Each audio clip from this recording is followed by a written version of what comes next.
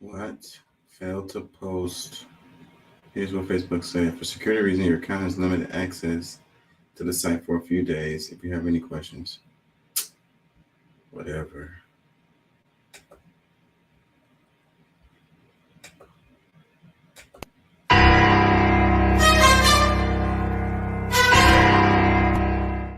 Shows how little you know politics.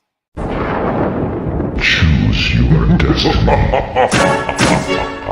can go left, or you go right. You can go forward, but never ever back.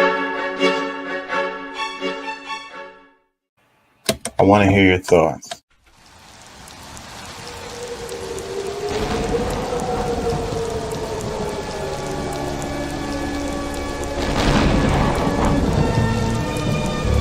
Good evening, my little one. I shall make you psychotic. Mommy, what does psychotic mean?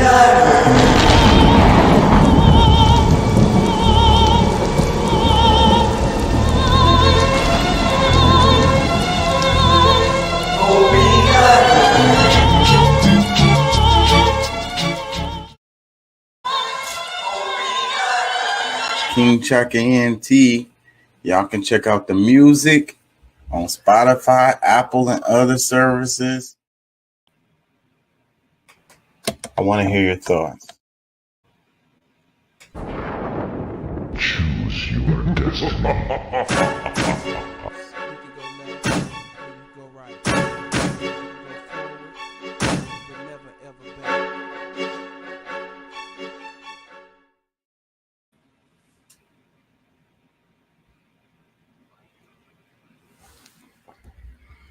Hey, how y'all doing out there? How y'all feel? Remember, an educated public cannot be controlled. Learn to be active. ¿Cómo estás? Bien. Podemos ayudarnos más. Sí se puede. The name of the show today is A Part of the Problem. So,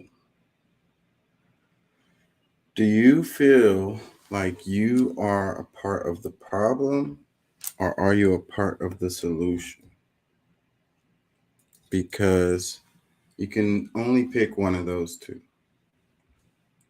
Because if you feel like you're on the sidelines or in the center, you're part of the problem. And I think that a lot of us don't realize we're part of the problem. We don't realize what we do to contribute to the way things are. You know, just keeping your head down and looking out for your family is exactly what they want you to do. Therefore, you're a part of the problem. Now, don't get all sensitive. You know, a lot of things we don't know. So we have to become more aware of things so that we can become active. When we just look at the world and we just keep our head down, I think that a lot of issues is, we automatically feel like the issue is with someone else. I think that the first thing we should do in all situations is check ourselves. Check your own mic, if you will. Check your own.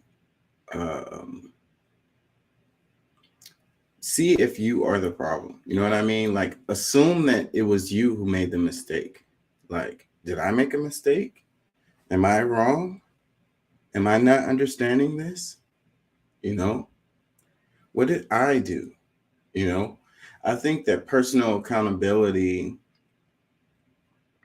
is something that we have to focus on. The thing is, in our society, a lot of people don't like to take personal accountability. They like to place blame in other places, and the powers that be love it that way. You know, the status quo loves it that way. When you always want to place blame somewhere else and you don't want to take a personal accountability.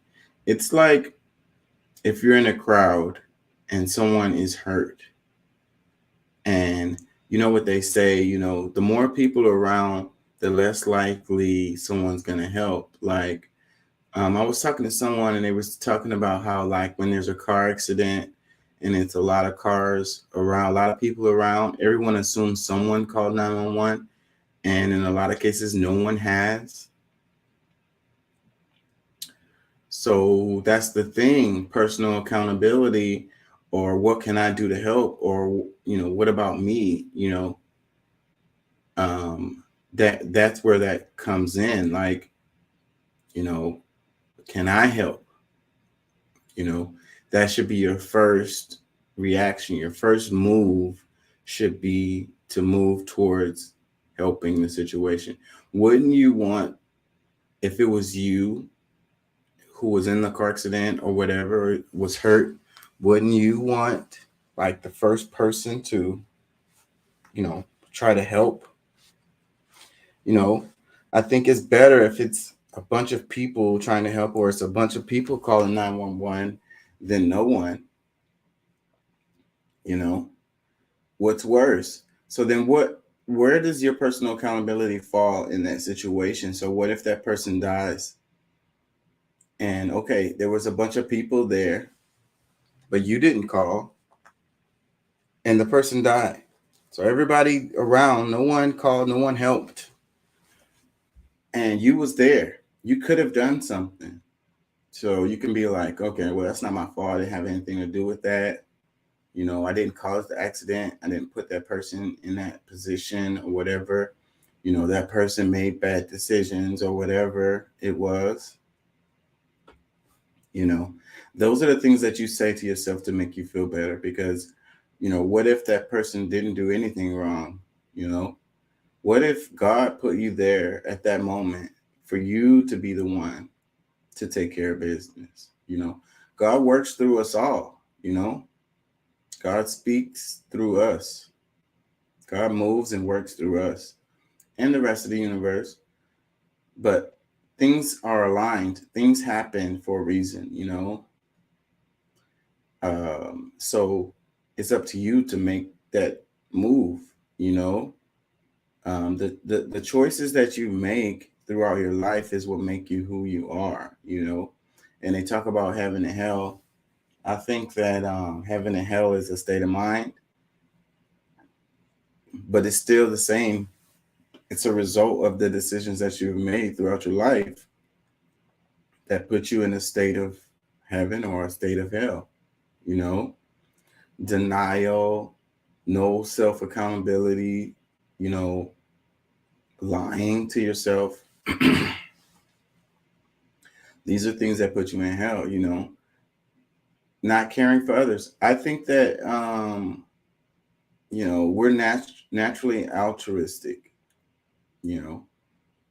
So whenever we go against our nature, you know, we're going against God, and that's what, you know, puts us in another thing that puts us in hell. Anyways, a part of the problem. Do you feel like you're a part of the problem? Or are you a part of the solution? You know, that's the question you need to ask yourself. And like I said at the beginning, if you feel like you're in the center, if you feel like you're neither, then you're a part of the problem. So if you don't care, you don't want to be a part of the solution, then that is totally your choice. That is all the way your choice. Just know all the decisions that you make have consequences.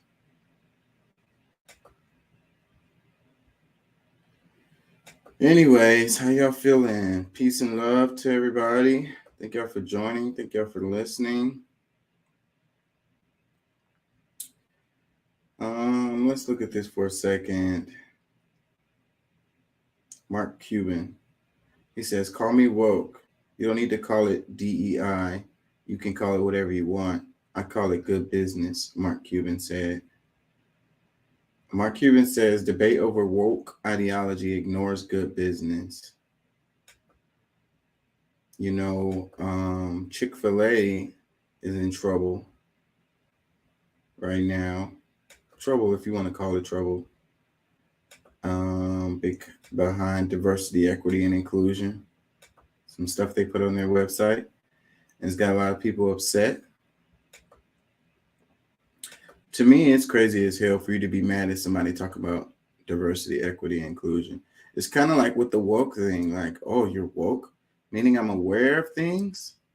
Like, how did that become a bad thing? You know, a lot of this stuff is hiding, you know, other feelings, you know, and they don't want to be straight up about how they feel about things, you know, so they use stuff like woke or, you know, saying diversity, equity, inclusion is not what it is, you know. You know, not everything is perfect. There are some things that are not what they look like or whatever, or what they come across as being. But also, you know, on the other side, like I say, I think these people are using this as an excuse to cover up their hate, to cover up their racism, you know, because they don't want to say, it's like, oh, I don't see color. I'm not racist. I don't hate anyone or whatever. And then they turn around and say, you know, it's the woke. It's the diversity, equity, and inclusion. It's like you hate people being aware of things. You hate, I mean, you know, you have a problem with people being aware of things. You have a problem with, you know, diversity in the workplace, and, you know, inclusion, fairness. You got a problem with fairness. I mean, come on. Be honest with yourself. Don't lie. So this guy here, Mark Cuban, he has no qualms with being called woke when it comes to inclusivity. Ultimately, he said, embracing diversity is actually just a good business decision. Let's see, where's the rest of this?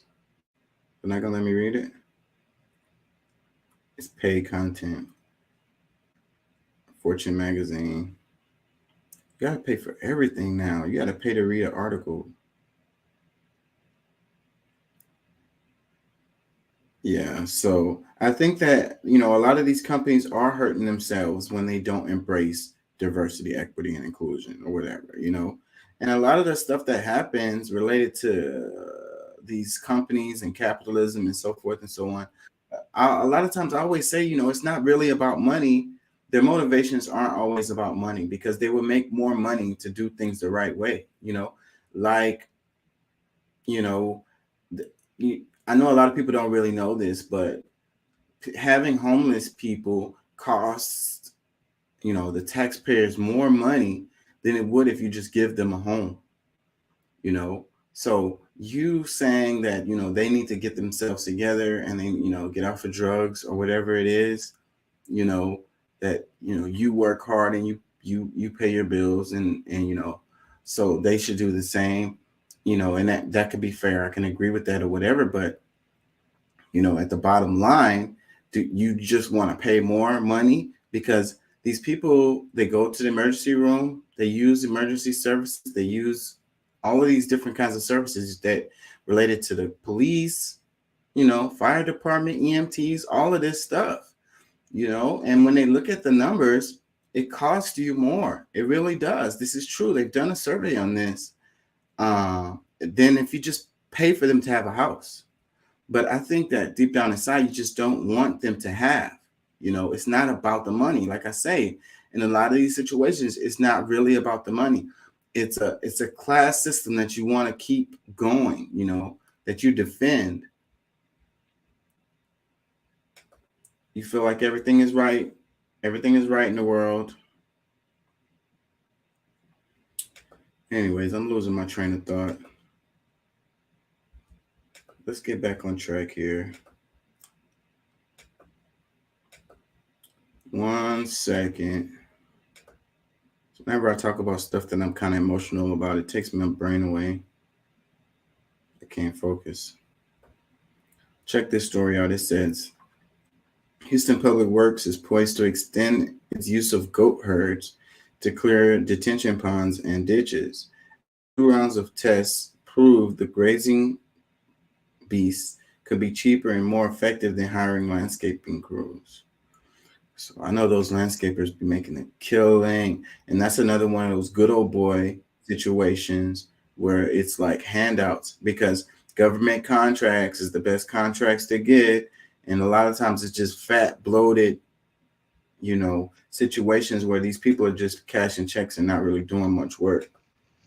And this just makes sense to have, nature, to do these things in a natural way, So having goats come out and clear this stuff just makes sense. I think that as we move into the future, a lot of the old school ways that we did things are going to just come back just because they make more sense. They're more natural.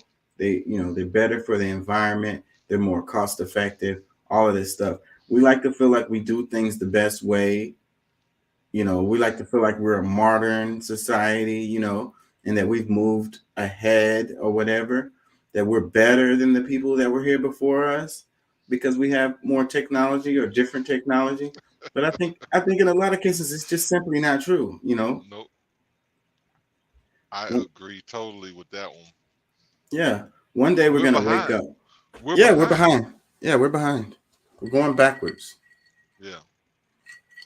In a lot of ways. I think that one day we're going to wake up and we're going to be like, hey, the way those people did it like 100 years ago, that actually kind of worked. Better than the way we do it today. Yeah. Yeah. So this one, it says, expect to see more goats around Houston soon. Because the city is hiring herds to do the basically the landscaping of these, like natural waterways, like around the bayous and stuff like that. Mm-hmm. And I hate the sound of that blower machine that they use to blow the leaves. And I always feel like, how effective is that really? Like, you're paying this guy to blow these leaves, and they do it like every morning. But no, look, I'm gonna tell you, because a lot of people, like in my mom's neighborhood, that's what they do. They pay somebody to come out, cut the grass. They blow on the lawns and stuff, but then they end up blowing it down into your drainage. So when they blow it down into your drainage, it builds up over time, and your neighborhood starts to flood because this is not it's not a natural way to do stuff. Period. I mean, that's just what it boils down to. So it's like you're paying people to ruin your home. And the leaves that don't go down the drain just blow right back into your yard the next day anyways. Well, or that. Or you're just blowing it into your neighbor's yard. Yeah. Or the next neighborhood's yard. Something. Yeah, nobody's bagging it. It's just like, they run out there. Like, I used to be a part of a lawn crew, and shoot, man, we used to hit up about 15 to 20 houses in a day, maybe a couple apartment complexes and stuff like that. But like, we never bagged any of that stuff or put it somewhere like this, a better place for this than to just, I guess, just blowing it into the neighbor's grass, back into their own grass, or whatever. That never happened. So it's just like, for one, I guess you could say it's going to waste to some extent. Yeah, because that's what I was about to say. Because even bagging it is not necessarily a good answer, because then you got the dump full of all of this organic waste. The trash in plastic bags, all this organic waste at the dump just filled up. Because imagine how much it is from neighborhood to neighborhood to neighborhood. And this is organic material that can be used for something. That's crazy, because then you turn around and you buy compost, or you buy what am I talking about? Fertilizer, like not fertilizer, like what I'm trying to say. The freaking The same damn materials that you throwing into the dumpster, then you go to the store and buy it. You know, Yeah. that's crazy. And the other part I wanted to say with this is related to the sound. You know, the dissonance. It's a dissonance related to that sound. I think. You know, it makes me feel uneasy. It kind of puts me in a bad mood. You know, I'm angry. Early in the morning, you hear somebody blowing this damn thing, and it's like, it's like, oh, you're just being selfish or whatever. But it's a weird ass feeling, that sound of that machine, like this The guy, frequency of it. the frequency of it.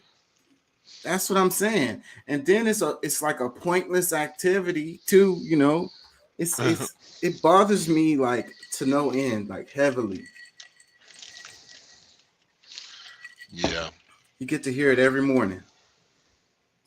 But I don't know, for whatever reason, the lawnmower on a Saturday morning, to me, I don't know, it's just, I don't know, maybe since childhood when something like that and you get up and, you know, you get to smell the fresh grass. And so when I wake up to something like that, I get somewhat excited because it's like, okay, I don't know, it was always, because I never had allergies, you know, at least not like, you know, airborne, you know, like whatever. I never got allergies like for, you know, stuff like that. You know, I'm a country boy, so I mean, I'm used to all of that stuff, you know, from childhood. So I mean, it was a good thing for me to be able to hear the lawnmower. Now the air blower, that's still something different. I don't know, like Yeah, because that's what I was about to say. The lawnmower doesn't bother me nearly as much as the blower. It's a different frequency. It's a different vibration. It's a dissonance. It's like it's painful. But I do have allergies, and the fresh cut grass, I like the smell of it, but it cuts my wind away. It makes my asthma kick in. Yep. Yeah. Sorry to hear that. Let's look at this. It says the Senate on Thursday narrowly passed a resolution pushed by U.S. Senator John Corwin that would halt President Joe Biden's plan to forgive student loans for nearly 1.4 million borrowers in Texas. So the student loan thing is getting kicked back out. I was looking at that website recently because I had to deal with my school for summer classes and stuff, and somehow I ended up on that website, and it was showing, the student loan thing is not happening, and not only that, you're talking about the like the reimbursement. Yeah, the student loan forgiveness program that they were trying to do. They said it was on, then they said it wasn't, then they said it was on, then they said it wasn't. Well, it was never on. Let's get that clear. Like, Well, was never on. Well, they did a freeze, and I don't know how long it's been. It's been a while, maybe 2 years. I don't know. It's been a good amount of time where these people haven't had to pay their student loans. Forbearance. The forbearance, in which they do that from time to time and allow people, opportunity to have some relief toward that, the student loans. But it's not the student loan forgiveness that we've been dealing with. That was, people saying like, part of the debt ceiling agreement. It was supposed to be that included, but it's really where they're allowing that forbearance, like that's going to end in August, which was already going to happen anyway. Yeah, well, they're tacking on the interest of those 2 years, however long it's been. I want to say since the pandemic. They always do, but yeah, but that's pretty fucked up that they made it so where that people didn't have to pay their loans over this amount of time, and now they have to pay their loans with the added interest of those 2 years. Well, I think that was a part of the agreement, and that's a part of what they they sign, when they go through that forbearance process.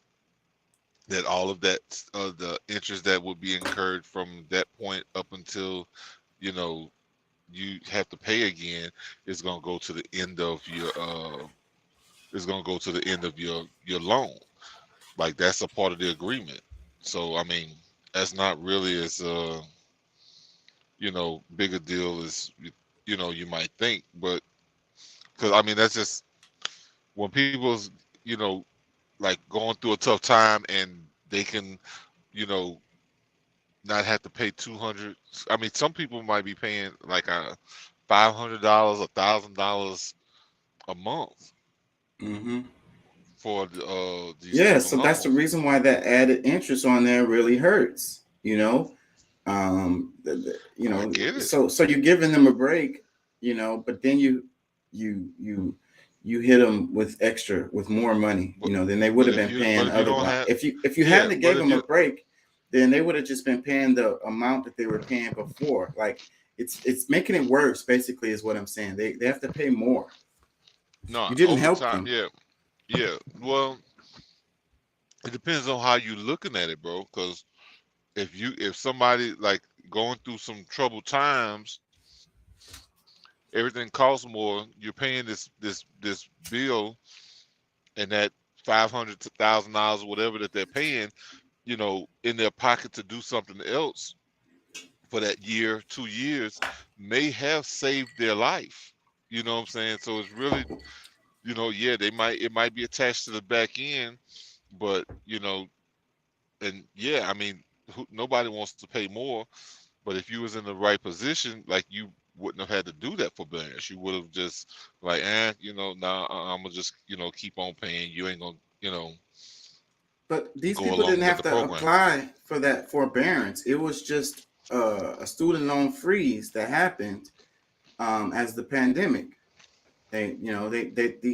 All of those loan payments froze. You didn't have to pay your payments. It froze. It wasn't Yeah. that people applied for it. Well, you don't have to apply for it, but you agree. All right. What's that term when, you know, if you don't say nothing about it, if you don't, because they still could have made a payment if they wanted to keep that from happening. If they was in a position to do that, and they, like, dang, what's that term? Acquiescence. What is it? However, when you're if you allowed them to cut your payment off and you go through with the program that they sent, because like I said, yeah, you could have still sent a payment and saying, hey, that would have voided that agreement. If it's like, no, I'm gonna keep paying like I've been paying. That would have automatically changed the whole situation. So you can't really just say. I mean, a lot of people use that, what they don't know or not asking is what's going to save them, but it's not. Like, I mean, you have to be active. You got to be proactive in a lot of cases so that you don't fall into the trap that is set for you if you allow it to affect you. Yeah, I just think it's messed up because they forgave all of those PPP loans. All You of know, them. yeah, they forgave those PPP loans. I mean, that was big in the news. You had senators who did PPP loans and got them all forgiven, huge amounts. Well, So some people went to jail for be, some of those. because they were doing fraud. It was fraud. They were Yeah, lying about having a company or having employees and all of this stuff. So that's gotcha. different. They lied. That's fraud. That's against the law. You weren't supposed to get those loans in the first place because they didn't meet the credentials to get them. Yeah. No, Yeah. I get you. So, but I think it's hypocritical, man. It's like the way our system, the way the thing is set up. The little man always gets stepped on, and the guy who's rich already, who that those didn't make no difference to them, are the ones that gets the break. And this is still coming out of the taxpayers' money at the same time. You know what I mean? So the argument is that the loan people shouldn't get their loans forgiven on my dime or whatever. But you're okay with them forgiving the PPP loans to all of these rich folks. Yeah, that's senators I don't and like. I ain't gonna lie. I felt like it was a setup from the beginning, and I didn't apply for none of that money, even though like I could have. yeah. But I you know a know, lot of people who went down that road too, and I was like, nah, free money don't sound like that already sounds scary to me. I don't believe in free money, so y'all can keep that shit. So, and I'm good. I ain't got to worry about nobody banging on my door. there's no such thing as free money. Yeah, I don't believe in it. Let me read this one. It says kicking people off SNAP or TANF doesn't help them get jobs. It makes them hungrier. It makes people. It makes them poorer. Let me be clear. Stricter work requirements for food and cash assistance programs are terribly cruel. So it says new work requirements for food aid would deepen hunger and I don't know what that. It says these provisions of the new debt ceiling agreement comes as food banks across the United States are seeing demand surge. Bro, I feel what they're trying to say there, but at the same time, there's a lot of people that I mean, okay, and I'm maybe I'm insensitive, but there's a lot of jobs out there, and because it's not in the field that you like or you want, like the country still needs shit to happen. And by you deciding that you too good to go work for some place and you hungry, like you want to be hungry. So I mean, you can decide to, go do whatever it is that you can get a job doing, or maybe you're lucky enough to find something in your field, or at least something that you feel comfortable with doing for that trading your time for that money. But like there's a lot of jobs that's not getting filled, and I think that's instead of giving you an incentive to not go work, they have to change the mindset because they thought maybe you would go do something, something. It's going to be a bunch of migrants that's going to be just fine with going in there, taking a lot of those jobs that somebody, a citizen or what, national may have had. I'm going to say citizen because most nationals own businesses. But either way, like you just gotta. There's no way that if you and your family hungry, you know, and there's requirements that okay, well, in order for you to get this other stuff to equal up to what you're doing, yeah, of course it's easier to sit at home and do nothing and collect money, but you know, it's a bad thing that they're gonna force you to go work for some of this money that the country already needs people to fulfill some of these positions. Like I don't know. I'm gonna leave it at that. I just think that the supposedly richest country in the history of the world, we shouldn't have people going hungry. Simple as that. Give them something to eat. I I agree, mean, but if you don't work, you don't eat. That's the founding principles of the universe. Like even if you didn't have to go buy it, you still got to go hunt for it. You got to go set a trap. You got to go do something in order to get the reward or the benefit out of it.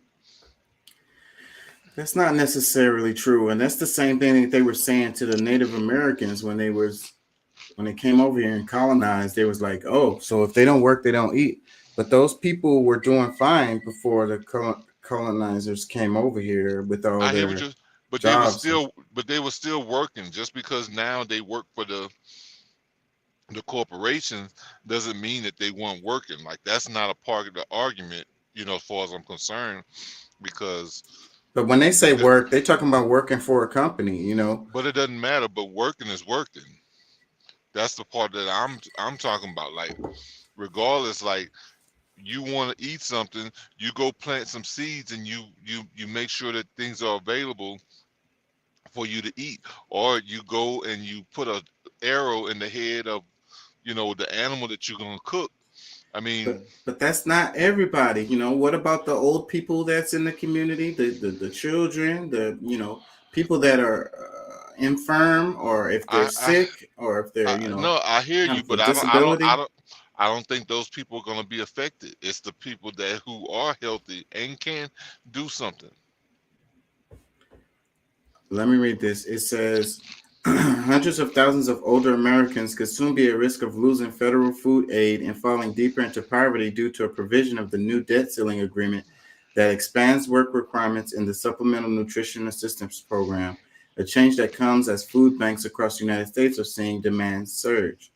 The deal that Biden White House reached with House Republicans over the weekend will broaden the age range of SNAP recipients required to perform a certain amount of work or employment training each week. Under current law, SNAP recipients between the ages of 18 and 49 who don't have dependents and are deemed able-bodied must demonstrate they are working or taking part in work training for at least 20 hours a week to continue receiving benefits. People who don't meet the work requirements are often limited to just 3 months of SNAP benefits every 3 years, a time limit that was suspended during COVID-19 pandemic but is now returning, putting millions at risk of losing aid. It says the debt ceiling agreement, if approved by Congress, would raise the work requirements age ceiling to 54, a change that anti-hunger activists say builds on punitive policy that has proven ineffective at boosting employment. The deal's work requirement expansion will sunset in 2030.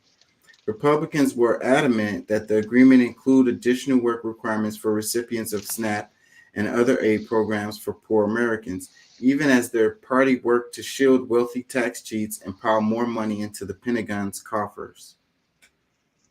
It says the great contradiction of this debt ceiling deal is that while poverty is the fourth leading cause of death, this deal will make it harder to get food stamps but easier to spend money on war, said Dr. William J. Barber, co-chair of the Poor People's Campaign.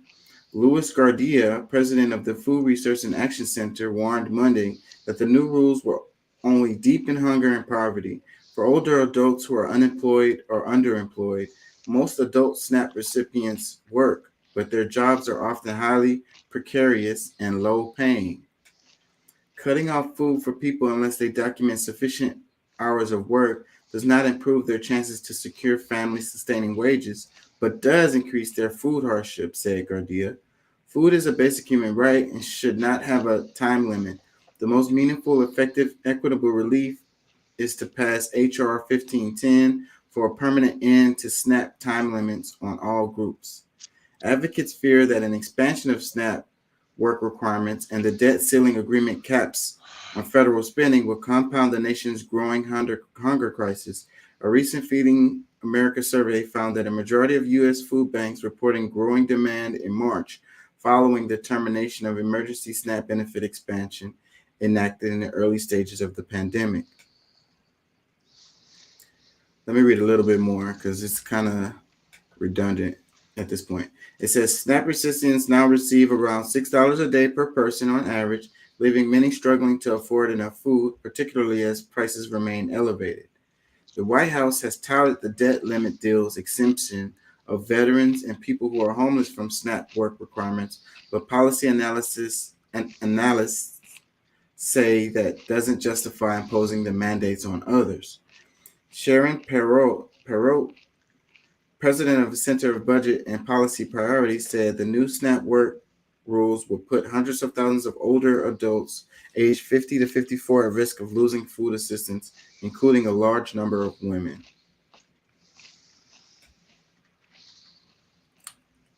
Yeah, I think the rest of it is kind of just saying the same stuff. Man, I know if I say anything, I'm the bad guy, so I probably should just be quiet. Go ahead. What are you gonna say? I mean, shit, 50 years old is not old. There's still plenty of time to, like, even if we go to what the old retirement age is, it's still, what, 65, 63, or, I mean, that'll go back decades. I mean, right now we're looking at 67, 70. Like, that's still like 17 years more somebody could work to try to put themselves in a position to, you know, where they don't have to work. But I mean, and we're saying that on the side of like you're in a good position, but even in a bad position, like at least being able to continue living, being able to work, or you know, be able to feed yourself to some extent, knowing what's going on, and shit, make some strong plans that's just gonna change your life out of you having to do that. Like, I don't know, man. Like, it's no matter what. I mean, like I said, I mean, people who gonna, you know, that want it the other way, gonna, you know, there'll be people who getting the benefits. It's just, oh, you know, he don't understand. But no, I mean, look, look, I own a couple of businesses, but the one that's really paying my bills for the moment wasn't paying my bills for a whole month, almost a month and a half. But I'm still busting my ass every day. I'm still working. I'm still spending all the money I got just to keep my business going so that I can get to a point back again to where I can make changes and add on and do different things. You know what I'm saying? And if somebody who's taking the risk of being a business owner has to do things like that, you think that, you know, I'm gonna turn the cheek and be like, oh well, you know, if somebody's disabled and other things like that, no, I get it. Like, you are, you know what I'm saying, whatever chances, you know, things that happen in life brought you to that where you can't, that's one thing. But when you can, like, you know what I'm saying, just sitting on your ass and, you know, fussing about what you don't have and this, that, and the other, or, you know, somebody ain't doing this for you and that and the third, I don't rock with that. Let me move on to this one. It says, in 2011, we had a cure for prostate cancer. I have a patent, and then they put me in jail for no reason. Let's see. That's a comment. In 2011, Here, check it. It's a video. we had a cure in 2011 for the prostate cancers that these poison synthetic are causing. Oh, and they jailed me and took it away and accused me of That's what I get for pressing too many buttons. Hold on. intellectual property theft. My brain does not belong to the cult of scientism. My brain belongs to God and the taxpayers who paid for every word of my college degree onward, every light bulb that turns on in a university. It's about time we use God's people to deliver God's discoveries, which have nothing to do with poison, how you heal. I wish you'd throw my patent up there. In 2011, this patent was awarded for botanical compositions in combination with low-dose Casodex, a chemotherapy for prostate cancer. The patent was about using botanicals, using plants and phytonutrients in a platform technology in order that you could deliver a drug or a sniper, in this case the prostate cancer drug, called Casodex or bicalutamide. It's bicalutamide is a purine in nature, and we made it chemical, and then we used it as a drug to target an agency, but we protected you from any kind of side effect or damage and supported your immune system in killing the poison by driving it directly to the cells the way God uses phytonutrients. So, Okay. That's some gangster stuff there. Shoot, that's definitely something that I will be backing. I mean, I'm not really. I mean, if it come down to it, yeah, I'll take a somewhat of a synthetic drug or vitamin or something like that. You know, if it's gonna truly, do something better. But I always try to avoid the, bad, like synthetic stuff, because like I already have some issues with my liver, so those things are just gonna make it worse. But you got a natural way, and especially if it deliver, you it's because what it sounds like she's saying is that it it's not something that directly affect goes in. It doesn't go directly to the prostate. It triggers a chemical reaction in your body so that your body sends signals to alleviate those cancer cells, because I mean reoxygenating those cells is what really like gives it life. I mean, the oxygen that you breathe every day, the protons, the electrons, all those things that's in the oxygen that you're breathing is what strengthens your immune system. So it kind of sounds like that process. I would actually love to hear my chief. He's a biochemist, or his opinion on it. But yeah, that's kind of what it sounds like, man. And I mean, shoot, she ought to be happy she alive, being able to even make the comments that she's making now, because usually people that does things like this and bring things to the world, like her and her crew or whoever it is that she's done this with, a lot of times those people end up dead. So, you know, but it's nature. Can you still hear me?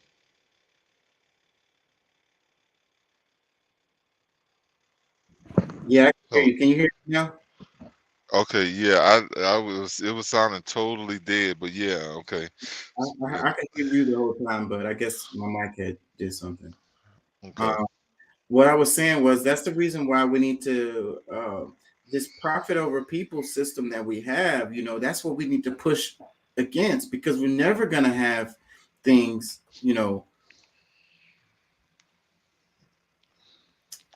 I missed some comments. This one, it says, "What are you guys talking about? Government creates more poverty." I don't know if this person is still here. Thanks for the comments, Apple Tree. Um, Okay, interesting name. I, I, the profit over people model. We're never. It's more profitable to treat disease rather than cure it. You know what I mean? Of So course. so so we're never ever gonna get to the point where we have an actual healthcare system when it's all about profit. No, it's a So death care system. yeah, it's definitely not a healthcare system.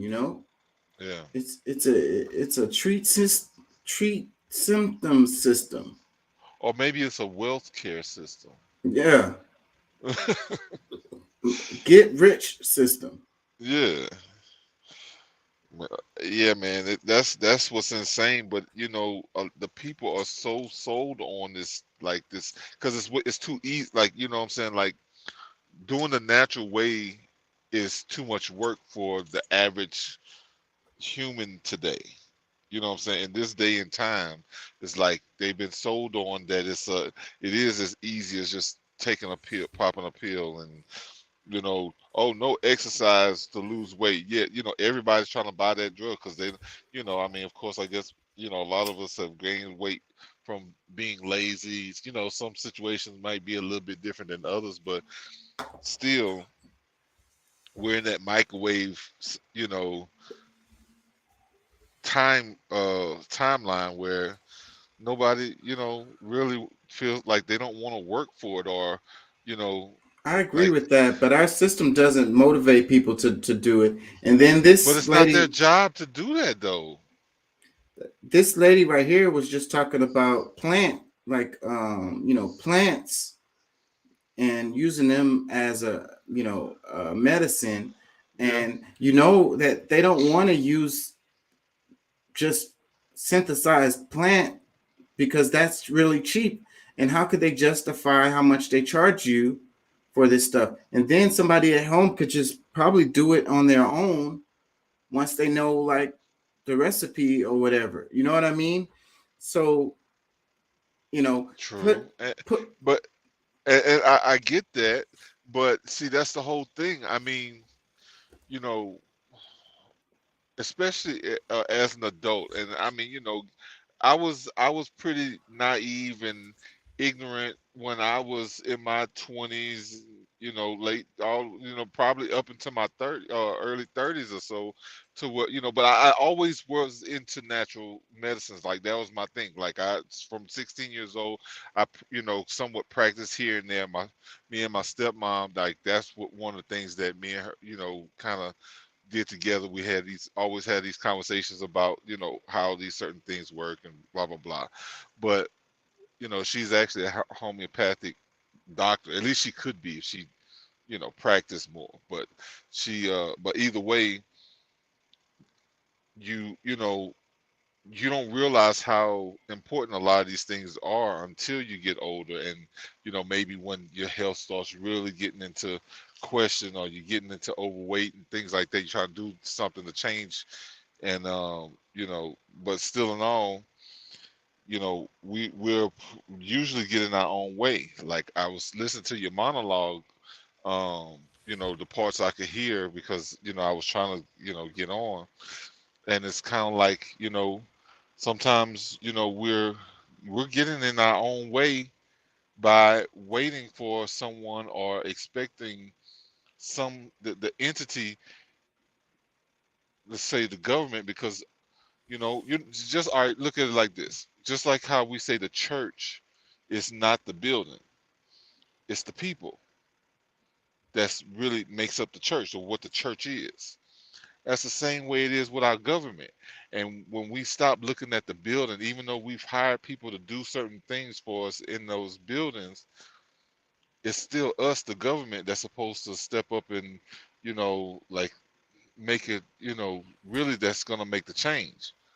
So it's going to be us, because they can only do as much as we allow them to, or, they still have to operate to some extent. But if we're not providing funds to CVS and Walgreens and all these other places to buy those drugs, if we just say, I'm gonna call the naturopath in the community, find out what's gonna be best. Okay, look, I went to the doctor, they told me I had this.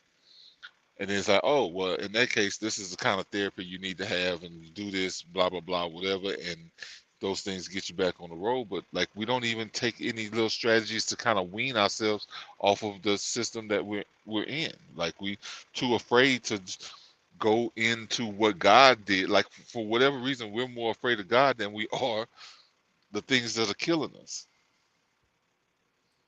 We're afraid of, I mean, let me read some tweet comments.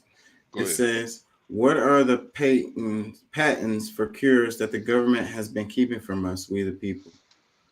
Another one, it says, Cuba has them. That's why we can never normalize relationships with them.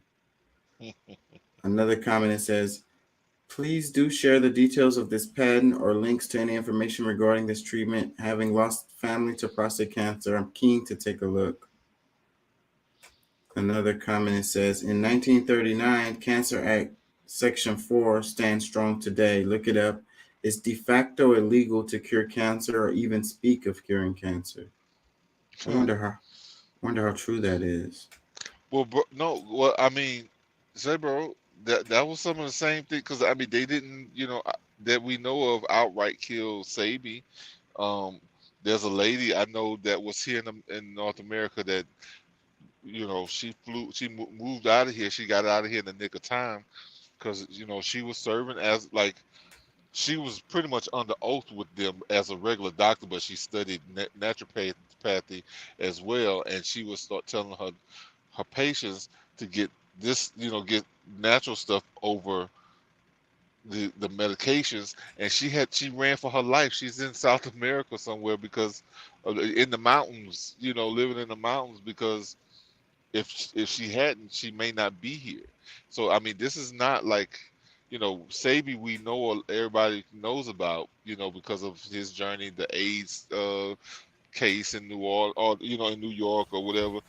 He made a big, he made a voice for himself. But over time, like, there's many people who have sacrificed themselves or died because they were trying to bring the people something that would, cure them over treating them. Yeah. And cut the profits of these big, huge corporations. Check That's the this thing. one. Yeah, go ahead. It says Mexican TV spots anti-tank missile launcher that has been sent to Ukraine in hands of the cartel. Let me read that again because I chopped it up. Mexican TV spots anti-tank missile launcher that has been sent to Ukraine in hands of cartel. Reports said launcher could be a Javelin anti-tank system, but online observers said it could be an AT-4. Both have been sent to Ukraine. So this is really interesting because what I was saying before about the black weapons, all the stuff getting lost, huge amounts of money being lost, weapons being lost on all of this stuff that we're sending to Ukraine. So then, like, some people were saying it's a big money laundering scheme.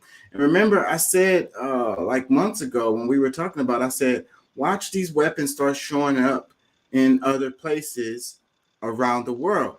Because if you got enough money, so what happens is the weapons end up on the black market.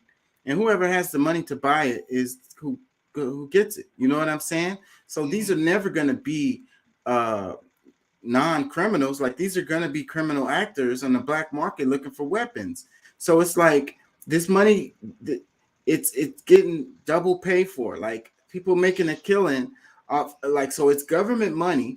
Well, we always talk about these government contracts, government money just pulled out of thin air that gets made. Someone makes money off of it on the front end, and then they make it again on the back end by selling this stuff on the black market. You get what I'm saying? Yeah. I am also kind of considering it in a different way where this is, because of course it's still robbing, the American, the American, the United States budget. But of course, anything that they do legit, BOL and blah blah blah, they would have to, literally get a check for it from whoever they're sending it to. So they're coming up saying that certain things are coming up missing. That's so that they can write those things off and be able to say, okay, this is, it's a loss pretty much, even though they have account for it, they know where it is, they know where it's going, and they're using different I guess strategies of moving it so that it's not held on an account, because like you said, the cartel, like the Mexican cartel, is moving it. It's not like a new thing. They're not moving it. They're the ones who ended up with it. You got pictures of them holding these weapons that supposed to have went to Ukraine, but are in the hands of these cartel members. So, all right. So let me try to clarify, because I'm trying to understand now, because you're bringing a point that, like, they still, because I'm thinking you're saying that these are things that went through the hands of them and it has gone to Ukraine, but you're saying that it was supposed to go to Ukraine. It didn't make it there. It ended up in the hands of the cartel members. Okay. Is there any, do you think that there's any chance that it could be, partnership with Mexico? And because you could call them the cartel, you can call them the military, you can call them an arm of something out of Mexico. Because I don't know, for whatever reason, I feel like when it comes down to the cartels in Mexico, they really are just agents, just like our CIA, and like they have our cops, our police officers that work hand in hand, selling and buying and flipping and doing all kind of stuff, the drugs, all these different things. Like, they just a part of that system. So maybe it's a partnership with the U.S. and Mexico, because they know that the East, or some Eastern powers, are setting up to to be able to go to war with us, so that there's things along the border of the U.S. Possible. That really wouldn't make sense in this situation, because these same weapons could end up being used against United States. against Border Patrol or against whoever, because you But know if you well, got cartel members with these weapons, they're going to use them however they want to use them. well, and I think I think the Mexican cartel has more of a heart than our own military or certain pieces of the government, because we just saw like a couple of months back where the people who killed those black people down in Mexico, they lined their people up, they handed them over, say here go here's the people that did it, and like I don't know, bro. I just I don't know if they did that out of heart. I think that what you're saying may be true, but I don't think that they did that out of heart. I think they did that to keep from the heat coming down on them but because but it but had but, but become, a yes, big news story. So but then, no, but that still says more to the morality of, because I mean, what happens here if the cops or somebody, or the you know what's the let's say like for those Memphis cops, those are criminals. They killed that boy Nichols or whatever. I forget. I remember Nichols, but they killed that boy. What did they do with them? They said they took him to jail, but at the same time, like we got we know what usually happens. They let free some kind of way. They didn't turn like they don't turn in their own like that normally.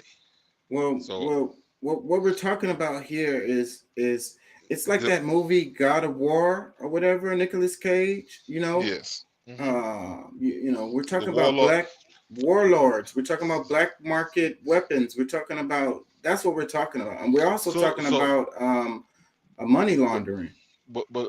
well, yes, and see, but that's what I'm trying to say, because I believe that there could easily be a connection with, because I mean, all right, when it's time for when the borders are open, they know that they got a chance to do all this other stuff when they want to. But when the laws change and the border is, on paper being sealed up and nobody's supposed to come through, they follow those laws. Like it's in conjunction with whatever is happening here.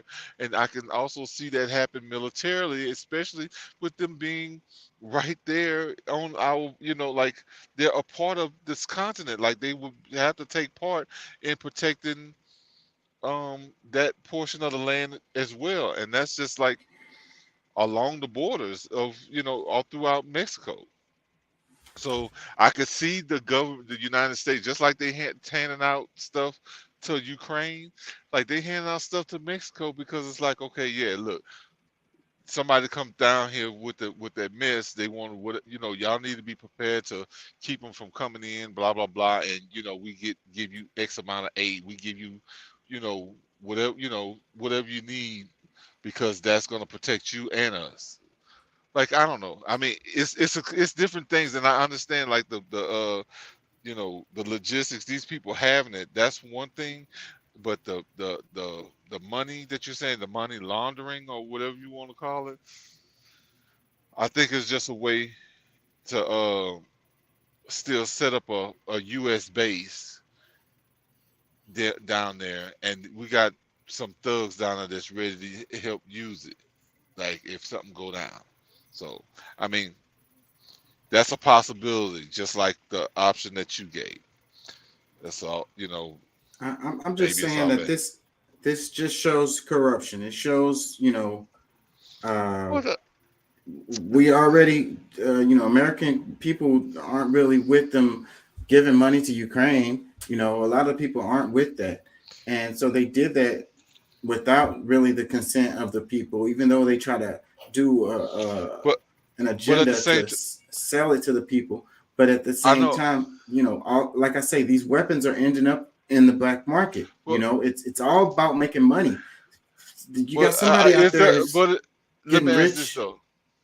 Look, let me ask this.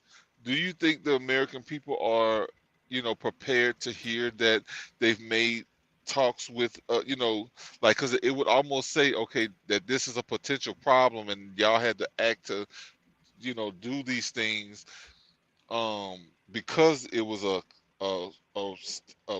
firm threat, or a high possibility that there's going to be issues down there for you to react that way. So by them not telling the public in any way, you know, because like, okay, any other thing, oh, is it better to say that it was stolen than for us to say this, because it's going to put everybody into a big scare or uproar. Well, that's So, how it works. Of course, that's the whole cover. but That's the whole thing. Like if you're doing money laundering, you're not gonna call it money laundering. You're gonna say some stuff got lost. I We, hit, we don't have accountability for this stuff. well, It got lost. We don't know what happened to it. You but know, that's if and if you're making money off of like selling arms in the black market, then you're not gonna say that that's what's happening. but You're I gonna don't- but you're gonna but my say thing something is else. But my thing is, for the situation that, like, because I mean, if those BRICS nations are, you know, coming up together the way, they're saying, like, those powers together, they probably wouldn't physically charge Mexico for that, because they are, like, it's almost like making them another arm of their own, of our government. I mean, of our military in that region, and they're hiring their own people instead of sending us to, some of our soldiers from from the, United States citizenship, to go down there to handle those things. I mean, a lot of them probably come up and practice in our military anyway. You know what I'm saying? So I don't know. I'm just thinking like we could consider that almost like a base, and they're just not telling us up front that that's what they're doing with it. Let me read some tweet replies. One, it says money talks. Another one, it says not a javelin. Another one, it says what a time to be an arms dealer. Really missing my calling. That's why I say it's a bunch of people getting rich off of this. That's what's really happening. And let me read another comment. It says, I am not sure if this is legitimate because of the uniform worn by those holding the military weapon. Look, That look, is something yeah, but to look, I consider. mean, we're saying, because we're seeing that it's Mexico. I mean, this is the same stuff that's been happening for decades already. You know what I'm saying? Like that, those the military budget isn't what it is just because, we're just trying to do all the training possible. No, that is what, you know, gets a lot of these things, these new tanks, these flyers, all these different things. It pays for all that to, upfront so it can be sold or even used if we need to use it for ourselves. So just because we see it in Mexico doesn't mean that that's like a new thing. Like that's just been going on forever. We just so happen to find out that it's Mexico that's involved. I mean, shit, back in the '80s, it was uh Colombia. What's that? What was the thing what they was doing the Contras when they had all that kind of stuff? They was trading the guns and stuff for the drugs down in South America. I don't know what you're talking about. The gorillas. No, I guess you call them the guerrillas, but there was a war that was going on, and we were supplying them with military equipment, guns, and all kind of shit. The Contra scandal, the shit with Oliver North. You were living, bro. Like Um, you don't Nicaragua. remember, huh? Nicaragua. Nicaragua, yes. The all like this is just so happened to be a little bit closer to home, bro. Let me read a couple more comments here. It says, oh, sure, if I want an AT4, I'm dangerous, but they just hand them out like cool in the other countries. Like it's cool in other countries. Another comment, it says, they weren't just paying for the wall. Another comment, it says, we need to send more weapons.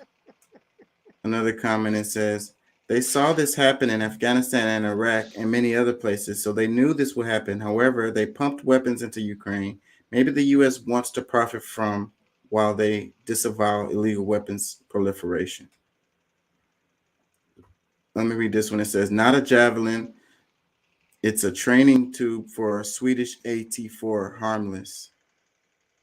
It says AT-4 launchers are marked with color coding. A black with a yellow band indicates and he anti-armor round. Early models had a solid black hand. A gold or yellow band indicates a field handling trainer. No band indicates an M287 9mm tracer bullet trainer. Okay. Yeah, think we that's have a some AG. confused. AG is high explosive anti armor round. Those are the ones. Those rounds punch a hole through the tank armor and then explode.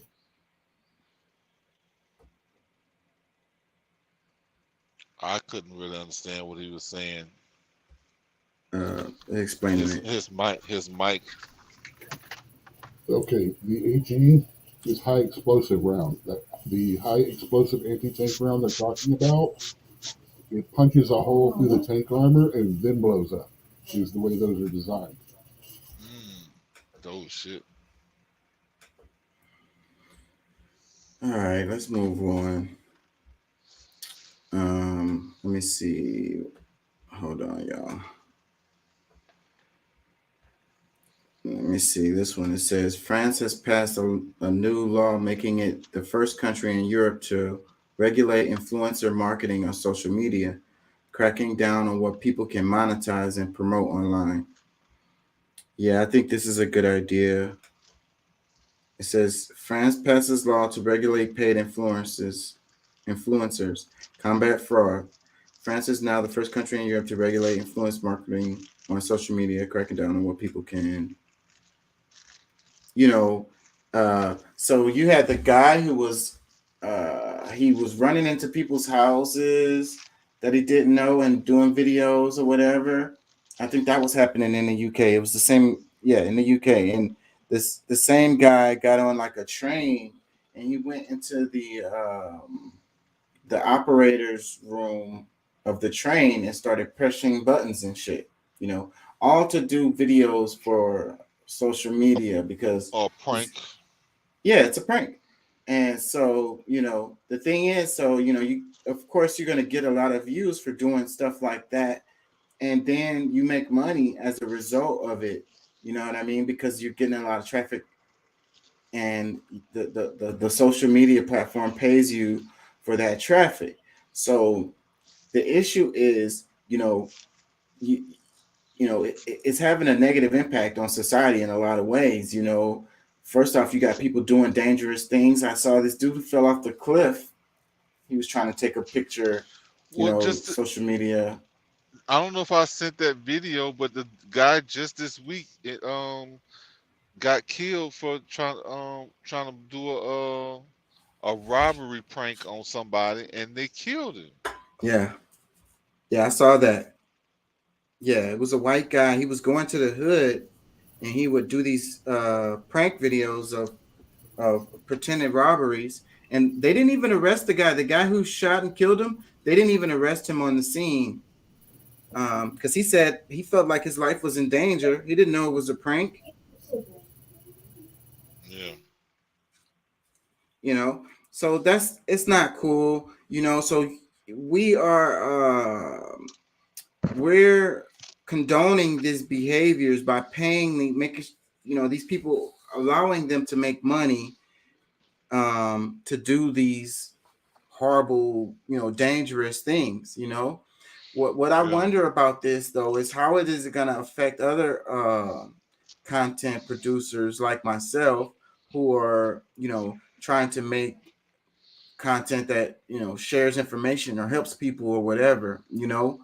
I haven't made any money off of this this whole time, and so and I don't expect any in the near future. But I feel like at some point, if I could get the channel to grow enough that I could make money doing this. But if they start cracking down on those guys making those prank videos and making money off of that, then that'll probably stop people from like myself from being able to monetize their content too. So I think it has a positive and a negative, but I still think it's something that needs to be done. I think that we're behind the curve. You know, technology has moved forward really quickly, and the laws has not caught up. You know, um, Well, so see that's a part of the issue that now I mean because we're talking about if you're talking about Europe, they're already in a post-democratic society. More I guess you could say more of a socialist ideology or type of government that they system that they run under.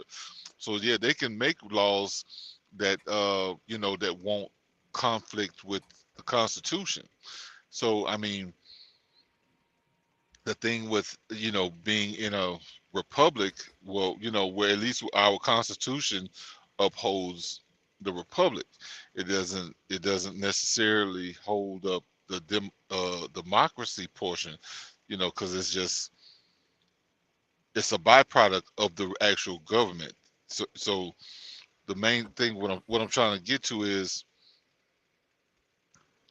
if you try to bring those same kind of laws to the United States, it's gonna be, the government can be sued or there can be issues just because you're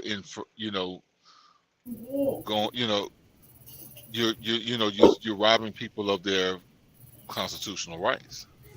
I don't know about that. We, I think we actually have laws to do this on our content already. What we're talking about here, they're saying now required to label all content that's paid. Now, if we're doing a broadcast that has a sponsored content, we have to inform people that this is sponsored content and who the sponsor is.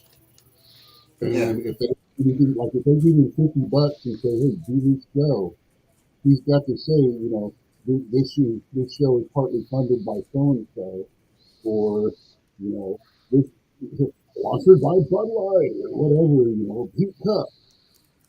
Well, I think that I don't know if it's the sponsored content matters in this context, because we're talking about laws that's going to Well, govern what people can do. sponsored No. is considered paid content. Well, no. I get it. Well, and I hear what you're saying, but Even if it's just sending you products. yes, no, but listen. I mean, this is the part that I'm really talking about is the governing side of it, being able to, because I mean, maybe there can be some policies within somebody who might be sponsoring and say don't cover, they're not going to cover certain types of content with, if they're going to be the sponsor, but that'll be for Yeah, them to decide, not the government, because the a government is a lot saying, of time. Well, the sponsors pick certain people that they want to sponsor them and stuff like that. It's not as much the government getting in the way of who's doing it and stuff like that. They just want people to know, hey, this is a commercial product, this is a paid product, and we want that to be out front and in public from the beginning, and not just because a lot of these people are doing content that, and over there they're getting paid to do content, but they're not telling people, hey, this is sponsored by this drink, or this is sponsored so by this food, or this clothes makeup company. so do you feel like what this is saying is that it's more to restrict the sponsors from sponsoring videos that could be controversial or somewhat of an issue, because I'm looking at it Actually, where I think of it more being truth in advertising, like we have here. If someone has sponsored something like Bud Light, sponsor of so and so, green cheese, sponsor of, green burger, things. I think it's more to bring that in line, because it'll also that'll scare advertisers and people putting money away from stupid content like that. Because yeah, if you but I got an advertiser that's literally filming himself and giving literal legal proof, video proof that he's breaking and entering or just walking in somebody's house for no reason, No, they're no, not going but to sponsor him. Well, yeah. these people don't have to have sponsors. They get paid off of their clicks and traffic that's coming to their through their website. They That don't have part. to have any sponsors. Well, I'm That's seeing what- regulate paid influencers combat fraud. Influencers will now be required to label all content that is paid. I'm just saying that part of it right there is something that we do here in America already. Well, I see, don't know but the rest of the story. You've read ahead.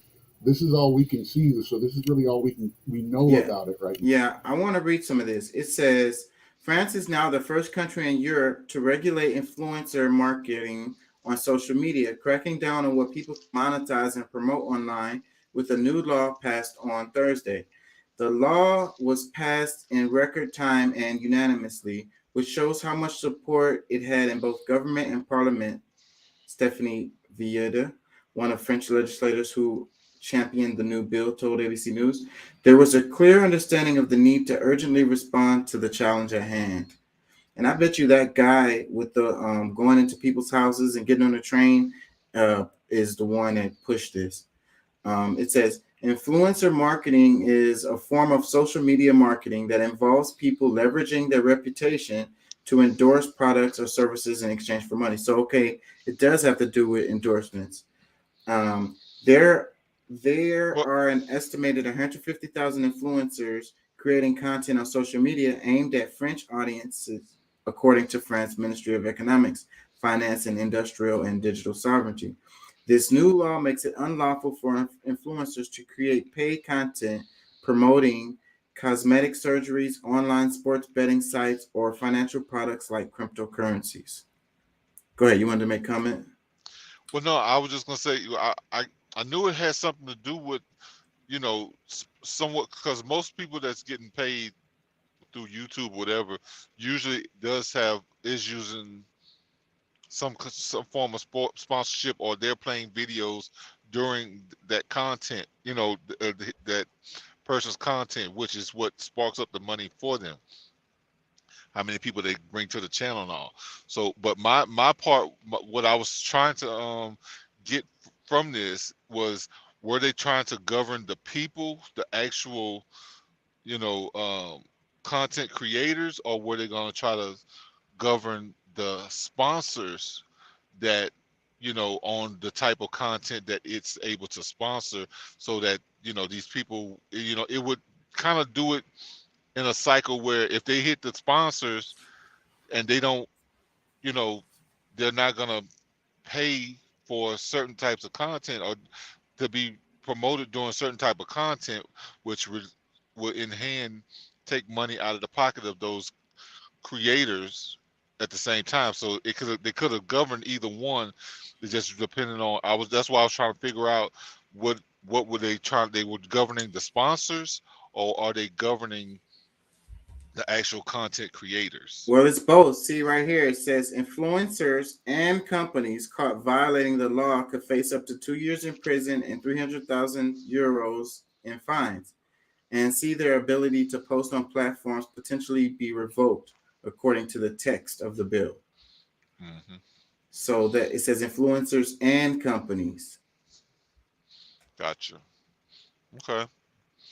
Well, yeah, they gonna hit them. They some of that stuff just gonna be obsolete. That's gonna kind of be like what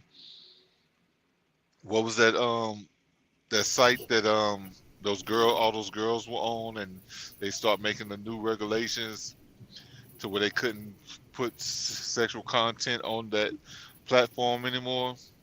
You're talking about OnlyFans? OnlyFans is up and running. OnlyFans was made in a reaction to the other one being shut down.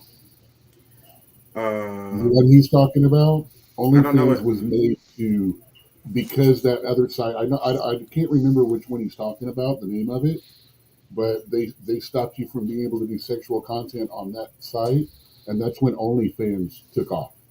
Yeah, I can't think of what that other site is, but Yeah, I know it that died a horrible death. Well, OnlyFans is up and running and strong as hell, bro. Like, Is it the same type of content? sexual Yes. content. Yes. Yeah, Yes. OnlyFans is mostly sexual content, but there's a lot that's not. There's some people on there. There's this one guy that's really cool. He's about 50 years old, give or take a little bit, and he does dad things, like shows you how to whittle, shows you how to fix a spark plug, and the whole time he's talking to you like dad. And it's a really popular site. He makes a lot of money from kids who don't have dads because he talks to them like they're his son, as he's doing these little things that a dad would normally show you. That sounds weird to me, because why would he have to put that on OnlyFans? He could put that anywhere else. That's where he started at before it became a sexual site. Primarily that. OnlyFans is not a sex site. It is a paid content production site. Which There's they use. a lot of stuff on. A lot of people use it for sexual stuff, but it's not all about that. Yeah. I mean, the thing is, that's all the attention you get.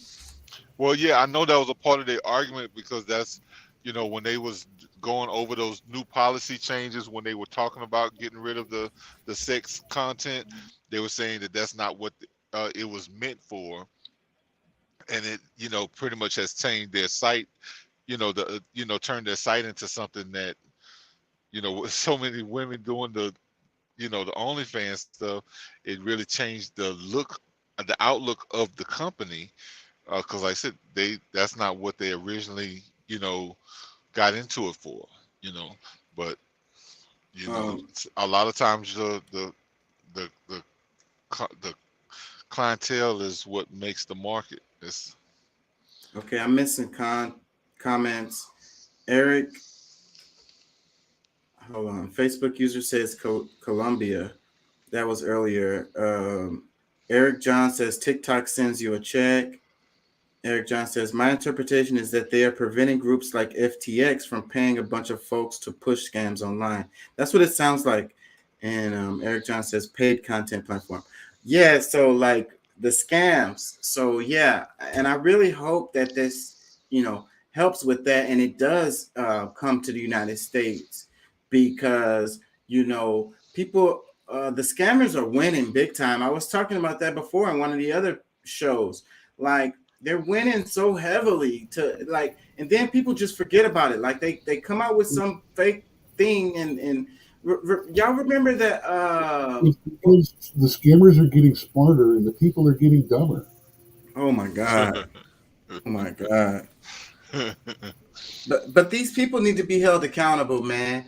That guy who did that, what was it? It was an event he tried to do and it fell through. It was the Fire Festival, which, yes. By the way, Fire Festival 2 has been announced. It is in planning stage. Right. So that's my point, because he's back and he's doing it again. So it's like, let's all live in Walmart tents for a week and eat sandwiches that you wouldn't give a middle school, while charging people like huge amounts of money for this. $1,500 for the cheap seats.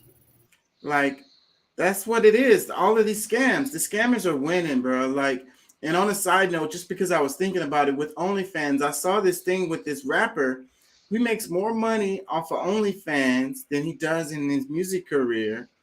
And he gets content producers, girls, to do the OnlyFans things, and he sponsors them some kind of way or whatever, and he gets a percentage. This dude is making a killing. It's like online pimping, It's crazy. I mean, these people are making so Andrew much money. Tate, Andrew Tate? I don't know that Andrew Tate was doing online pimping, but yeah. Actually, he got out of all those charges. I don't even know if that they were talking, because it doesn't relate as for He's anyways. out now. That whole situation makes me think about freaking doing this stuff, because it's completely legal. You know what I'm saying? Like, and people are making a killing, like lots and lots and lots of money off of this stuff. I'll take some pictures of my feet for a couple of grand a month. Fuck yeah. I don't know if anybody's gonna pay for pictures of your feet, Doc. Maybe I'm wrong. Maybe they are Okay, they're marketing I'll take money to not show them online. for Let me read a little bit more of this article. It says, until Thursday, no law in France directly regulated commercial activity on social media, leaving consumers vulnerable to scams and frauds. See, that's what we were talking about. It says influencers will now be required to label all paid content, adding extra disclaimers if the content has been filtered or edited. The law also closes an existing loophole when it comes to online advertisement.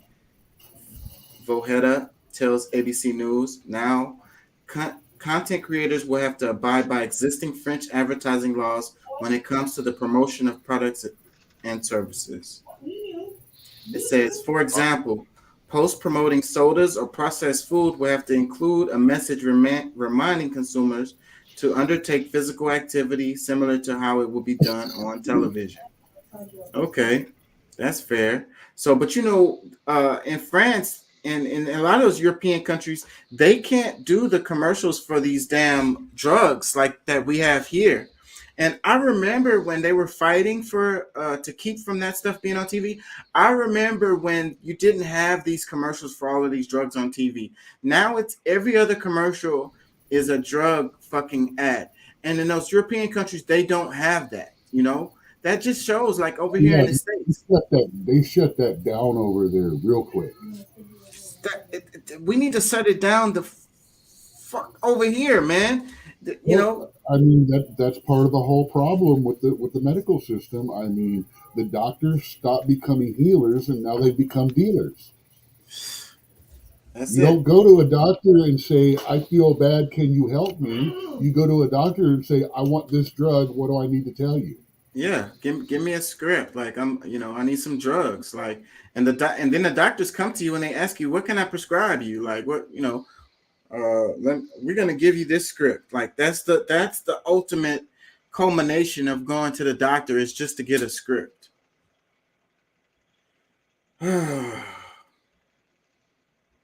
Anyways, pay for play. That shows that these corporations, the pharmaceutical industrial complex, has our government, by the balls. Yeah. The cojones. If people didn't figure that out over the last 2 or 3 years, they deserve the next lockdown. Yeah, that makes me angry. They were complicit before then. I mean, y'all see the type of what the banking stuff, like they I think that was something that happened this past week or earlier in the week, where Chase or some other, but I don't know, they were handing out. No, yeah, they were saying like before January. Bank of America. 5th, we covered it on the show. Okay, yeah. So yeah. I mean, a lot of these people are complicit, and like you don't even have to have the cops didn't even need to have a warrant or anything for them to just give up the information. So like they're already, like they're one in the same. Like that's the part that I think people are missing, that we're already, like they're already treating us as if we're in a different government. Like our Constitution is not being respected now. Yeah, well, the corporations just have free reign and they can do whatever the hell they want. Right now, the Constitution only matters if they get caught violating it. But that's the thing. That's a violation right there. Well, our system is a punitive system anyways. It's not preventative.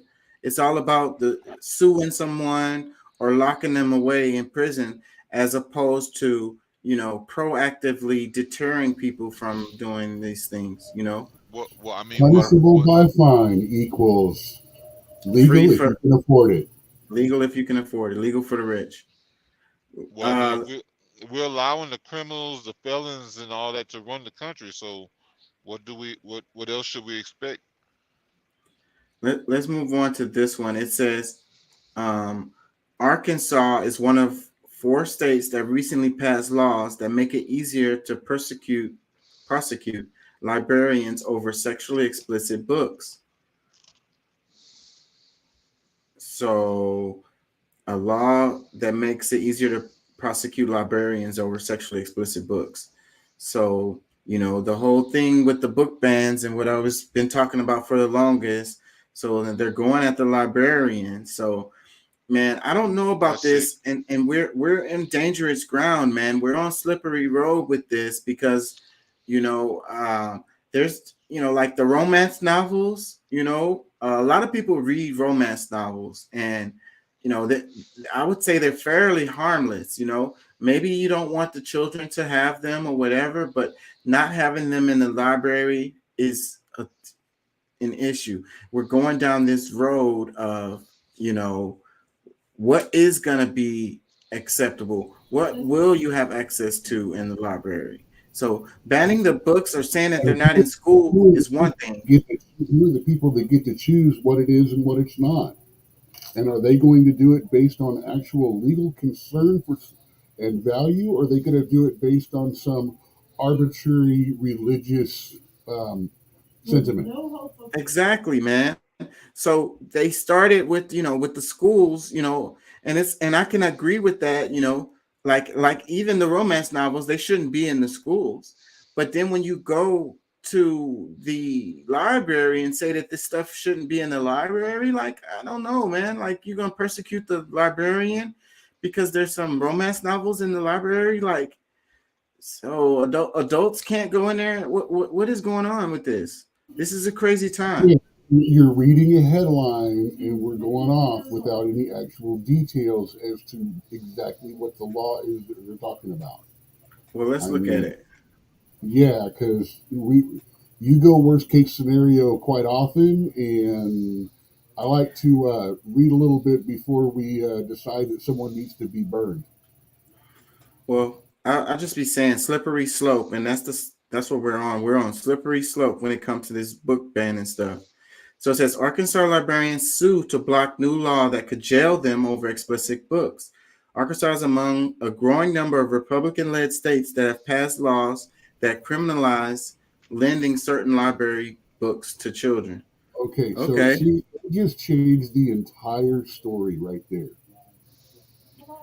Let me read it. It It went says, from criminalize, putting him in jail for having books, which is like the blurb reads, to basically not allowing what is considered X-rated material into the hands of minors. In other words, don't sell a Playboy to someone under 18. I mean, I don't see how that is happening anyways. I don't see it like, don't you have to check out adult books? You have to have that, on your library card. You can't check out adult books if you're underage at the library because your library card shows that you're underage or whatever. It's like you only have access to. I've been to the public library. Matter of fact, my son in 2000 did not have a restriction on his. He just had a library card. He could go in and check out whatever. They didn't have any like 18 and older section or anything like that in it. Every book was open and available to everybody. Yeah, well, I don't know how, because that hasn't been my experience. Let me read some of this. It says, Well, remember that's talking 15 years ago plus too. A lot's changed since then, or at least I would think so, with everybody yelling the way they are. well, I've been in libraries. I love libraries, and I spend a lot of time in libraries. I take my kids to libraries all the time, and I've been doing it for years. And there's always like an adult area in the library, and those books don't have the kids can't check those books out. They can't even go in those areas. Let me read some of this. Yeah, that's the part that I was going to be more concerned about. It's like, I mean, are they allowed to go into those areas? Can they check out? Well, not every library is also big enough to have a whole section that's just like that, or the ability to actually have a separate room sealed off for it. Yeah, I don't know. I kind of think it's bullshit to go after the librarians when, like, okay, y'all didn't go after the damn school board or the Well, state legislators who, hey, made it. if a guy sells beer to someone that's not 21, the store he's working at doesn't get in trouble. He does. If me and Chaka give a margarita to someone that's under 21, we're the ones that go to jail and get the fine, not the business we work at. Sex Well, the worker, you sell a nudie magazine to an 18-year-old at a convenience store, you go to jail for that, not the store. well, the manager on duty gets it, so they get a fine. Anyways, let me No, read some of this. no, the TABC fine goes to the person that committed it. It does not go to the manager.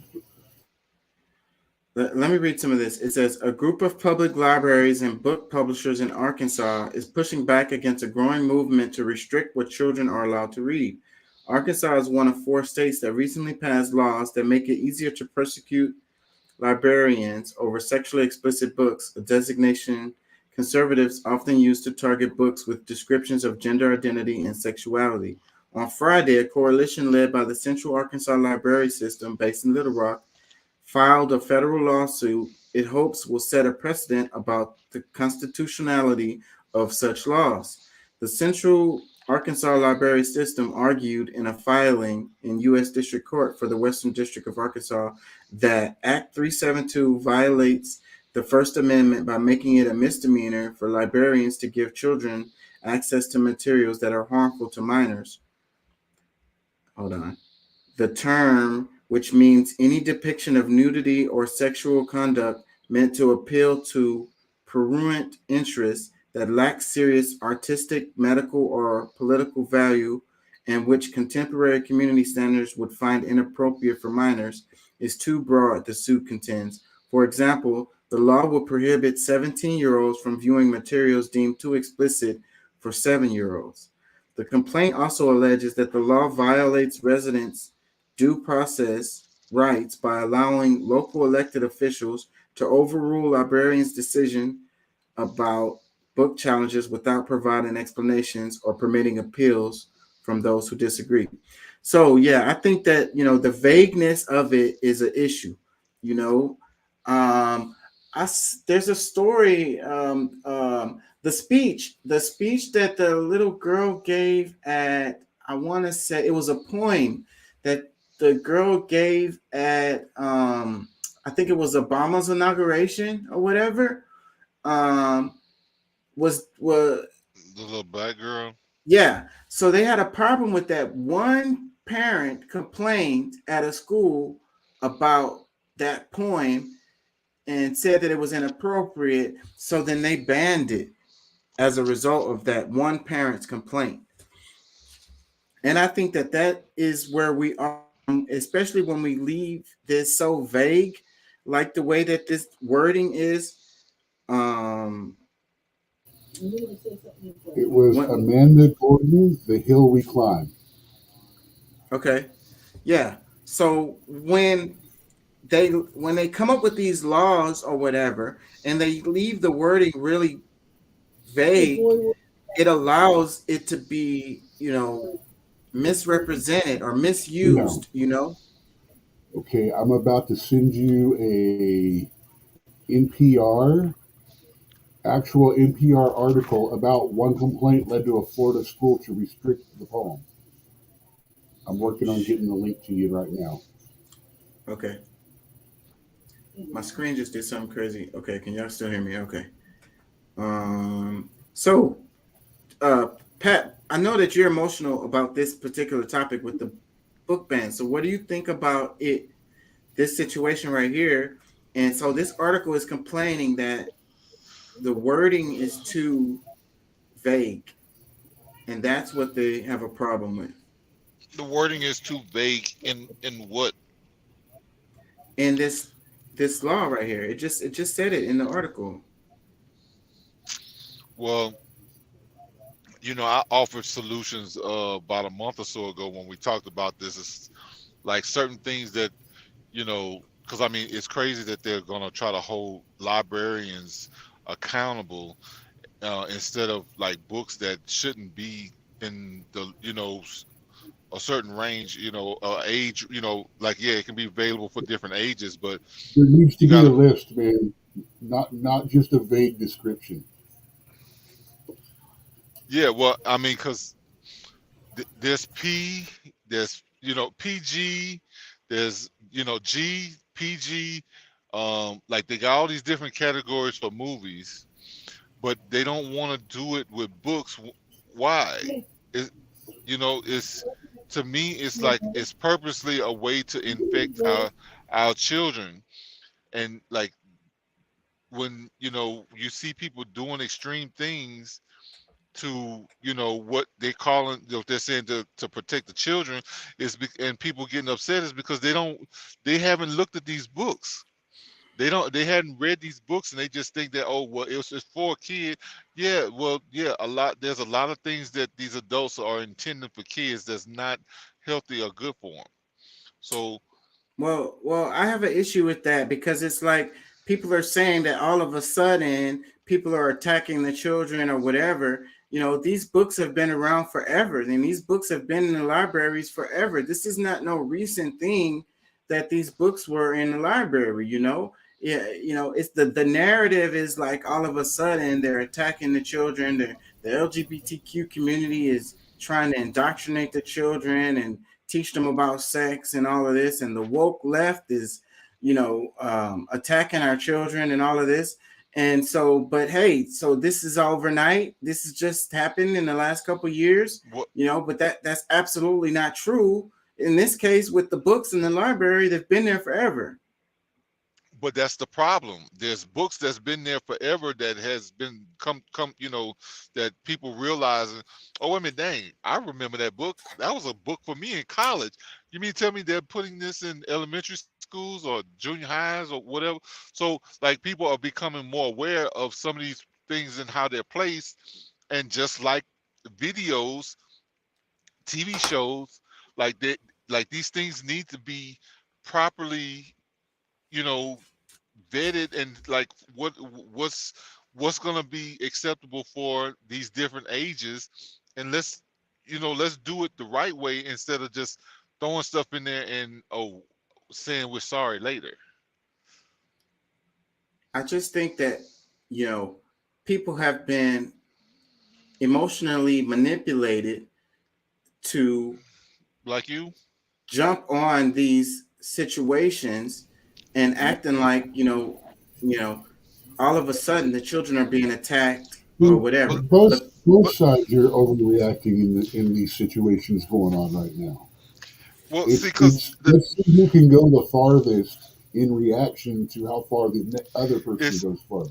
it's the people that know the least about these books that's getting emotional and willing to fight for some of these books to be in, just because they're, you know, I guess, I would use the term, they woke, and all these different things that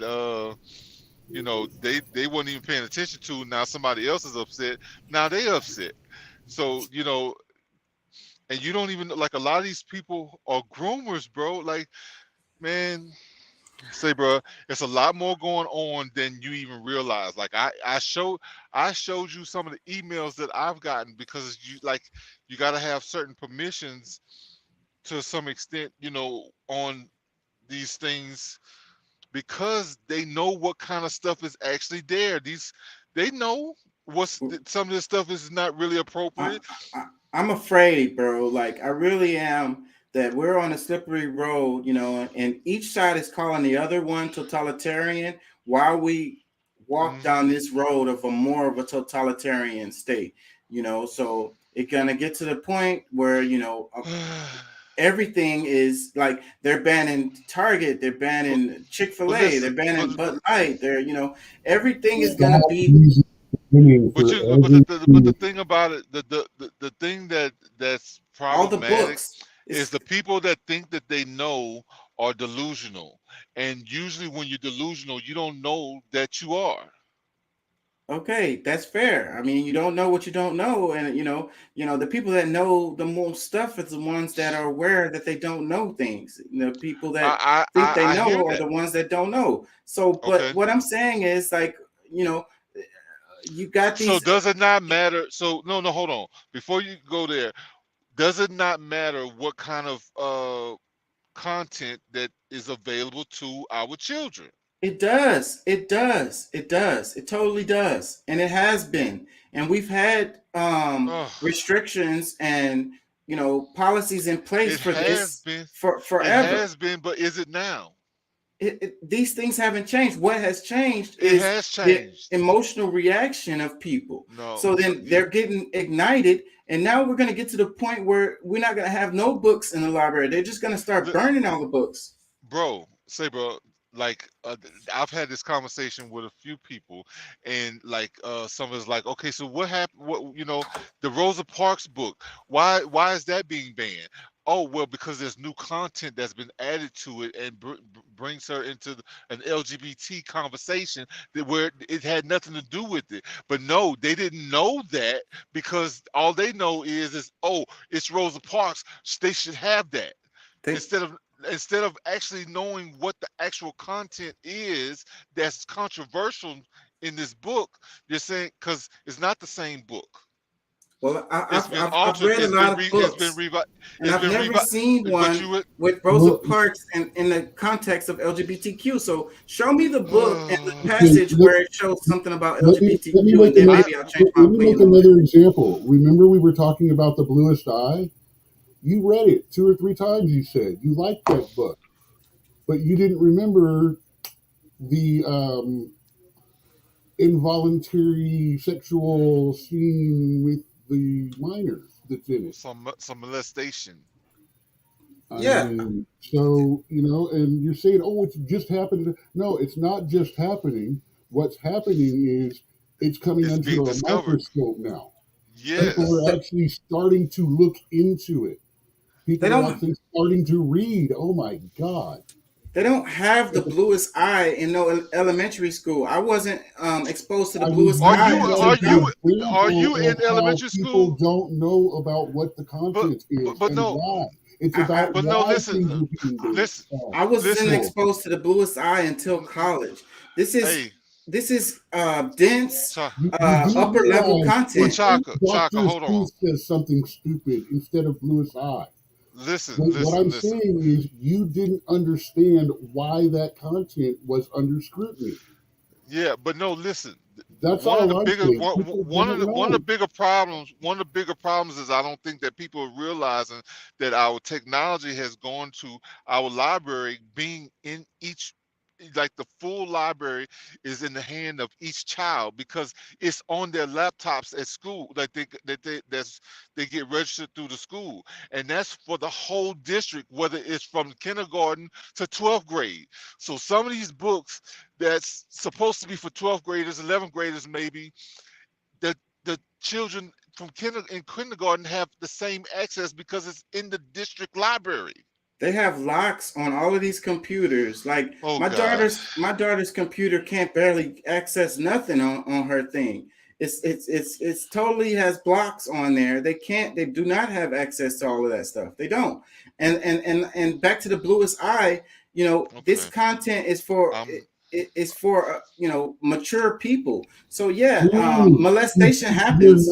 you're not hearing, you're using the bluest eye to try to dismiss my comment.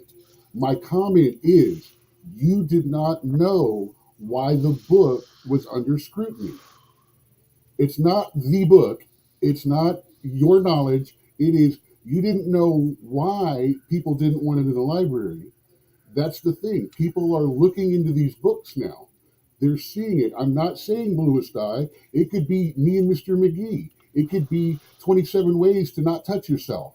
Whatever the book name is, the book name doesn't matter. What matters is people are becoming aware of the content now when they haven't been aware of it because they haven't thought to look. And that's So all I'm saying. It's not about the bluest eye. It's about the fact that people don't know what's in the books. So they're not going, well, why do people want this out? Now, is there somewhere where we can, it's like, okay, bluest eye in this case, yeah, that should be for older kids. you know, and that's what they need to look at and stuff. That's what Pat's saying. A rating What? system. Which, if Yes, you look at it, though, we've got Youth 7 and Youth 14 books talking about explicit sex. there's also stories. What was the gay guy that during the civil rights that had these different debates with different people on racism? Um, why can't I think of this guy's name? He's a popular writer. He had quite a few books. Baldwin. Baldwin, yes. There's a book about Baldwin where they're making his story more about the LGBT plight when clearly his conversations wasn't for him to be accepted to be gay. It was more so of him being trying to be, like not being able to be accepted because of his race. And they're changing the stories of these people where, what I'm saying, okay, he didn't have a trouble somebody calling him a gay, or I'm sure back in those days fag. No, his thing was just that his skin color, because the one thing that he couldn't choose was his skin color. He could choose, and this is things that he like he stood for, the thing, or his plight was more so about race. But now they're trying to make it into like that's what his great achievements was on the LGBT platform, which like that's not what he fought for. Like, why are you lying to the new generation about this guy, just that happens to be gay, to try to turn it around when he was fighting for rights just to be a human being, or to be accepted as a human being. What I'm saying, like it's the certain, it's just the way that they're flipping these stories. It's a lot of different angles to this that I don't think that everybody is really seeing, because we can't read each and every book. But those who have read them and they're telling us, hey, this is what was problematic about it, and this should not be something that we're putting in our schools for children to read, because it's misleading and it's flat out lies in a lot of cases. So it's a lot of different things that's going on, where like we've already gone through 2 or 3 generations of them lying to us about who the slaves were in this country. Like, I mean, or like we're gonna go through the same thing again, or we're gonna allow the same kind of politics to exist, that and from the same people. We're gonna allow it again. It's this extremism and emotional reactions to stuff is the It problem, is. and it leads to us having like this one. Let's look at this right quick. It says, so one or or complaint. or it's also like people not realizing the seriousness of it, because it's just saying, oh, it's just a book. I mean, it's only talking about you know So look, what problem would you have with this person's poem right here? Let me read this. It says, one complaint led a Florida school to restrict access to Amanda Gorman's famous poem.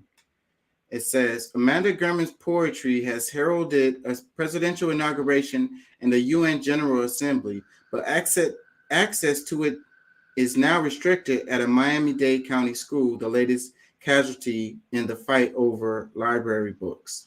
The complaint filed against Gorman's book, The Hill We Climb, named for the poem she famously recited at President Biden's 2021 swearing in, alleges that the works is not educational, contains indirect hate speech, and shouldn't be in schools. After a review, the Bob Graham Education Center, the Bob Graham Education Center, a K-8 school in Miami Lakes, decided to retain the book, but only if it's shelved in an area reserved for middle school students. We are indeed troubled by this, Danielle Pierre, president of Miami-Dade branch of the NAACP, told NPR on Wednesday, noting that one person's complaint prompted the change. The form, based on what has been provided and shared with us, does not even appear to be completely filled out or express a complete thought, Pierre said. It is our collective goal to work on amending school board policy and effectuating changes to ensure that it takes more than one form to remove our history and heritage. What do you think? Well, they said that there's hate. I didn't hear the poem. I didn't hear it specifically to be able to point out what I disagree with it. But based on what they're saying, okay, it's inappropriate for younger kids because they may not understand, you know, that angle, or just hate period is going to disturb certain kids. Like, people go through trauma that, and like, even to this day as adults, because of things that happened to them as children, and because we're not giving enough care to the things that they're actually, like especially like through social media and all these things. Like, it's so many things that's unleashed on the public. So I mean, children are there to be able to absorb some of these things, and if there's no type of line that can be crossed, I mean, bro, I mean, I don't understand. Like, what do we, like, we already see that we're at a decline as humans right now. Are we just gonna allow it to keep going in the same direction of failure, or do we do things to correct it? So one person should be allowed to complain so that this thing can be taken out. And this Yes, thing, that's all it takes is one person to not be pleased with their child, because guess what? That one person is speaking up for thousands. and that one person is We only keeping need a we hundred only people, thousands of we people only from being You able got to to. realize that no that no logic no is no what got Dungeons and Dragons banned from schools, called satanic, and got my ass kicked just because I played the game. Because bro. it was that So, demon game. say, bro, you going about some things about, you think it's about fairness, but no, this is about righting wrong. Like, I mean, fairness about who's able to fill their child up with filth, and the person who doesn't. Like, okay, so, oh well, it's not fair because I don't mind if my child knows about sex at 2 years old, but the rest of the community does. So But just this because you're thing is the not just talking about because sex. And it if that doesn't matter. parent had This a is an problem, example. This is an example. But that's the if same. But it's still the same they could thing. have took their kid out of the school. And so this thing, Oh, this poem, why don't you take your kid out of the school and allow them to go read other stuff where, since they're the minority, since you're the one that, like, because that's the thing. Like, you don't realize, like, there's more people that, if they knew exactly what was in there, they would say, hell no, I don't want my child to see that at no 4 years old or 5 years old. But then, this poem was done at an inauguration speech. Everyone is available to watch these inaugurations of all ages. So if those people who felt like it was appropriate to have, to for them to say this poem at the inauguration, and I'm sure it was vetted over and over and over by a lot of people, they didn't feel like it was inappropriate for so, children to hear this speech. So okay, this person has a personal issue with the thing that was said in the yeah, poem, and so then okay, they don't want their children to be in it. So now all the other parents don't, it's not going to be access for Well, it. see, that's just a complaint. Why it passed, I don't know. I don't know the hmm, content of the poem, but why it yeah, passed, I don't because know. But a complaint like that normally goes to the school board. The yeah, school you board gotta ask. reviews it and then votes yay or nay on something like That that. that's something that you really gotta ask too, because What like, what, what is the once something process that happens? once something is Here it gone is right under here. scrutiny, once it's gone, Let's something's cut. gone under scrutiny. No, That's that's just the complaint.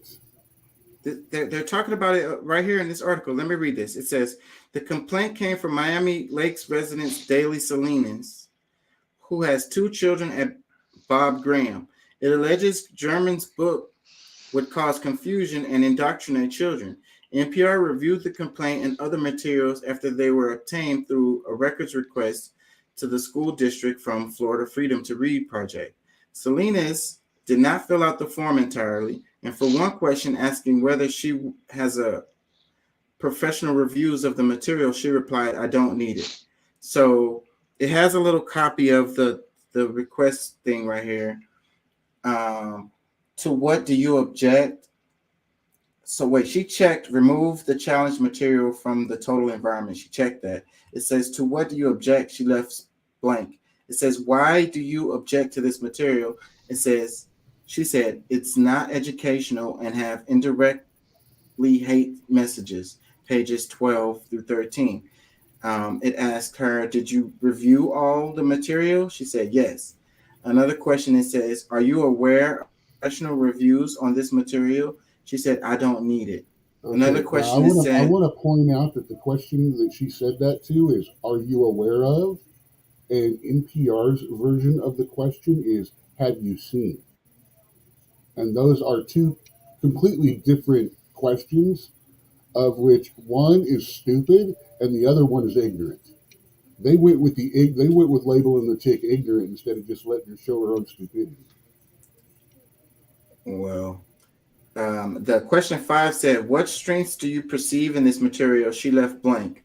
Question 6 said, for what age group would you recommend this material? She put not for schools. So that means everybody, like from K through 12. But the thing I guess I have You're issue with punching is down that on this thing. You know that, don't you? Hey, I'm reading the article.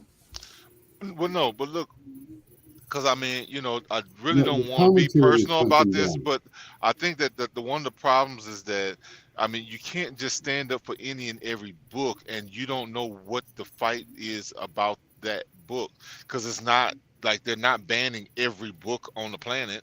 They're banning certain things that they feel is controversial. So if you're not, if you feel like the average American person doesn't have enough sense to be able to say that this thing that they have looked at and read is problematic, that okay, before you have a problem with them having a problem with it, maybe you should read it too.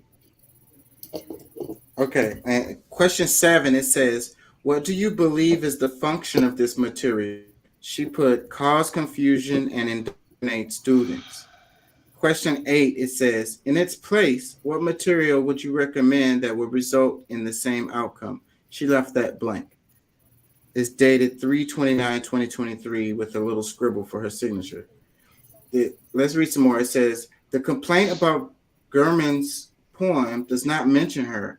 Incorrectly asserted that the author or publisher was Oprah Winfrey, who wrote the book's foreword. During the school's review, an 8-person committee clarified that point, noting Gorman's place in history as the first National Youth Poet Laureate and the youngest poet to read at a presidential inauguration. Her book has educational value, the committee said, but it added that the vocabulary used in the poem was determined to be of value for middle school students. Salinas also filed complaints about 4 other books. The ABC, Black History. So is it because she's a black girl? Complaining about not the actual presentation of that poem, maybe. Okay, that's fair. So look, she did mention specifically page 12 and 13 or something like that, which, I mean, one page out of a freaking book. I'm sure, like I said, we don't know the actual what they're complaining about, but again, one complaint like this should be reviewed by a school board, and that finding should have been all this, which, that's what I'm wondering is about the school board. Oh, I've got the information about Rosa Parks stuff. What went on with that? And that's the thing, like a lot of them haven't read a lot of these books either. There was I sent some videos last week or week before where a parent was there trying to read the book, and they stopped her from being able to read it in the school board meeting because it was inappropriate. But this very same book can be in the child's library. So like, it's just certain things that just doesn't make sense. Like, it's inappropriate for an adult to read to other adults, but it's appropriate enough to have in a child's library. That make sense. Check this out. So it says Selena also filed complaints about 4 other books. The titles were The ABCs of Black History, Cuban Kids, Countries in the New Cuba, and Love to Langston. So, like, the ABCs of Black History, Cuban Kids, Countries of the New Cuba. I don't know these books, but it sounds like this person just has, personal issues with So this stuff. no, but see, that's the thing. Like, I mean, there's content in these books because, all right, just because because I mean, we've been knowing for a long time. Just because you see Disney or Mickey Mouse doesn't mean that it's just pure, just good stuff for children. Like, there's a lot of things that ends up getting mixed into these things, and it has a very like nothing that sets anybody off until like you're actually sitting there watching the show or whatever, and then you're like, wait a minute, what's the name of this show? This is my kids been watching this for a whole year. Like, are you serious? This is really what they're seeing? Like, bro, like, I don't Let, know, man. let me That's read some more. It says the process moved quickly. Just 1 week after Salinas filed her complaints on March 29th, the school committee decided most of the books on her list should not be seen by younger students. Salinas had requested the materials be removed from the total environment. The school's action is very typical for Florida right now. Reagan Miller of Florida Freedom to Read Project told NPR, noting that many school districts are being extremely cautious in handling complaints about books.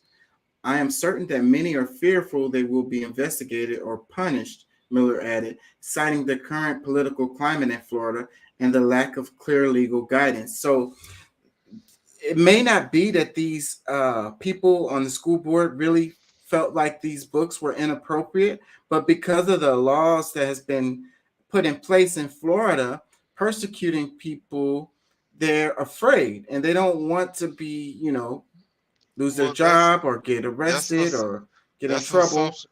as That's a an result assumption. of DeSantis and his antics. Okay, but that's an assumption. But there's somebody that's maybe approving these books that is very much on the side of grooming. Like they feel like, oh no, this is the perfect thing for these kids. Like, like in their mind, because of their politics, that and their own beliefs, instead of a guideline that is set from the state or somebody, like the legislators that say, hey, we require at least certain things in this grade level books, and these are some things that are not acceptable to go in those grade level books, because there's no real alignment, all the way around to say, hey, this is what we're going to put here for these kids. They're allowing things that has nothing to do with that grade level, or what these children need to be learning, and they're just being accepted because they're called they're quote unquote children's books. But there's people out there with dirty minds that think that children should, or are just young adult. I mean, they're adults, baby adults, I guess, because they think that they should be learning about sex, and not just I say regular sex, heterosexuals. Like, it's every different level. It's all the stuff beyond what we would consider natural. However, that's what is taken. That's how it is. But like, there's some people who still try to preserve the innocence of the children so that they're not traumatized from, early age, and usually that lasts into their 40s and 50s. Like, I mean, we're trying to be more responsible adults so that the children don't have to go through some of the same things that our generation or previous generations have gone through, right? Uh, let Uh, me read some more. It, oh, it, it, okay. it I guess says, I'm right. and let's be clear, most of the forbidden works are by authors who have struggled for generations to get on the bookshelves, Gorman said. The majority of these censored works are by queer and non-white voices. A part of its decision, the school committee ruled that the ABCs of Black history should also move to middle school space, despite being intended for readers ages 5 and older. Rio Cortez the book's author stated, it only further affirms for me that there's revolutionary power in understanding history. So They just said it. One of the reasons why they're fighting for it is not because of what the actual, like the content is actually, appropriate. It's because it's, black or, some form of minority book. So it should be, accepted just because of that. no, that's the reason why. That's what they're saying. The reason why they're fighting against the books. Really? Like, say, bro, most of us don't care. Like, have nothing against gay people or black people or minorities as a whole.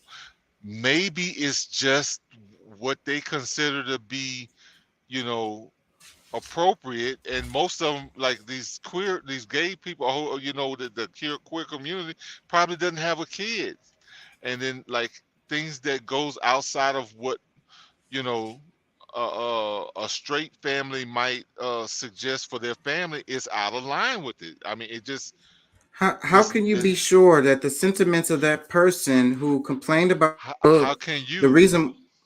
Well, I'm asking you a question. So, what do you think it's possible that the lady who complained about that book had issues with minorities, let's say, and that's the reason why she didn't want the book to be there? If that's a possibility, Okay, you're that's asking us there, to but make assumptions and then condemn someone for our assumptions. I can't get him on board with that. I'm just asking a question. I mean, because no, he's saying I want to answer it because if that's the case, I don't think that anybody should blindly be able to just go in and, because I mean these things end up getting banned at some reason. They're saying they're giving you an excuse for why they might be doing this thing because of what DeSantis is doing, but no, Well, look, here's actually what's in the poem. maybe they're doing what they're doing because like the content that's being brought to their attention really is problematic. How about that? okay, well, we're on that right here in the article. It says, "What does Gorman's poem say?" Gorman recited the hill we climb at the U.S. Capitol building. Poem was hailed as an inspirational message. I remember the thing, and it was kind of feminist, but okay, go ahead, and that's just my point of view, because I remember this was for the for when Biden got into office, him and Kamala. So yeah, it was very much feminist. That I recognized that when I heard it. So it says the poem was hailed as an inspirational message for a country that has long toiled to form a more perfect union. The complaint targeting Gorman's book stated that it includes indirectly hate messages, citing pages 12 and 13 in an edited edition that includes Winfrey's forward. Pages 12 and 13 read, We've braved the belly of the beast. We've learned that quiet isn't always peace. And the norms and notions of what just isn't always justice. And yet the dawn is ours before we knew it. Somehow we do it. Somehow we've weathered and witnessed a nation that isn't broken, but simply unfinished. Is that it? That's it. So what? No, there's got to be more to it, because that poem lasted about 15 minutes. But the lady had a specific, she said pages 12 and 13 was the problem she had a problem with. And she said that they had indirectly hate messages. Where is the indirect hate messages in this? I don't have a problem with what I just heard. I mean, like I Something said, tells me that's not 2 whole pages. Well, it's a poem, so it could have been, spread out. Well, my thing the poem is, that she read was a lot longer than that. These are the part that they had a problem with right here. I mean, I don't see any more. find the whole poem and see if the whole poem is an issue. I mean, because that like, But that's but not what she said. She said these okay, specific passages she had a problem with. okay, that's fine. And No, she I'm said totally 2 specific pages, not Two passages. two Pacific pages. We're reading. Can y'all see what I'm looking at right here? It says the complaint targeted Jordan's book indirectly Hey, messages. that could be 2 pages. Who knows? That's what I'm saying. So the poem is banned now, or like I'm trying to understand because if No, this is some they took the book out of the school, citing that this particular 2 pages was indirect racial problems. oh hey Right. oh, Right. And so, and then earlier in the article, I skipped over it, but they were talking about, how to define banned, and it just means if it's been restricted in some way. yeah, So, well, that, I mean we've had that conversation too. It's like restricted Yeah, doesn't mean that's that actually it's the new definition. That was not the definition in 2022 or 2019. That one has been changed in the Oxford Dictionary online. If you get you an old paper dictionary from like 10, 15 years ago, that is not the definition you're going to read. okay. So, but still, my point is, like, what the hell problem does this lady have with these passages? Like, well because actually with her actually performing the poem and the way you just read it is totally different, and the inflections were more implying to certain things than it was, than what we can get out of your delivery. So like there was a lot of insinuation because like I said, I took it as somewhat feminist. It's like, okay, like, all right, that's fine. Look, yay, I'm happy for the black girl, got her spot and she's doing this, that, and the other. Hey, I'm proud, I'm clapping. I'm not gonna hate on you doing what you're doing. And it didn't bother me enough personally to, like I wasn't like offended by it personally. But there's some people who feel like they're the ones being attacked. And can we, just totally unjustified whether what they felt is what they felt, you know what I'm saying? I mean, she can bring it up, but what it really boils down to is when it's brought to the courts, whether it's the school board meeting, whoever has the jurisdiction over this proceeding, to make a decision on whether the lady got a point or if she's fucking nuts. And that's what we need to look at. If they decided that, hey, not because blaming everybody else that really don't have the say to make a decision on it. Don't blame Trump, don't blame DeSantis, don't blame me or anybody else. They made a decision to ban it for whatever reason. because they was afraid of persecution, going to jail or losing their job because of the atmosphere in Florida as a result of the laws that DeSantis has passed. So you think that now DeSantis was gonna put her in jail if she didn't ban this book or this poem? No, the people in the school, the people who decided to take this out because they was afraid. That's what I'm saying. But you're saying that I don't believe they was afraid of anything. I don't believe that. So then why else would they do it? We just read the post because they're right looking for a reason for people to get scared or to be able to like that's the main ingredient they use to get what they want in almost any case is to have people in fear. Like I already pointed out how they manipulated the language of it to fire you up already, and they won. Well, I mean, hey, we just read the passages. Either of y'all have a problem with that stuff? I just Do you think that it's inappropriate? I just told you that I don't. But when somebody does have a gripe, about whatever it is, they legitimately get to express their gripe and have their gripe analyzed, and they could be told, no, look, this was no, we can't do anything about that because it does not go past these certain, criteria, blah blah blah, laws or whatever. So Well, do when you think that if the person that parent made a complaint in a different state that wasn't Florida, do you think that it would still have been banned? Texas, like are we gonna give a specific I state? don't Because know. You need to there's wake gonna up and there's knowledge of the gonna people you're asking instead it's of gonna be asking such a wide question, and it's going to be wrong no matter what the answer is.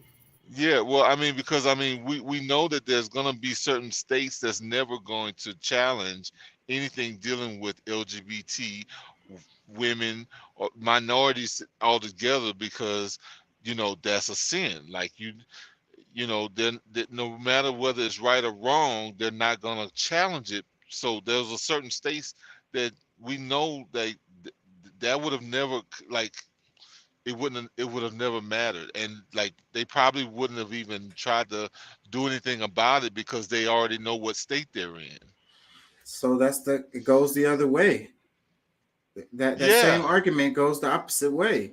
That the lady Okay. knew what state she was in, and she knew that she could have a chance of being successful because of the state that she was in Okay. and the So you atmosphere. and You you know, mad it's and you kind of like mad. one of the Rosa Parks books was actually shut down by the left because it was talking about how she had anti-LGBT sentiment and spoke against it, and that's why they pulled one of the two Rosa Parks books. What's the The other one they're talking about was the publisher turned it into Florida school system to review, and it removed the fact that Rosa Parks was a black woman. And the now what happened was the school said no, we're not going to take this book, and the publishers fixed it, but everyone was blaming it on, well, the publishers, they said, well, they took her race out of there to make sure that they didn't violate the new law in Florida and Hmm. so and so. So, all I'm seeing is overall overreaction from both sides, man. But No one's asking why, and everyone just wants to point fingers and say, they're fucked up. well, and that's the thing, because like that just last week when the NAACP, like it's so much bullshit, so much politics going on, instead of people them actually trying to work for the people. It's more the distractions and all the things that like what you're saying. But I don't think that you realize that you're being a part of the emotional crew. Like you're upset about something that happened, and you don't, like, we don't have the full context, and but just because something didn't upset you doesn't mean that it doesn't upset anybody else, and that they're stupid because they're upset about whatever it is that they're saying that they're upset about or bothered by. Like, I mean, if somebody has a gripe, like if you have a gripe about something and somebody's like, man, shut that shit up, I don't want to hear about none of that, because it doesn't bother them, but you still, like, you're bothered. So like it's kind of hard for me to say, like I don't really get it, because we're talking about something that somebody's saying, it's bullshit that somebody feels different than you do. It's really kind of how where this kind of goes back to, is that you know if somebody else makes something that disagrees with something that you do, that mean that that you don't disagree on. I mean, they're wrong now. That's not what I'm saying. I'm But saying that the lady is being all the way over the top ridiculous. And a lot of this stuff in is your all the in way your over the top opinion, ridiculous. but that's still in your opinion.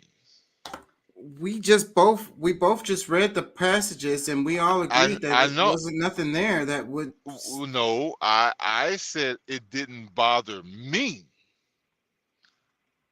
I wouldn't have been upset. You know, I No, I see recognize certain exactly things what about. I see exactly what she's reading into it, and I see why it would upset a stupid person. I don't understand why the school board would agree with it, though, in that particular context. Yeah, and that's the point that I keep leaning back on is that okay, you know, the school board is actually doing their job, or you know, like regardless, like some of these things. I mean, government, like we hire, you know, put people in office for certain things for certain reasons, and if they're not doing their job, if they're too worried about them losing their job because they're doing the right thing for the people, like they need to get the hell up out of there. Like you ain't got the balls for it, you need to get the fuck on down. So if these school board members are just, you know, just because they're worried about what kind of backlash they're gonna get, you know, look, I'm like this. I mean, God, the universe is going to pay me one way or another. Because if I do the right things, I will be put in alignment to get the things get further in life. But those that get stuck and thinking with that kind of a short mindset, they're stuck in that same little cycle that they're in. Like there's no growth and they're just there. Let's move on. This one, it says ex-CIA officer John Stockwell explains how the CIA manipulates public opinion through the press. Many in legacy corporate media work for the government as paid assets. 400 plus journalists working with the CIA. This is an older video. How many government agencies are now? It says how many government agencies are now currently working. Journalists cooperating with the CIA. There are other functions, however, some of them more legitimate than others. One is to run secret wars. Another thing is to disseminate propaganda to influence people's minds. And this is a major function of the CIA. And unfortunately, of course, it overlaps into the gathering of information. You have contact with a journalist, you will give him true stories, you'll get information from him, you'll also give him false stories. You also work on their human vulnerabilities to recruit them in a classic sense, to make them your agent so that you can control what they do. So you don't have to set them up sort of, you know, by putting one over on them. So you can say, here, plant this one next Tuesday. Can you do this with responsible reporters? Yes, the Church Committee brought it out in 1975, and then Woodward and Bernstein put an article in Rolling Stone a couple of years later.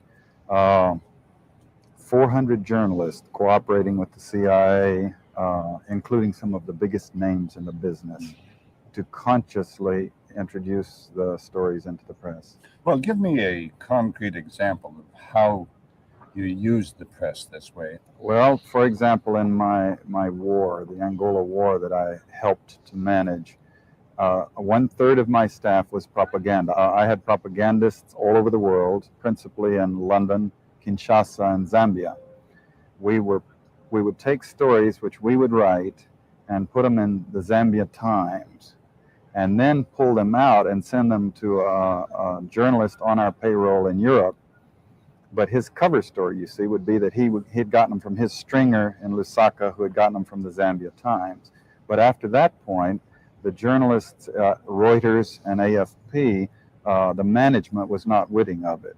Now, our contact man in Europe was, and we pumped just dozens of stories about Cuban atrocities, Cuban rapists. But we didn't know of one single atrocity committed by the Cubans. It was pure, raw, false propaganda to create an illusion of communists, you know, eating babies for breakfast. And how well did that shit work? And how much of that shit is going on right now today? And then you can bring it to the smaller, to the culture wars, kind of like what we're talking about. Like how many other stories are on the news media just to get us to be fighting with each other about some cultural stuff, you know? Yeah, like this book ban stuff. Like exactly. Yeah. So, but I also, you know, have to throw in there like what we're seeing, them investigating the president and his son, and you know, or even just how the FBI is, you know, they have that, you know, what they call it, criminalizing the people, you know, like they're using these agencies that's supposed to be there to catch criminals, but they're actually, you know, using these same uh the CIA, the FBI, all these agencies are actually being used against the people. You know what I'm saying? So that's where I find it more issue, because I mean, even with the journalist thing, I mean, we're talking about actual, you know, shoots.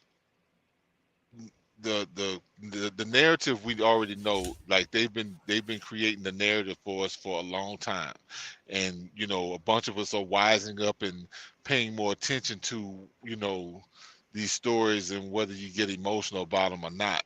Most of them not, because we know that it's to trigger a certain type of, you know, reaction. So I mean, for me personally, I don't want to give them the reaction that they're looking for, because most likely that's going to be more detrimental to me. But Yeah. So, well, I got to ask y'all. So, how many, the point of views that a lot of Americans have on Venezuela, on Cuba, or Syria, um, you know, or let's say communism Ukraine, in general, were generated, you know, by the CIA with propaganda stories in the media, or the mhm. border, Mexico, migration. How much of that do Oh, you well, I think is got a good one. possible? Trump. What we Hey, believe about Trump and Biden, and you know, like the whole. I mean, there's no angle that I don't think, you know, that's become politicized, has not come from like our, you know, like it's all come from the propaganda that's led out there from. I'm assuming that, based on what he just said, that it started with the CIA, so that we can think, you know, they can guide our thoughts.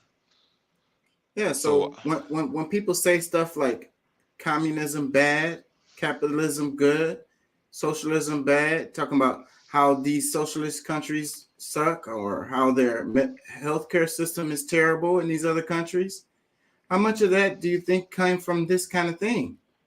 I'm sure all of it. But I mean, you know, it depends on how. I mean, you have to take your own personal knowledge to try to, you know, make a true assessment of it, because regardless of what they say, I mean, you know, some of it is may be true, and some of it, or a lot of it, is probably not. But it doesn't matter. You're still responsible for what you eat up and shit out. Yeah, well, the majority of Americans, you know, have That's a actually a really good book, Eric. Eric, Huh? Eric. Eric John's telling us we need to read Strangers by Malcolm Gladwell. There's a couple of okay. books. Malcolm Gladwell is a good author. You should read several of his books, actually. I'm not Blink will familiar. help you learn to make better snap judgments. Well, Um, yeah, I'm not familiar with Malcolm Gladwell at all. So I need to make a note about that. I highly recommend you look into his books. Blink is really good. It helps you refine your ability to make judgments on the fly. I'm not familiar with Strangers, but I'll read anything that Malcolm Gladwell, and like anyone that writes about psychology and things like that, you know, walk away with the stuff that resonates with you, and understand what people think about the stuff that you're not sure of or you don't agree with. But it's like a secret. There's a lot of good there, but there's a lot of really kind of stuff in there too. Yeah. Eric says I have Maybe you can outliers. text me. Maybe you can text me a link to some of this stuff, or type in, because I didn't get the full name of it. Because I wouldn't mind checking out whatever it is. Just kind of, you know. So Malcolm Gladwell. Malcolm Gladwell. And Gladwell. Bradwell. Gladwell, like happy well. Okay. And Doc mentioned the book Blink, and Eric mentioned the book Strangers, and he said he has Outliers sitting next to him. Yeah, so let me see some comments here. This is way too long for me to go into right here, but it says, listen to the testimony of survivor victim of the CIA MK Ultra mind control program. She recalls the horrors of her early childhood involving child rape, torture, and ritual sacrifice of children. Former CIA official, along with eyewitness testimony, confirms the horrors of being committed against 8 million innocent children, including sex slavery, rape, torture, adrenochroming, organ harvesting, ritual murder, and breeding for pedophile predators. We've shown a couple of things from Malcolm Gladwell before. He's the guy on revisionist history. Oh, okay. Yeah, you've shown a couple of his videos on this. Yeah, so I didn't know. Let me read a couple more comments. It says, "This doesn't happen at the Fed. We're very transparent." Look, someone said after that, they said, "Is it opposite day or something?" So for real, like it's probably it's worse because they actually like the CIA is more of psyops. The FBI is they are the foot crew for the psyops. Like what kind of stuff comes back. Technically, FBI and CIA are actually almost the same organization, except CIA is only supposed to operate outside of the boundaries of the U.S. and only has authority to operate there, while the FBI supposedly has only authority to operate here. Now we know, but that's not true. That's technically but they are no. See, that's the thing. That's what people are missing. Like they really are. No matter where you are, like what the United States is only those few square miles in DC. Everything else is separate. And remember, too, if it goes over the internet, it has access to other countries. Therefore, technically, it can fall under the purview of the CIA. Well, I mean, there's embassies everywhere around the world, and that's where the only protections that you can have or that you can consider and that's inside of the building that is considered the U.S. embassy. But everything else is, and technically that's just like me being able to be a citizen of a different country on this same land, and it's for this same land. So I mean, you got to really look at there's a deeper thought than what most people think, because you're saying the United States, where most people think is the 50 connected states. No, the United States is a totally different entity, and with other uses of power that that's connected.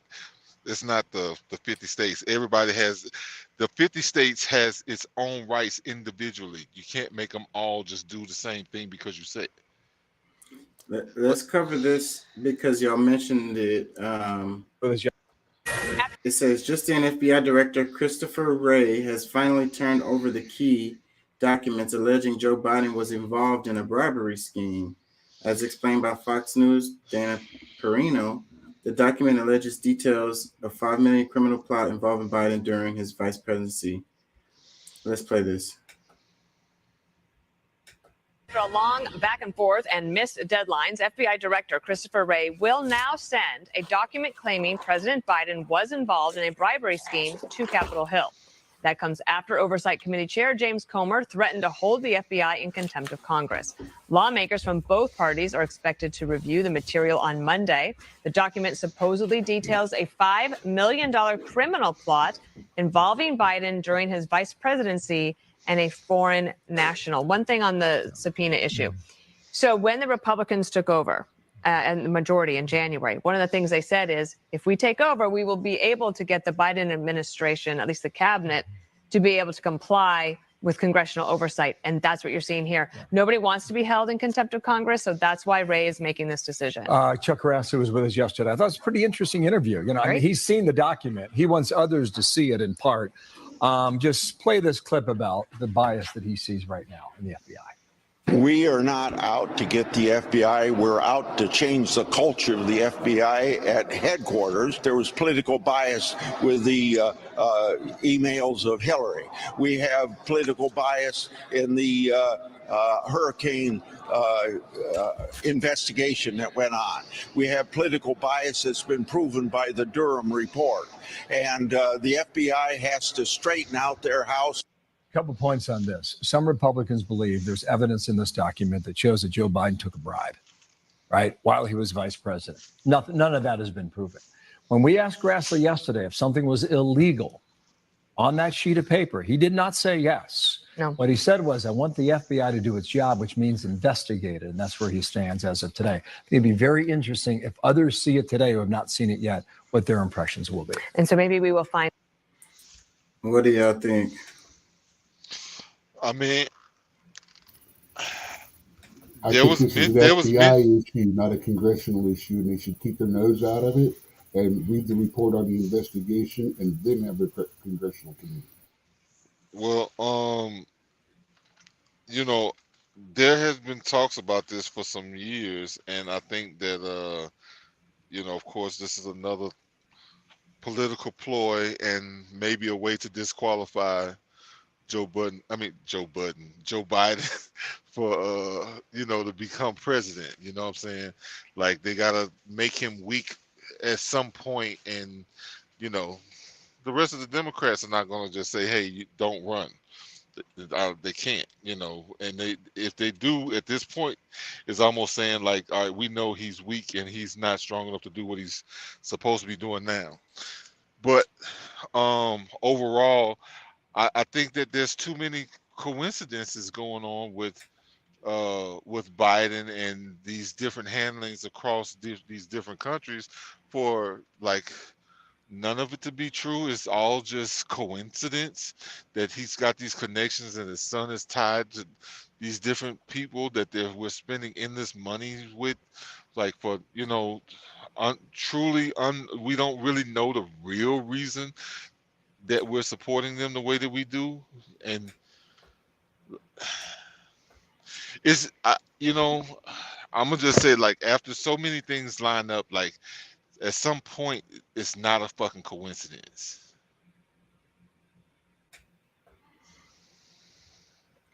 Yeah. You know, we're in the political season coming up, so I think that that's what this is related to also, because why is this happening now, you know, is a good question. And so then how is it going to affect the political climate and how people vote and so forth and so on in the upcoming election? Yeah, I mean, because I think it has a lot to do with that, but at the same time,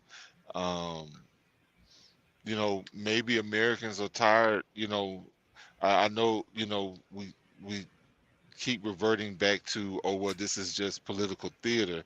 I think, you know, at some point people do get tired and just like, okay, just like at the beginning of your show, asking like, okay, am I part of the problem or part of the solution?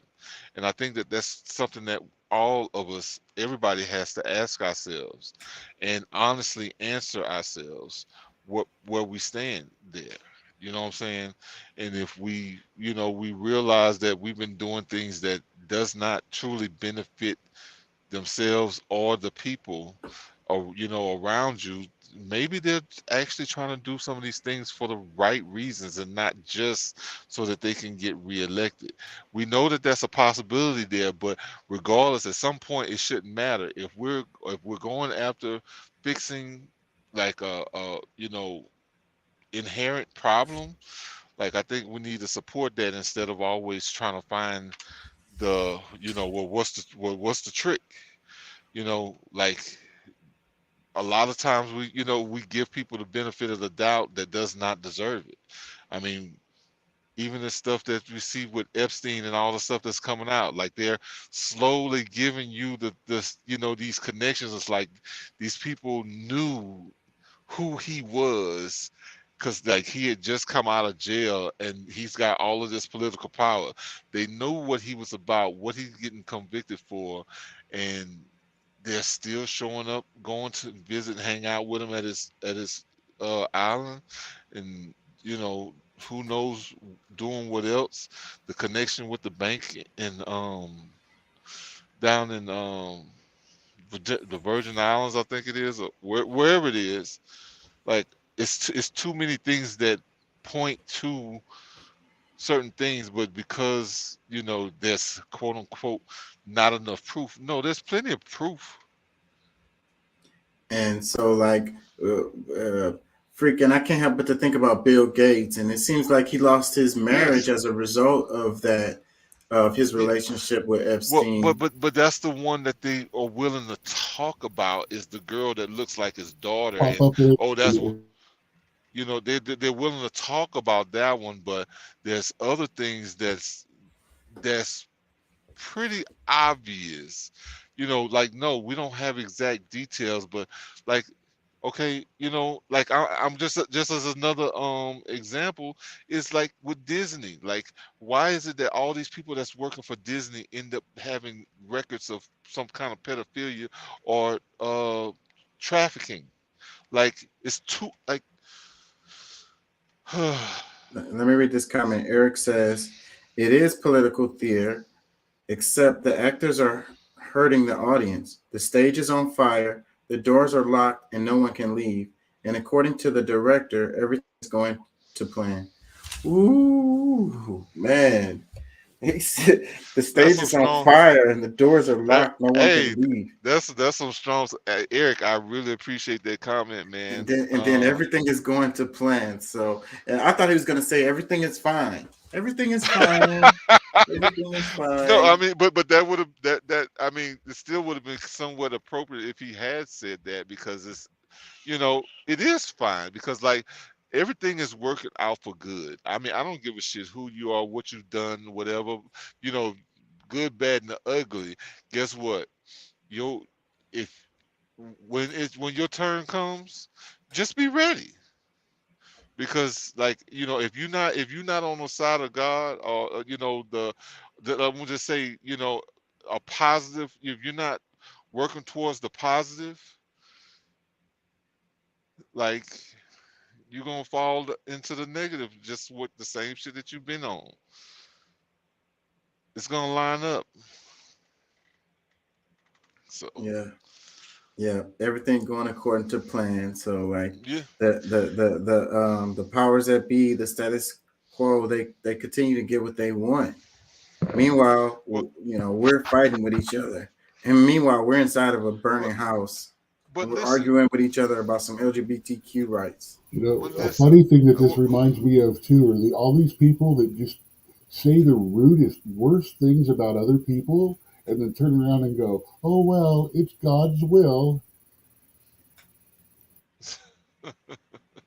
Well, I'm the whole God thing. I mean, that's a way of speaking, but overall, I do believe that if you are in alignment with good, like, bad shit happens to everybody, but overall you get more positive out of it if you have the positive mindset or the positive actions, the things that you're actually doing.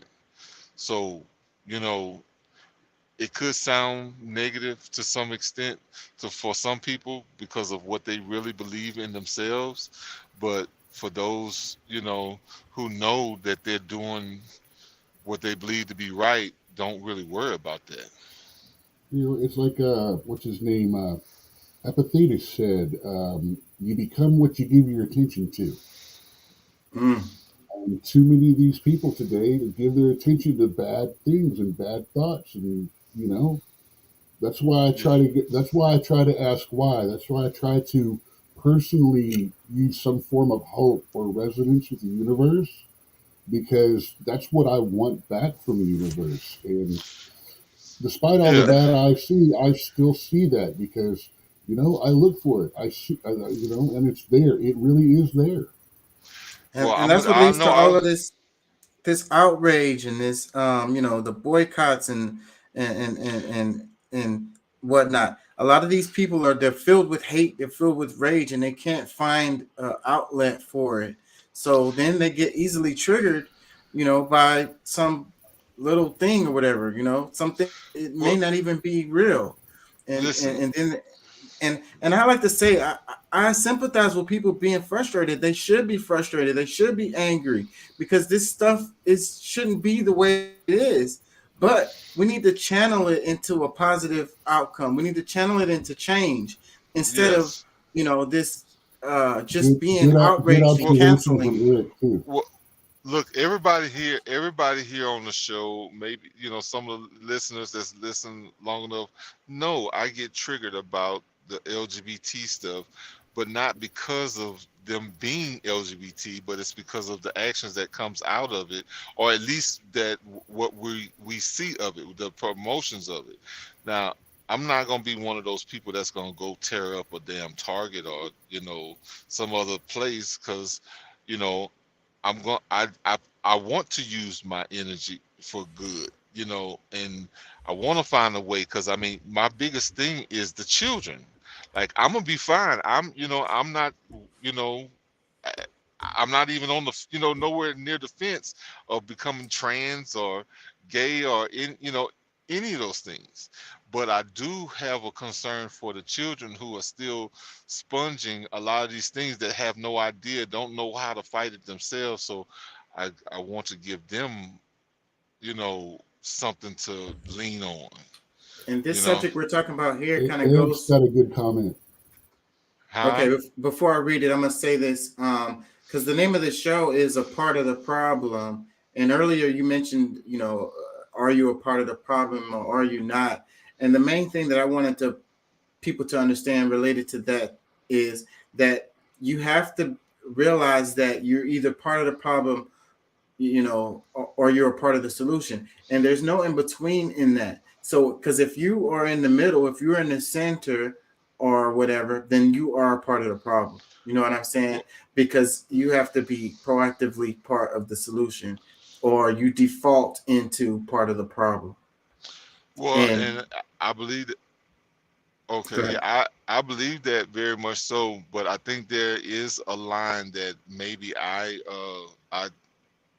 carry, because maybe I'm not always the best advocate for this, because of the anger that I might have in it. But I do overall want to do good for the cause. You know what I'm saying? Like, am I taking action to try to make a difference? Yes. Do I get caught up into the middle of some of these things emotionally because of how how I really feel about certain? That's probably also true too. So let me read Eric's comment. He says, is a Christian's disdain for lifestyles expressly listed as sinful in the Bible being a bad neighbor or a good Christian? So a Christian's disdain for lifestyles expressly listed as sinful in the Bible being a bad neighbor or a good Christian. What I would say about that is that does everybody fall under the umbrella of a Christian, and do Christians have the right to just, press their beliefs on people who don't follow Christ, who aren't Christians, who who aren't in the Christian religion. If their neighbor is not a Christian and you are oppressing your beliefs upon that person, then I think that makes you a bad neighbor. So, but if your neighbor is a Christian and they subscribe to these ways of living, and you are redirecting them, then that will make you a good Christian. Well, I don't know. I look at him being as a good Christian no matter what, because the intention is in what he knows to be right. So I mean, can he force somebody to be some kind of way? No, but by him reaching out to his neighbor and treating them the way that he would want to be treated is Christian like, Christ-like. So well, tolerance is also Christ-like. Acceptance is also Christ-like. As far as it's in there. It's in there. Tolerance is in there. I don't normally throw Bible quotes around, but there's one that really, really hits perfectly amongst this. Love the sinner, hate the sin. Boom. And that's okay. You can talk about the things that are bad. And you can say all this is bad, but the person, you want to love them. You want to try to help them become better, more, in this case, using religion, more Christ-like. Yeah, but I mean, he's not trying to kill the person. The person for who and what they are and do. That is a choice. The idea of a Christian is to help use God, Jesus' name, to bring you into better decisions. Well, and I'm cool with that, but I also have to say, there's other religions around the world, and there's also people who are, let's say, atheists or whatever, who still I can speak to about another 20 religions. I mean, if you want to get into all of that, but using within Christianity, I get it, but what I'm saying is, you can have people who live righteously, and even what people would consider as Christ-like, who are not Christians, who maybe even don't follow any religion at all. You know what I'm saying? So but that's still, that's where I think people get that mistaken, because just because somebody has identified themselves as an atheist and they still perform like a Christian in their day-to-day, they are still Christ-like. It doesn't matter that they have considered that, they can. Atheists proselytize far more than Christians do. You mention anything about God around an atheist, and you are in for a discussion. And the best way I've been able to shut it down so far is, look, Christianity, a belief system. Buddhism, a belief system. Atheism, a belief system. Believe what you want. Don't beat someone else with your beliefs, though. That's what I'm saying. So it goes both ways for the atheist and for the Christian. Well, my whole thing is the identity thing that you brought up was like, just because they claim to be atheists, their actions speak as Christian. So it doesn't matter what, to the universe, what you call yourself. You know what I'm saying? You made the action of, of good, the positive side. You're, what I'm saying? Like, you completing the action of a good person, a good man, a Christian, as what somebody else might call that same action. And I completely agree with you. The universe doesn't care. So it's like, but then, a lot of times when people go down this road of, like he said, Christians disdain for lifestyles. So, but then a Christian might have a disdain for a Muslim's lifestyle, or a Buddhist lifestyle, or a Hindu lifestyle. That could be their neighbor. Not a real Christian, bro. Because you're getting caught up in the title of it, because all of those religions, there's the good and there's I guess a bad view of it. And just, if somebody's practicing their religion in the positive manner, most likely it's going to be in alignment with, those all of the other religions, as long as you're, following the principles. It's considered, it's called universal tenets of faith. And it doesn't necessarily have anything to do with actual faith, but it is the common thread amongst all faiths and beliefs of there are certain things that are right and wrong. And but in his comment, he said expressly listed as sinful in the Bible. So he's using the Bible as his reference, Well, because we're speaking about, Christians in this case and the Bible, of course. You could just as well do that same. You could also use Muslim and Quran and have the exact same sentence, and it means very similar to the same thing, except Muslims don't really go out and try to bring other people into their religion as much as Christians do. I don't know if I agree with that. Yeah, but what I'm saying is they don't. I'm sorry, man. You got to understand. We got people that go door to door. These door to door guys believe that only about 250,000 people are going to get into heaven at the end, and they're still going out recruiting. So That's crazy. That's just insanity to me. Yeah. So, but his comment is great, and it brings up a great conversation. So, what I mean is the neighbor.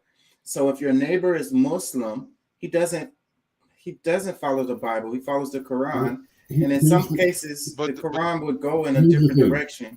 But the fact that he calls himself a Muslim. No, wait a minute. A disdain for the lifestyle is hating the sin. But see, a disdain for them as your neighbor is as a human. And that is the sinner. You're supposed to love your neighbor. Yes, the sinner next door. But you can still disdain the sin that they do. Yeah. In this case, if they disdain the lifestyle, they're being a good Christian. If they treat the neighbor badly, they're being a bad Christian. Yeah, but I'm saying, I don't think that you could be a bad neighbor and a bad Christian. What am I trying to say? At the same time, you can't be, because if you are a good Christian, then you're going to be a good neighbor. You know what I mean? That's what I'm trying to get to. That's the point I'm trying to get to, is because it's even when you compare it to a Muslim, and a Christian, have nothing to do with them. Listen, just by the origin of being labeled a Muslim or a Christian is in alignment. There's different things that might be different doctrine, but overall the principles line up. So, and then being a neighbor isn't just, especially in the biblical form, is not just on the fact that you're calling yourself a Christian. It's also because of your acts, and because you being a good neighbor is the fact that you're treating them with a certain kindness, or in a certain way. Some people might feel like being a good Christian would be killing the neighbor because they're gay or LGBT or whatever the hell. You know what I mean? Persecuting them, locking them up. Like we was talking in the chat about Uganda having a law that if you're gay, then you got to go to jail, for life in prison. And in some countries they kill you. Russia was like that, not within our lifetime. A lot of I mean, hell, what was it? 2 years ago, Saudi Arabia, they tossed a gay guy off of a hotel balcony because he took a picture of himself without a shirt on and posted it on social media. Look, all right, and maybe I'm getting too semantic, too technical or something, but just the fact that you call yourself, because these titles are not things that you can make up in your mind what you believe it is. It Right. is what it is. Right. So if someone that calls themselves a Muslim and decides that they're going to go kill this Christian that happens to be gay or happens to be whatever they are for whatever reason, that's not the Muslim acting. Right. That's That's not that person and his his his own own beliefs. his own like shortcomings. Let me read Yes. the comments. Eric says, circumstance creates villains. The Bible has created villains out of those who participate in homosexual behavior, false gods, etc. Now, Circumstances create villains.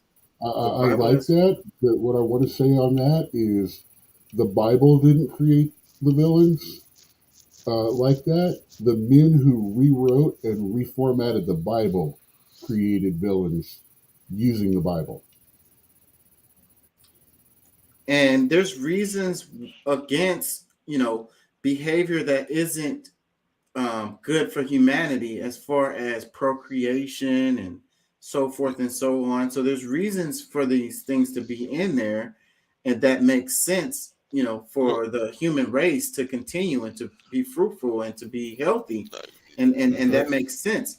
But I did an entire paper But about that's how the Ten Commandments are and some of the laws of the what you eat and things like that during Exodus and things like that are very simple ancient shamanistic practices and advice on how to keep 40 to 60 families, a small tribe that's wandering around in the desert, from killing each other.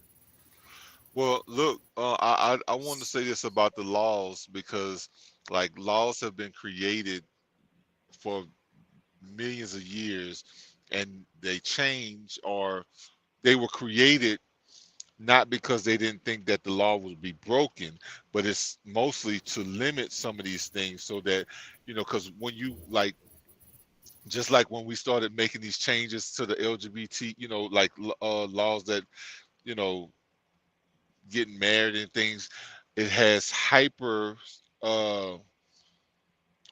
like there's a blast of this lifestyle, these things that are happening just I would say overnight, but over the last decade it has gotten much more magnified, whereas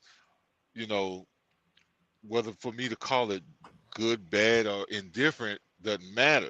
It's just the fact that when you do make laws, you make that thing more abundant just because of the leniency of the law.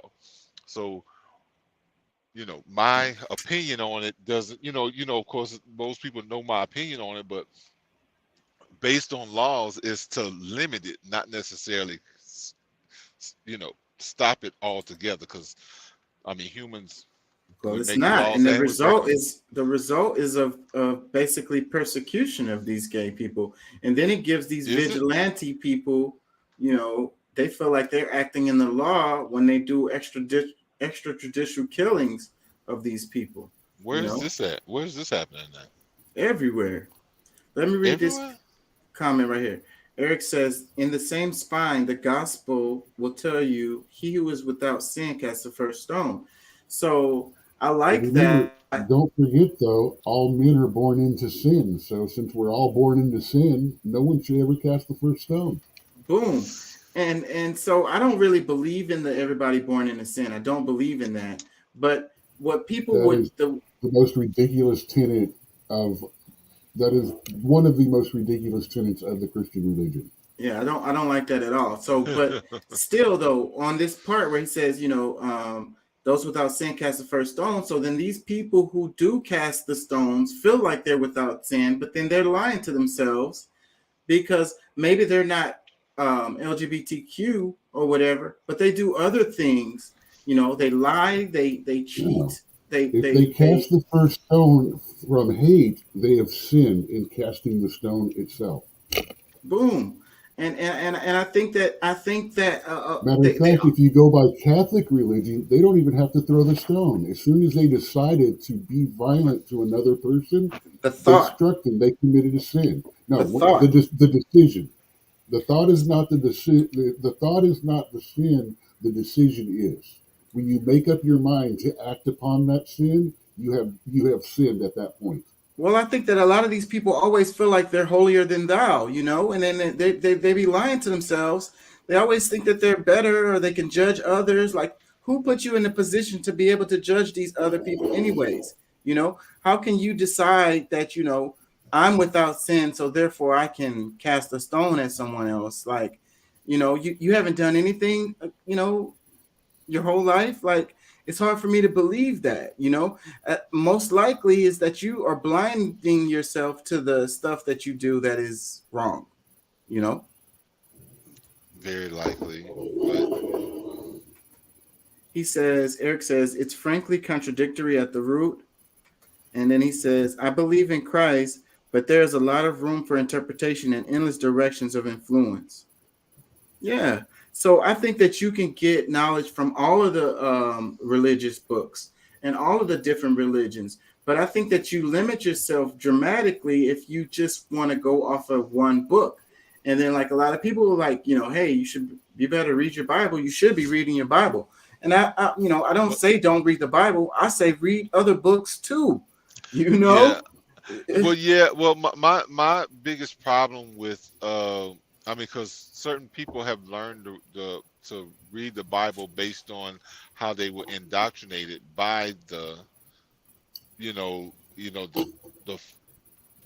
church, or, you know, whatever entity that they learned it through, is that, you know, because of the perception they were given as a child, and they grow up without, you know, the actual study on their own to some extent, or to try to, they were groomed by their preacher.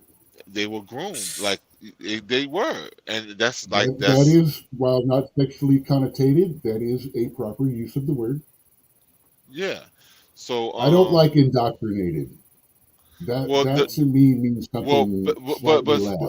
I mean, it's push you in that direction. Indoctrinated means actually broke your brain and rebuilt it in that.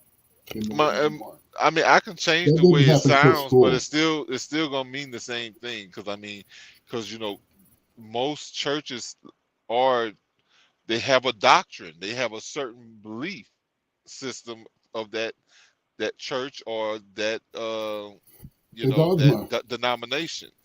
So based on those things, because I mean, even we go back to the Coptic or the pre Jesus teachings of Christianity, we're gonna look at it in a totally different light, because it's a different doctrine. Right. So and then what he's saying is you know, a lot of room for interpretation and endless directions of influence. So it's like, the thing is, okay, so everybody's interpretation of the Bible is not the same. That's the reason why we have all these denominations within the Christian religion, you know. We had 3 Abrahamic religions. Same God, 3 different Bibles. We all worship the same God, yet we're out there killing each other over it. Yeah. How many different Bibles? I'm just going by the 3 Abrahamics. Now, if you really want to get into it, I believe it's 160 something different ones, of which 140 of them are in the Christian part of the religion. Yeah, because a lot of people want to be on the King James version, like it's if it's not in the King James version, and then and then the people that say like, oh, the stuff in the Bible is God's word, and it's like, wait a minute. A man wrote this stuff, you know, and you know, and men are not perfect, you know. At closest, at earliest possible knowledge, at least 100 years after the events took place. So I mean, how accurate do you really think it is? And if you're going by it to the letter, then you're gonna get lost, you know. And like, you have to remember that, you know, a man wrote it, you know. So I know, but you're saying these are the words of God. You're deluding yourself. Where the first person in the row gets a short sentence and says, right, hey, say this about this. You say this about this, and then and then by the time it gets back to the other end of the room, it's like, twice as long with all kinds of other details. And that's within the same language. And this thing has been translated from language to different languages, and some stuff is not even. I've been studying languages. That's within one language in 5 or 10 minutes. Now we talk about 5 or 6 generations with language changes. Multiple languages. And you know that anybody that knows different languages knows that some stuff can't really be, translated into the other language properly. It's always stuff that's lost in translation, Well, listen. Well, just think about it, and I apologize if I'm interrupting, but there's the angle of which, like, God was like man. It was a man that was considered to be God because of his dominion over pretty much everything. So the people that was, brought up and taught by these certain people, they looked at them as God or gods. It was not just one, it was a group of them, it was a bunch of them. So when you look at it from these different aspects, because regardless of how a person was taught, that's how they're going to receive a lot of the information based on that doctrine. So if you think it's one man with his feet up on a stool, looking down on everybody else, okay, that's going to be the mindset that you're going to have when you think of all of these different scriptures, and they'll align to that somehow, some way. Whereas the exact same scriptures will give a totally different, approach to somebody who sees it more from like an esoteric, where like it's scientific, when they're looking at it more as a science book instead of, a religious book. And how many of the stuff that they call pagan found its way, in the Bible, It didn't find its way. That's what was originally there. It was the other parts that other parts that was actually added to it, because the very concept of God and devil, evil and good as two entities, goes back to Zoroastrianism. And a lot of the rituals and a lot of the days and stories go way back 5,000 years before Rome even started. We're talking Epic of Gilgamesh, we're talking Babylonians, Macedonians. We're talking about these guys that the Sumerians, the very first people that stood up, looked around, and went, "What the fuck?" What about Ra? What about the first ones that could talk? The first ones that actually had a written language. Yeah. And the stuff they wrote are stories that are Bible stories now. Yeah. And so a lot of it is you're supposed to learn from these stories, because a lot of people don't understand that, the way you taught people back in the day was with, what do they call them, parables or whatever, the story. And whether the story was actually happened or not is beside the point. Exactly. The point is that you're supposed to learn from what happened in the story and apply it into your life, So, yes. That's the point. So that's how you teach people, and to this day, that's how the best way we learn is, through a story and extracting, what this person did or didn't do and what the results of their actions were, and applying that within our life. So, and once we get dogmatic on it, then we've lost the whole point anyways. So yeah, and that dogmatic way of looking at stuff is what leads to persecution of LGBTQ peoples or whatever, which is kind of how we started this. I want to move on. Check this out. It says classic moments in CIA moron history. Richard Helms tells a journalist that he immediately checked after 11/22/63 to ask if his own CIA people were involved in the JFK assassination. The journalist says, well, why did you do that? Let me play this. CIA man who would know has agreed to talk. Richard Helms was director of covert operations at the time of the assassination. He went on to become CIA director. And I am simply saying this on television because I would like the American public to understand that the CIA was not involved in that assassination. regardless of what anybody says. I tell you, we checked up on it later, not only at the time, but then we checked out when the Warren Commission was sitting and so forth, be sure that nobody had been in Dallas on that particular day. You did that in November of 1963? Of course. Why did you do that? Had anybody accused the CIA at the time? The place was in an uproar, and the country was in an uproar. There was great concern that this might have been a foreign doing of some kind. So who asked you to check where your own agents were? We did that on our own. Why? Well, because I just thought it was a wise thing to do. Why?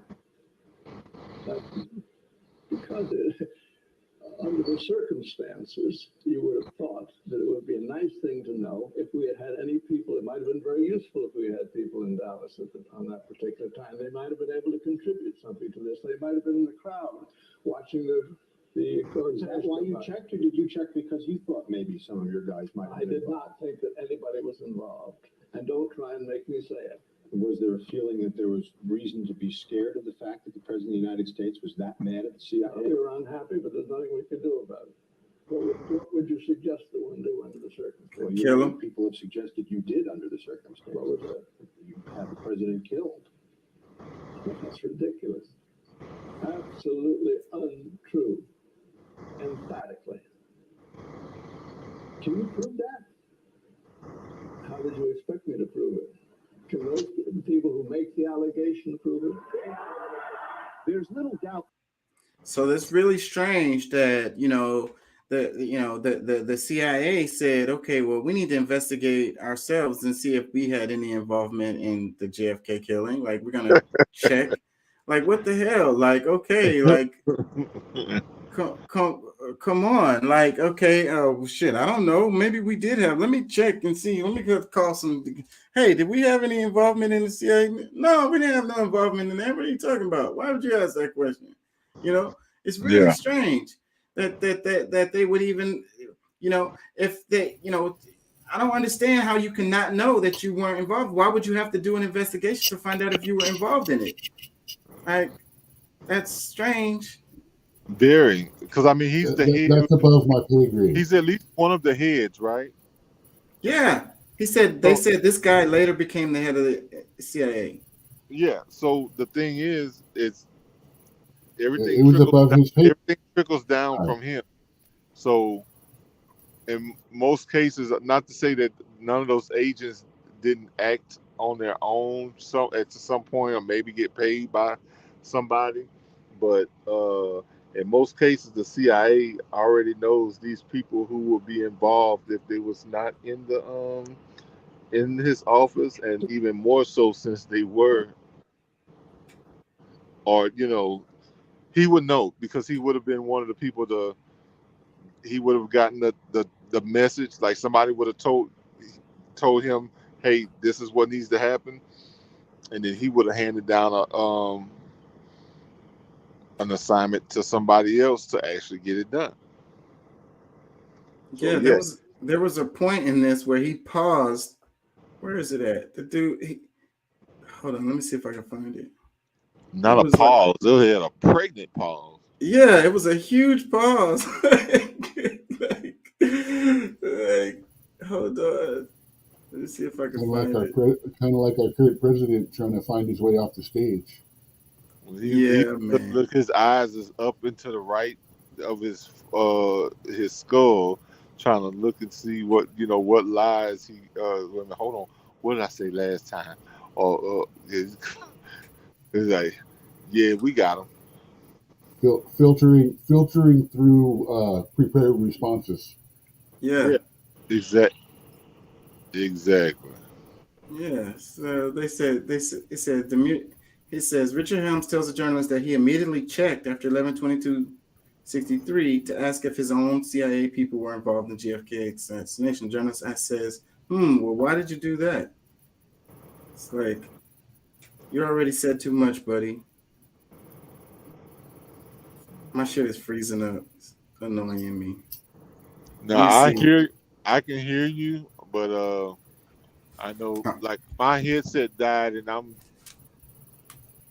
trying to hear and talk kind of at the same time but either way, probably be shutting it down in a bit. Yeah, it's getting to be about that time. I got stuff I got to do in the morning, but it's a couple more I want to cover before I go. Anyways, let's move on from this because we don't want to get in trouble. This is a sensitive ass topic, anyways. Did the CIA have anything to do? Wait, let me see if I can find. Oh yeah, that's it right there. Had anybody accused the CIA at the time? Look at that.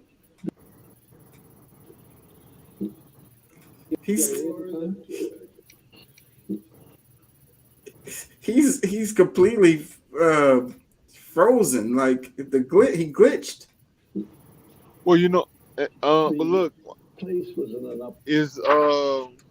Is Bush in this office at this time? Is he a lower ranking officer in the this office? I don't know. We'd have to look at that. So this was 63. This time, this guy here would be above Bush. Bush is like 2 or 3 steps down from here. Are you accused the CIA at the time? Anybody accuse the CIA at this time? November of 1963? Of course. Why did you do that? Had anybody accused the CIA at the time?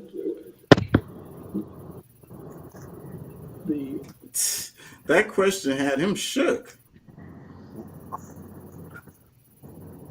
He wasn't ready. That question had him shook.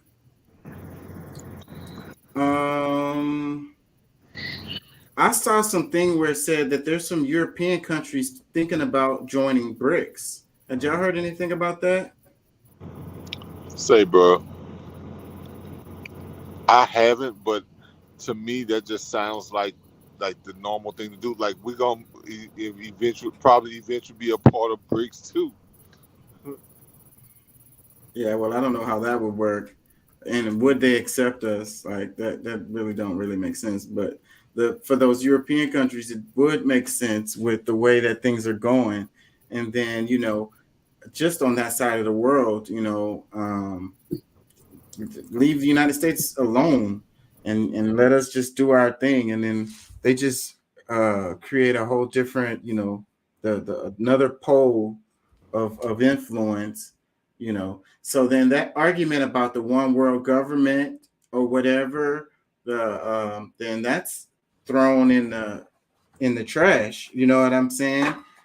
So then those globalists or whatever, the idea of the new world order or whatever, everybody underneath one deal, then the power of the BRICS or the growth of the BRICS is really getting in the way of that.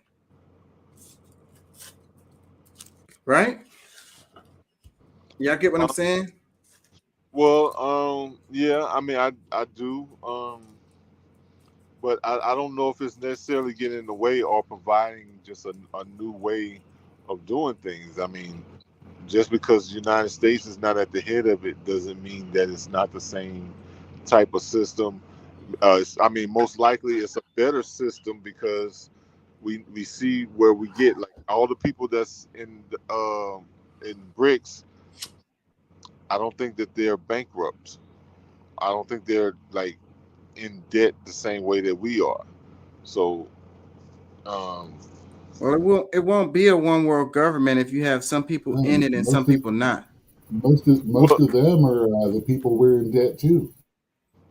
The one world government is gonna be like, I guess, like a chain, like at the top, but there's still going to be other governments that's going to exist at the same time, because just like before the current power, the European forces took over, I mean, it was already under a one world government where, the Moors or like it was still separate kingdoms or whatever, but it was still a government that was headed by the main, that main top level, that top government or whatever.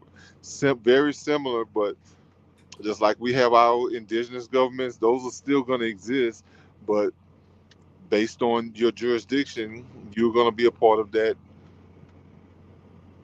government. Whatever, you know what I'm saying, whoever becomes your daddy next, you know. Let me read this. It says, Cuba President Diaz-Canel, the BRICS are proposing to break away from dollarization in economic trade relations. It will break the hegemony, the North American imperial hegemony, the hegemony of the IMF, the hegemony of the World Bank. Let's play this.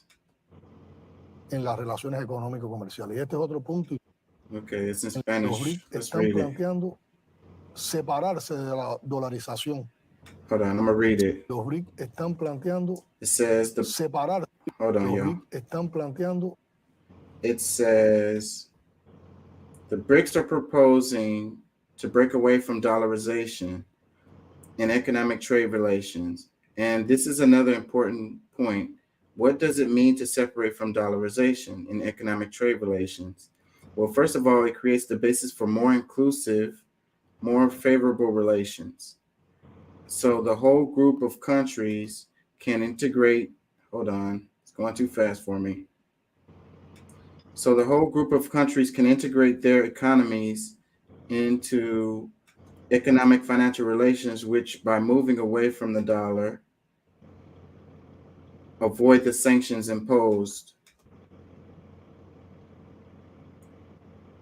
by the use of the dollar from the United States or from the centers of power in the world. Because the United States also uses the dollar to impose economic and financial sanctions, Cuba is an example of this with the blockade and the refusal to allow Cuba to carry out financial operations in dollars, which are pursued by U.S. financial institutions. And there are similar sanctions on other countries. It is striking how a U.S. congressman in recent days, in an abrupt and arrogant manner, criticized when he saw a statement that Brazil and China were going to an exchange without dollars, and criticized saying something like, today there are 2, tomorrow there will be 4, and then there will be more, and we will lose the ability to sanction.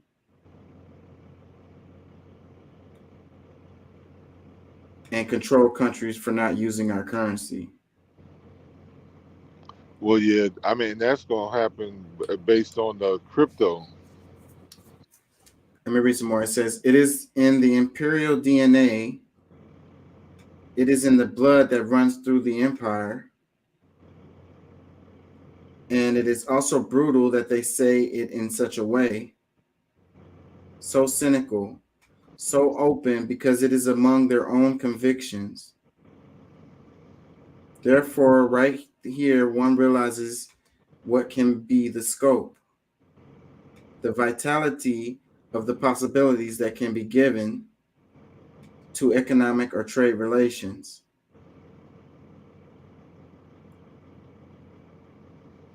That can gradually lead to the construction of an international economic order, more just, more cooperative, more inclusive, more democratic, and in the end, all this will also result in more peace and more international security and more possibilities for everything.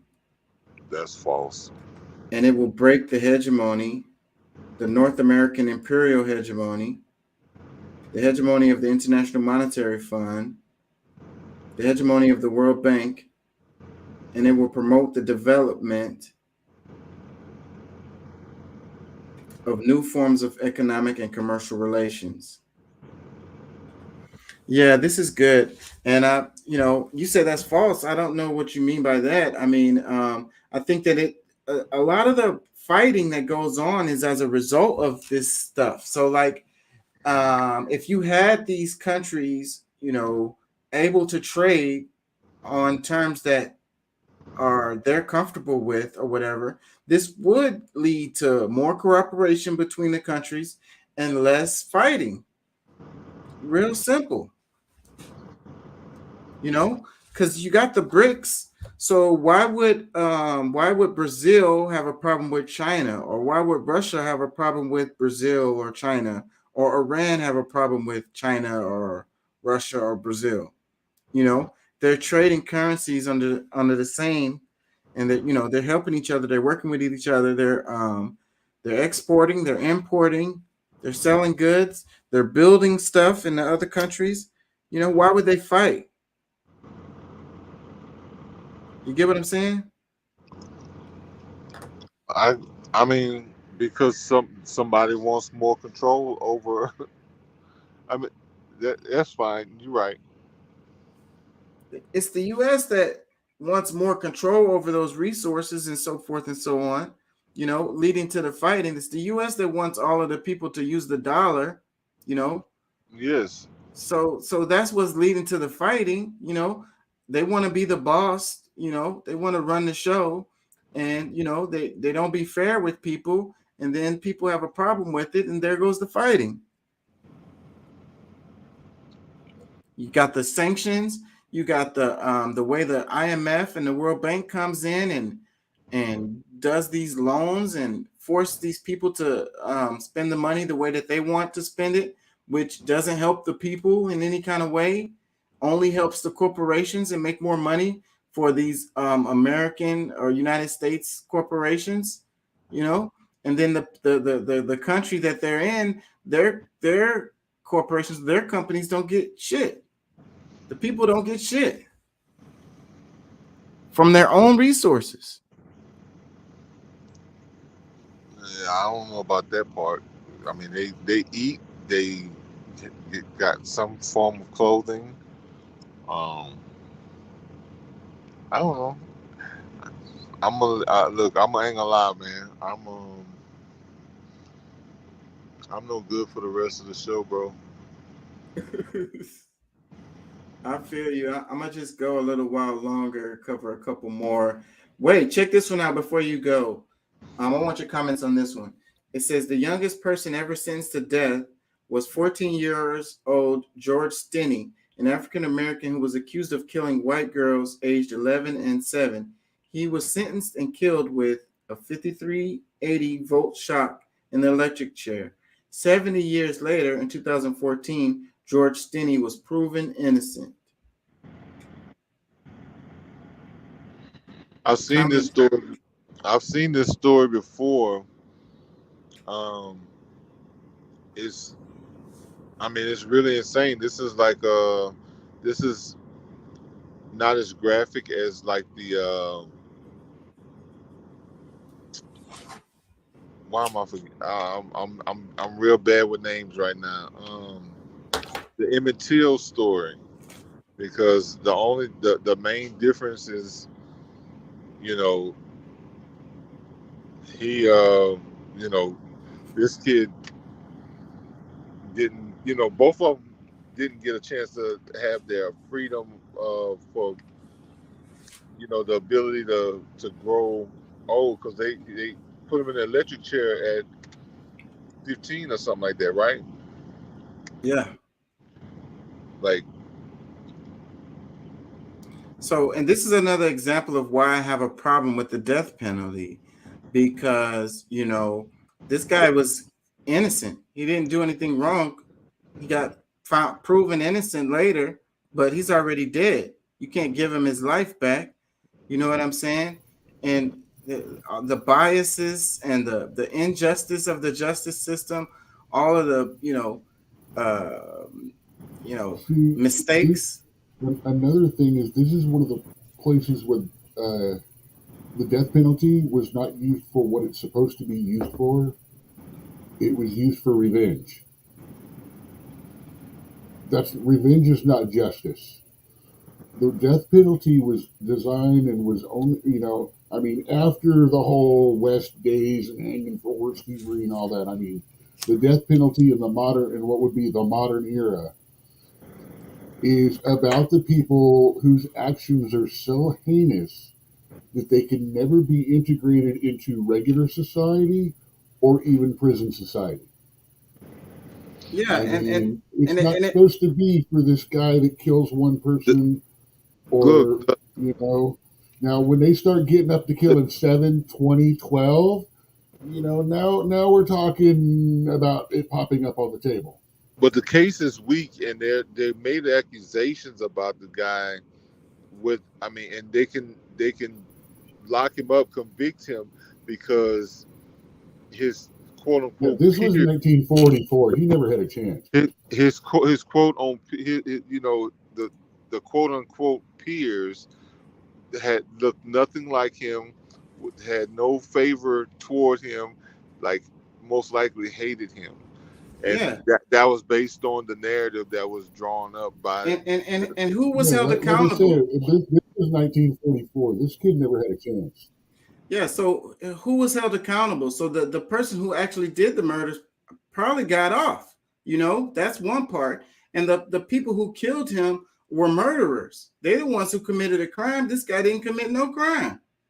Well, I mean, but that's kind of how it goes in America. Right.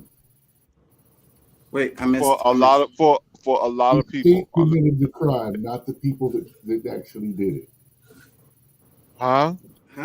What are you saying? The state committed the crime. He's saying the people that executed him committed the crime. It's like, no, the state committed the crime, not the people that did that.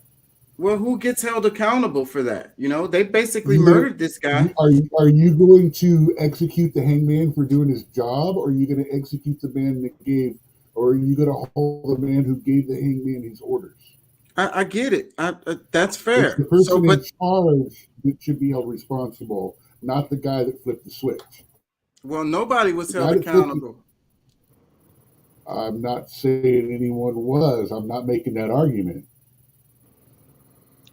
I'm just trying to redirect you from what you were speaking of in vengeance. Kill the guy that flipped the switch. No, kill the guy that made that decision. Because you in a case like that, and say it was a military, it would be the general who was held responsible, not the private. And I agree with that. So, I mean, do you not feel like someone should be held accountable, or someone should have been held accountable, or even to this day, shouldn't something be done as a result? I mean, we're talking about 70 years later, where most of the people at that time, they are not living at this time, and if they are, they probably had nothing to do with it to be able to, to pin on them. Well, you could put some kind of law in place that says if you kill someone that was innocent, then you get held accountable, right? Or you just make it so worse you don't have any death penalty, so you won't even have this situation.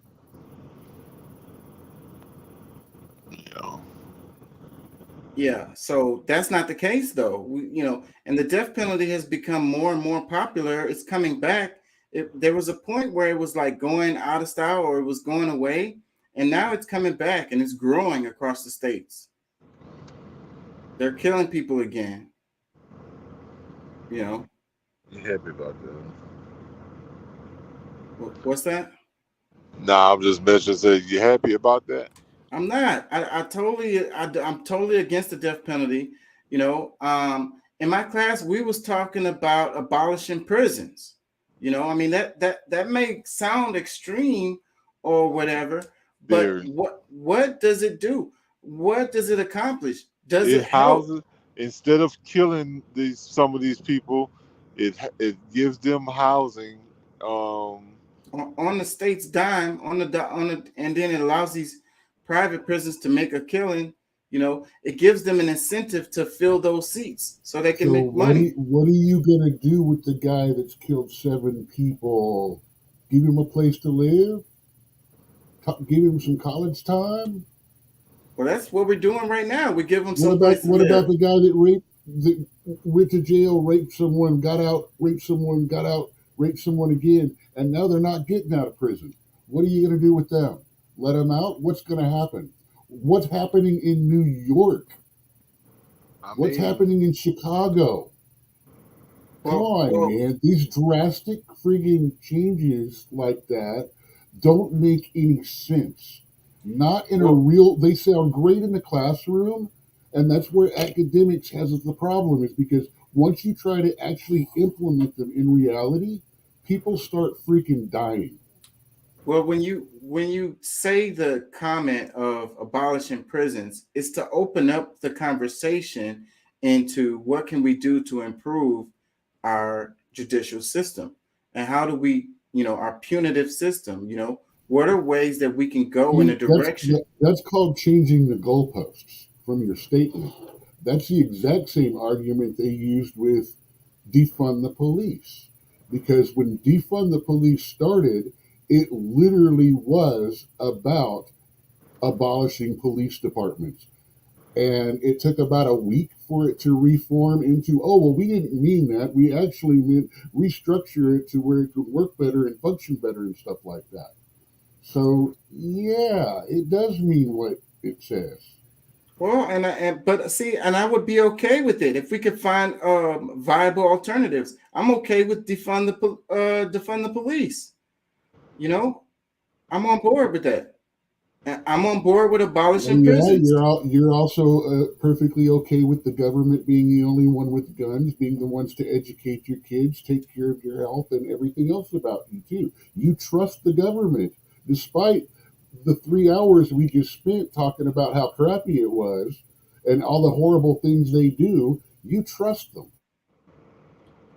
I'm saying, for us to move forward, we have to have these difficult conversations. And when you bring up something like defund the police or abolishing prisons, and you talk about it seriously instead of dismissing it right away, then that leads you down a road to improve the way that we do things instead of having things continue the same way. Because with this case, when you open a conversation or attempt to open a conversation with a preposterous statement, it is going to get dismissed. And that is the problem that people don't see. Oh, well, that's what I keep talking about how overreact on one side, overreact on one side. You've gone so far past the line trying to open a conversation that there's going to be immediate pushback. But is it preposterous? Yes. For the very things that I was just talking about. Can there be reform? Should it be a different format? Should it actually be rehabilitative instead of punitive? Absolutely. But abolishing them? No, I'm not going to start off a conversation with that, because you've already said you want to go you are so far out of reality that I need to wait for a little while to let reality sink into your argument. I just don't think that it's ridiculous. I just think that the way people think leads it to thinking that it's ridiculous, because we've been so conditioned to think that things have to be dealt with the way that we deal with them, and that there's no better way to deal with them. Okay, so then you got to understand, all throughout time, criminals have either been imprisoned, killed, or exiled, or enslaved. All right? Something has to be done with the element that proves that it is incapable of living in any reasonable society. And you have to figure out something to do. All right? And like I said, there's really not a lot of choices. And prison doesn't have to be the answer. And just because something was done a certain way, like I say, we have over time, exile, we have slavery, and we have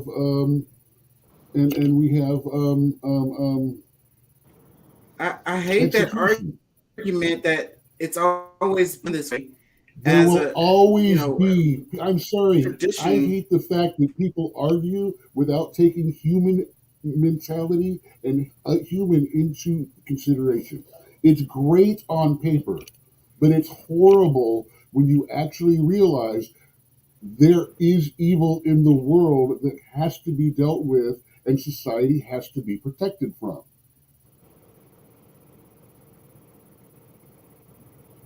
And I'm not naming like people or anything like that.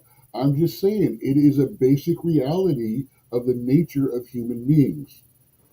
And by dismissing it and saying, you know, oh, we can do all this kind of stuff, you are actually dismissing a part of human nature that is really horrible to think about. I don't like thinking about it, but I have to deal with it. That's one of the reasons why I studied abnormal psychology and things like that, was because you have to put that into the perspective of history and how all of this happened too. And yeah, I mean, like I said, like, see, I do not agree with the death penalty. Like you don't. I really would love to take it off the table. But then we have these people that murder on the streets, murder when they're in there, do horrible, horrible things. They can never be a productive member of any kind of society ever. And I don't know what to do with them. See, that's a problem. That's a problem. I don't know what to do with them. But I do have a serious problem with execution being used for revenge. It should only be a last resort for someone that is just cannot be. Bruce Lee on your ass.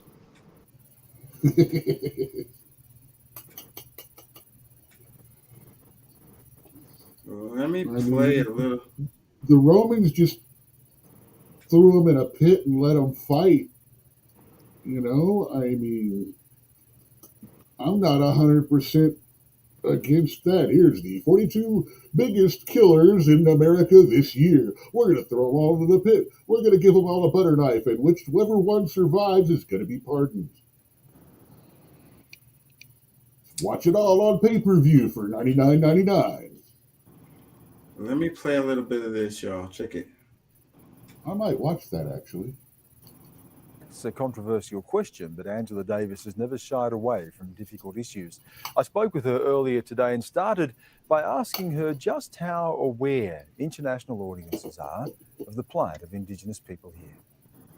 Well, I think that Wait. This is not the topic. Hold on.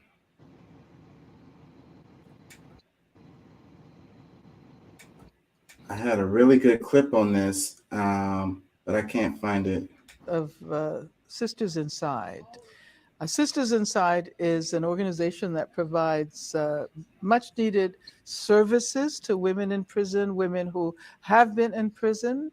But at the same time, the organization argues that our long-range strategy has to be to abolish imprisonment as the dominant mode of punishment. An abolitionist perspective not only focuses on the negative aspect of getting rid of these institutions that claim the lives of so many Indigenous people, so many people of color in the U.S., but it's an institution that pretends to solve problems that it cannot solve. On the contrary, it tends to reproduce and exacerbate the very problems it purports to solve. And so an abolitionist perspective urges us to think about a whole range of other ways, more creative ways of addressing the problems that prisons presume to address. Let me play devil's advocate here, because the critics of your approach, an abolitionist approach, are going to say that there are people who need to be locked up in the interests of public safety, if nothing else. Are you saying that, yes, there should still be imprisonment, but it should not be so common? No matter what you have done, no matter what your problems are, you're simply sent to prison. And we need to be able to think more creatively in order to take harm more seriously. How do we address the levels of violence that exist in our societies, both in the U.S. and in Australia? How can we seriously begin to work towards the purging of our societies of this violence? If you think about the fact that imprisonment as a punitive measure in the aftermath of whatever problem we're addressing, that is a measure that assumes that the problem is always going to exist. Just finally, taking a look at the United States after the election of Barack Obama, it was widely said that the US was entering a post-racial stage, but we've seen continued entrenched racism. We've seen the death by police of Black Americans, a Black Lives Matter campaign. As someone who's been involved in civil rights for a long time, how would you characterize the situation right now? Historically, how bad is it? Well, I would say it's pretty bad, but at the same time, Well, thinking about a society that doesn't need prisons, do you think that there could be a time where we can create a society that doesn't need prisons? No.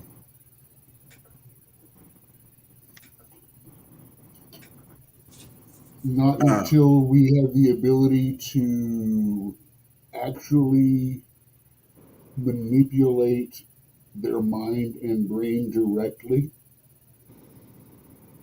to change and stop them from having those kinds of thoughts and behaviors. Well, I mean, there we go. We're going down a good road now. So, like, No, we're not.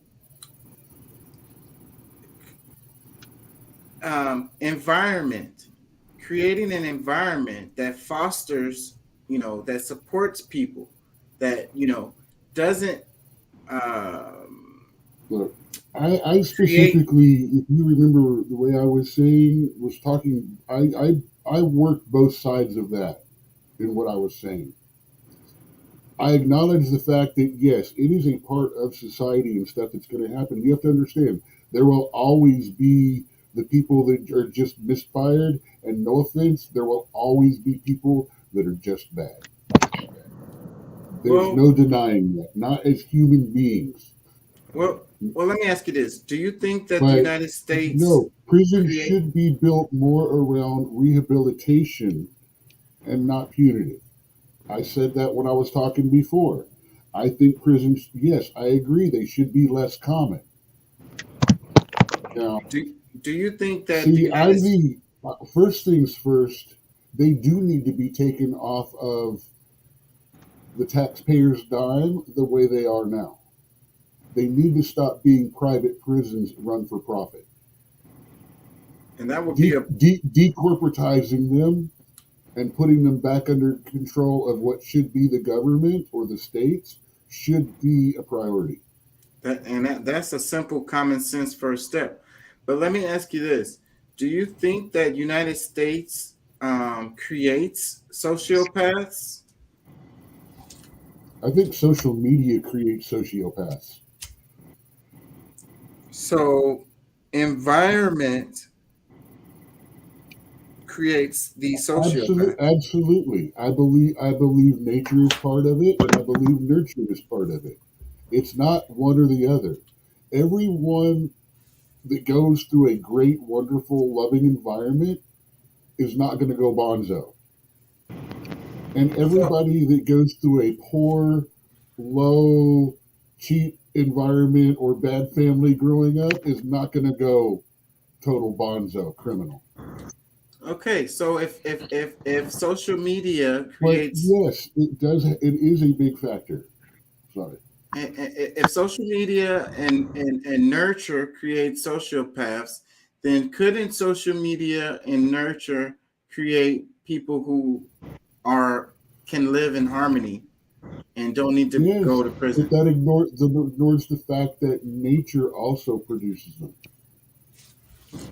Well, I mean, it's both. There is no this or that. It's both. It is, and there are always people. It's like social media. All this. It's like the Bible. People are going to take it different ways. Okay, and I can't argue with that because that's true and that's science and that's facts. So, but what is the percentage of people, you know, are just born, sociopathic? You know what I'm saying? Do we have a larger number in our society than it's naturally occurring? No, we just have a very large. We have the largest society, so we see them the most. We have the freedom of speech, which means we hear about them the most. Our media actually puts these crazies up on a pedestal and explores them and aggrandizes them, makes 3 Netflix series, a TV movie, and lunchboxes about these guys. So they think, oh, only in America. Yeah, it's not only in America. There's sick people everywhere. But the thing is, we hear about it more because, well, one, we're in America. And go ahead. Sounds like Pat's trying to talk. His mic or something is doing some weird stuff. I think that the numbers is what we should focus on. Okay, so like if there was only like one naturally occurring sociopath per, I don't know, 100,000 people or something like that, like, and so within a nation of like, I don't know, 100 million people, you'd only have like a handful of natural sociopathic people, then that would have the environment of what would be the point in the prisons. Okay, the majority of the people in the prisons are non-violent offenders. You know what I'm saying? So, like I say, if you fostered an environment that led to, like, let's say that that there are a certain number of naturally, occurring sociopaths, but this number is very, very small, then the justification of all of these prisons will be thrown all the way out of the window. You get what I'm saying?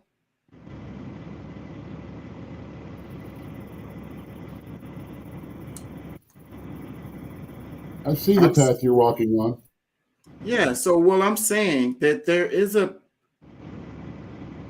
society, in the future where there would be no need for these prisons because Wrong.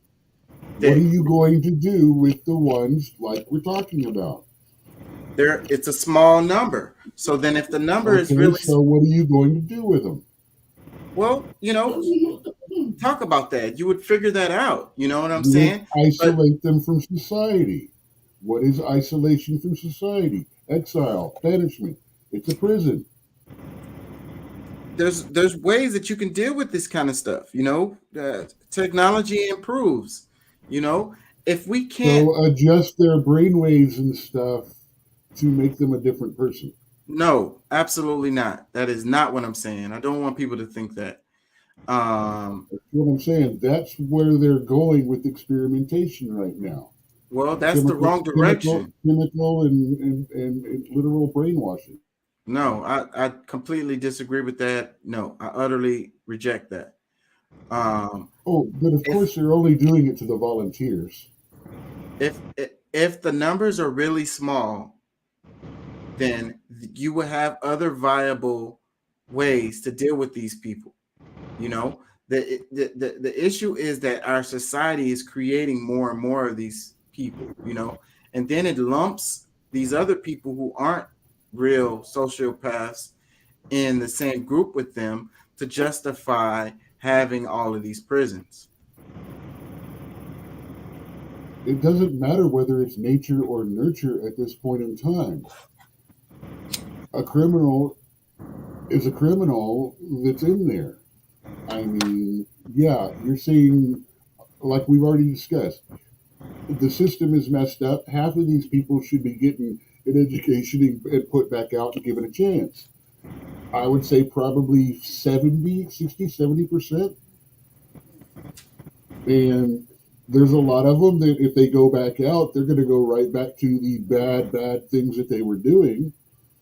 And these are what we have to deal with until we can get society to a point. Like I said, same argument that I have with the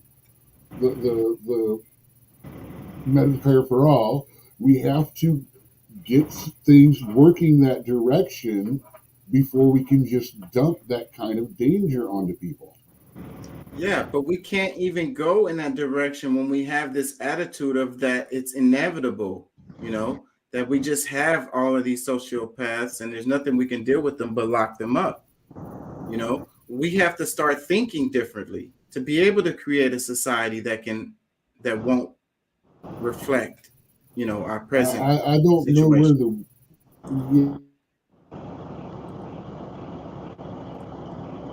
where what's that? I didn't get you.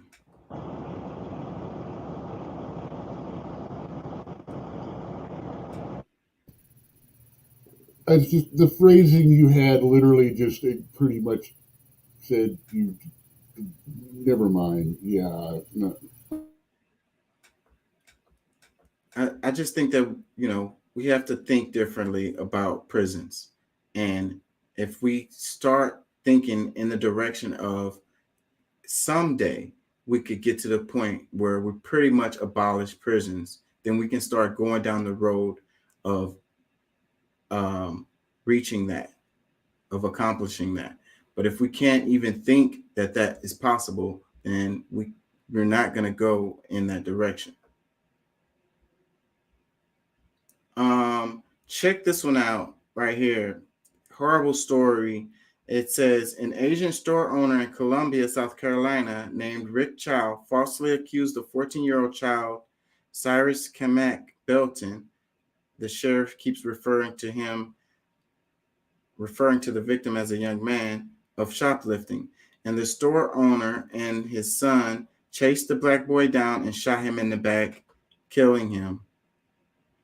This type of violent anti-black targeting from the Asian community should be addressed with the same energy the Stop Asian Hate movement was addressed. So this is Tariq Nasheed. So his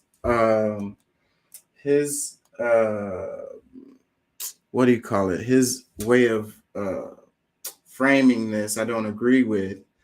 But this is a horrible story right here. If y'all hadn't heard of it, let's play it. Where the victim went in. The owners of the convenience store suspected him of shoplifting. He did not shoplift anything. We have no evidence that he stole anything whatsoever. There was a verbal confrontation inside the convenience store. The victim went outside. He took off running. The son of the owner of the convenience store gave chase. The father, who owns the convenience store, joined in the chase. He was armed with a pistol. They chased a young man towards Springtree Apartments. Young man fell down. He got back up. At some point, the son said that he had a gun, that the victim had a gun, and we did recover a gun that was close to his body. At that point, the father shot the young man in the back. He was not laying on the ground. So this idea, can y'all hear me?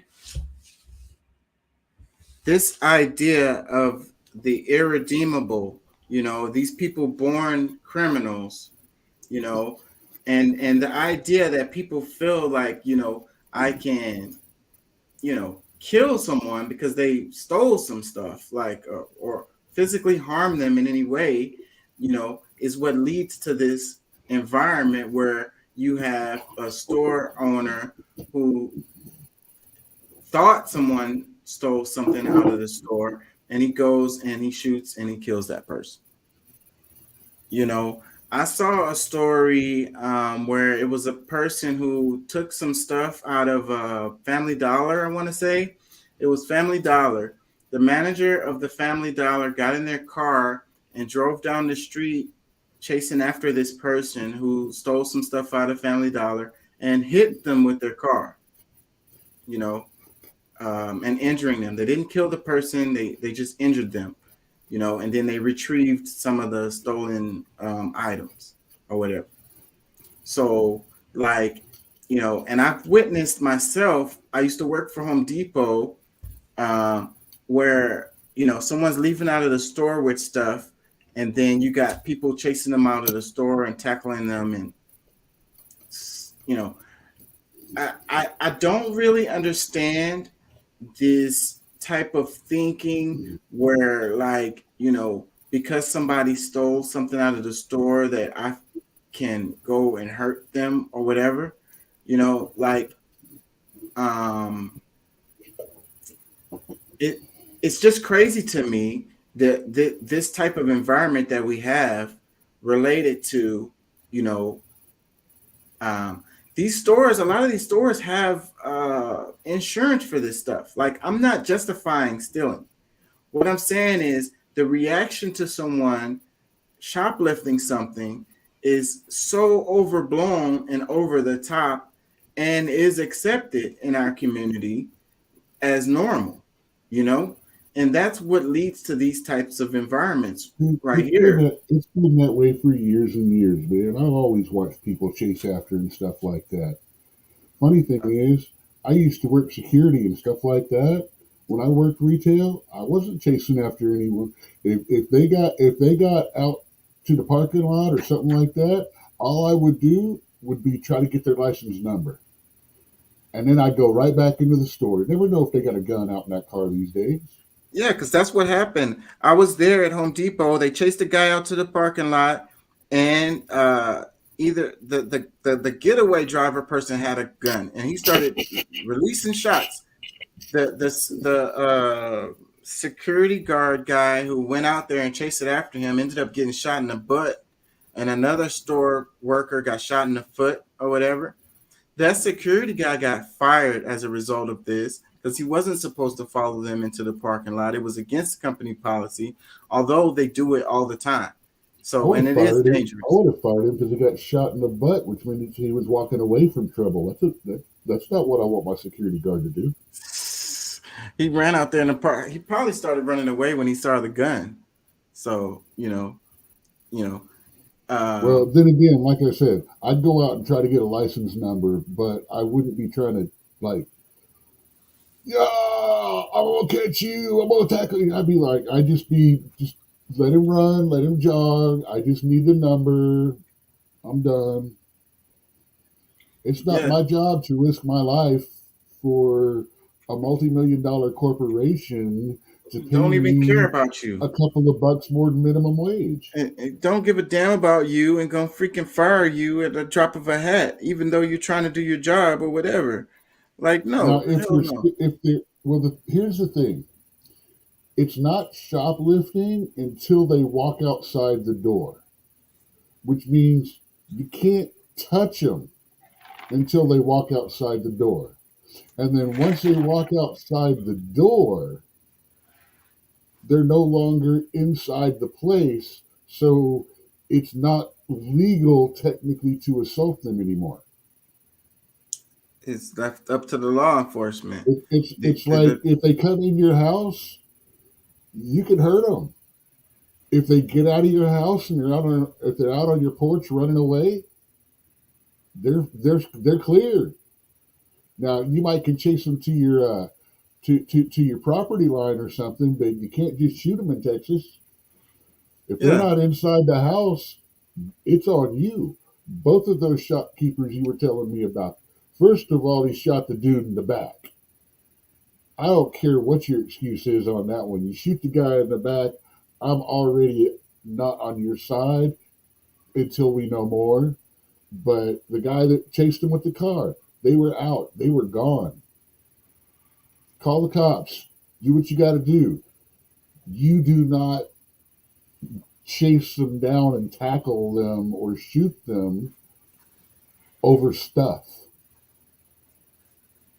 Yeah. So then what do you think is the cause of these, this situation? And what do you think Because that's the way, like I said, it's always been that way, man. It's nothing new. This is nothing new. Okay, that's not what I'm asking. I mean, I agree with you, Well, but that doesn't. Asking in a way that you're not intimating. It's because the way you're asking, it's like, Why is this so? All of a sudden, it's not. It's not like all of a sudden. It's But not like happening. how did we get here? What developed the culture? What developed this situation for people to do these things? You know, and what do you think can be done? You know, what is the solutions? Because we came from a country that the laws were made way back in the day, and it was okay to take things into your own hands.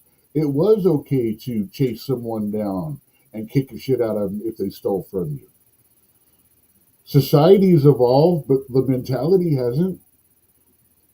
You got to understand, at that Home Depot, how many of those employees were looking more to whoop somebody's butt than just stop a shoplifter?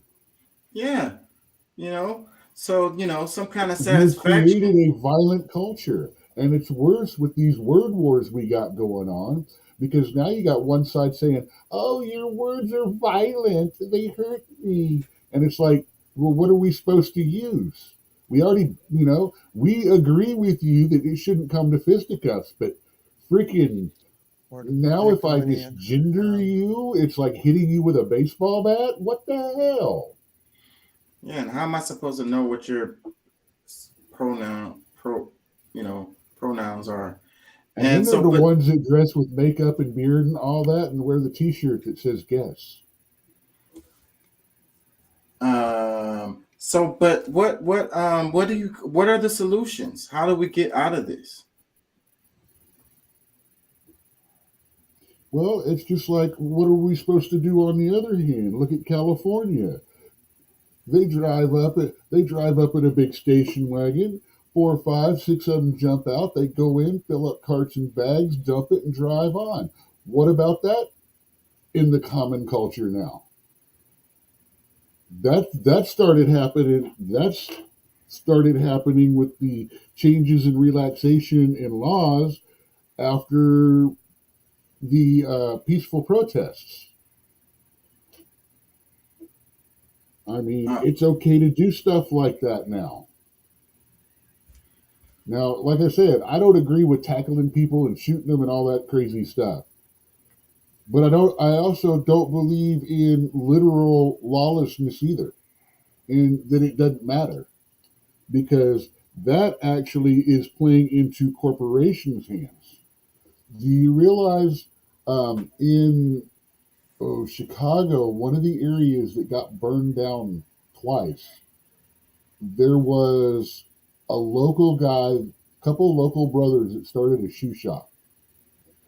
And they rebuilt it there after the riots during the Obama era. And it got burned down again. And they couldn't get any insurance for it because it had been robbed several times. It had been vandalized several times and in that neighborhood. So what did they do? They went and opened a boutique store up in a white high-dollar neighborhood. Why? Because their own neighborhood kept tearing them down and ultimately ran them out. Yeah. So, but look, the cause of these kinds of petty crimes aren't what they want to say. That we were talking about inherently, born sociopathic or whatever. The sociopathic type of people are the ones that's committing these violent crimes, killing people, raping people, stuff like that. The person that is stealing stuff or using drugs or something these are not the same people. You know what I'm saying? Attacking the issues that causes people to, go without, to be hungry, the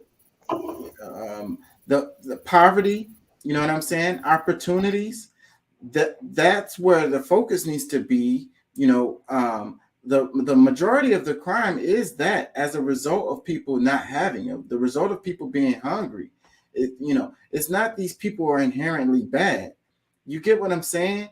So that's where the focus needs to be, instead of like, okay, well, these people are, it's lawlessness and they're robbing stuff from the store, and that leads to the thought of these people are inherently bad. Like no matter what, they're just going to be doing bad stuff and stealing out of the store or whatever. Instead of focusing on the economic situations of these people, if these people had opportunities, they had food, then they would have no reason to take stuff from the store. You get what I'm saying? I see the direction you're trying to follow. So that's my point. Let me read a couple of the comments. It's very well spoken and very, very, shall we say, generic to the generic left arguments. It's a soapbox statement. So then my statements don't have validity because they're soapbox. No, actually, what I'm saying is they're overspoken and they're under-defended and they're hypothetical and using the same argument in another situation on the other side of the argument gets the exact same reaction as this. It's rhetoric, not really an opinion. It's regurgitation. It's true. It's not regurgitation. It's fact. They got all kinds of studies to prove this stuff. You know, if those people had economic opportunities, they wouldn't be stealing out of the store. It's really simple. Really, really, really simple. But people want to say that these people are inherently bad, and that's the reason why the problem is here we are like the homeless. You've got all the people that aren't in that classification that are making it bad for the others. I agree with that. Now, with all of the places to help and things like that that are not being taken advantage of and stuff like that, where programs are available, yet there's still that same theft, you know, here we go again and have to speak about human nature and what people are going to do, especially when they can get by with it. The majority of people aren't just going to go steal from the store just for fun, you know? Dude, over 60% of people cheat on their taxes.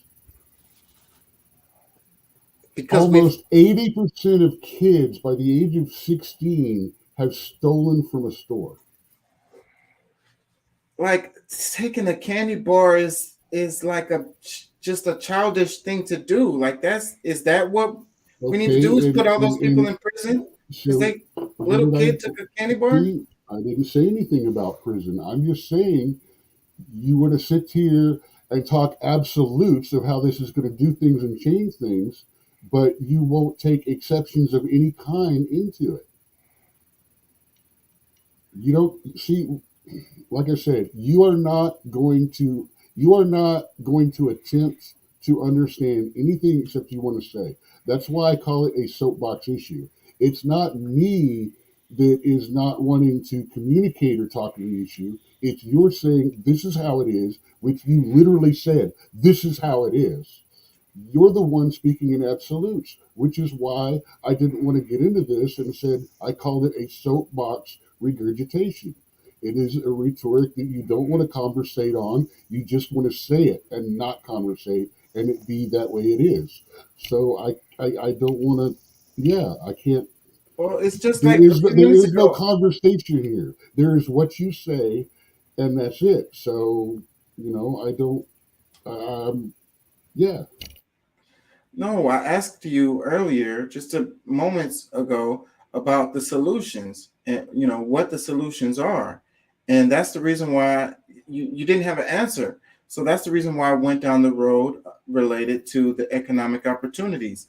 You know, we just had the debt ceiling happen where, you know, they literally started talking about that, and you said no and told me that this is how it is. And I used a different example and you countered that. You don't want to talk about this. You want to speak about it. It is something you feel passionate about. You do not want contradiction. You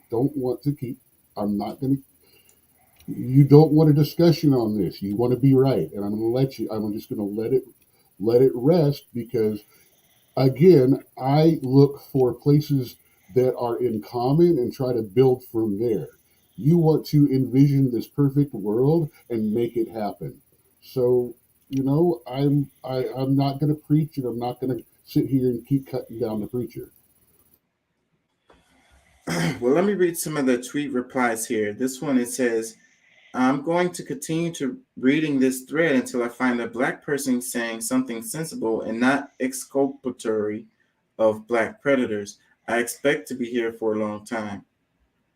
I don't know what was the point in making that comment. This one, it says, reminds me of the Letitia Herling story. 15-year-old Letitia Herling's murder over a bottle of orange juice. Shop owner Soon Jadu claimed Herling's was trying to shoplift a $1.79 bottle of juice, but Herling's had $2 bills in her hand. I'm not going to read more of that because, hopefully people know about this one. This was they made a whole ass movie about this one. Another comment, it says, I remember this like yesterday. Oh, he must have been talking about that one. This one, it says, while I don't condone what the man did and he deserves prison time, there is no need to punish this divide between Asian and black. No need to push this divide between Asian and black. If you want to play with numbers and statistics, then it would make much more sense to include race. But since we're not, then there's no need to race hustle.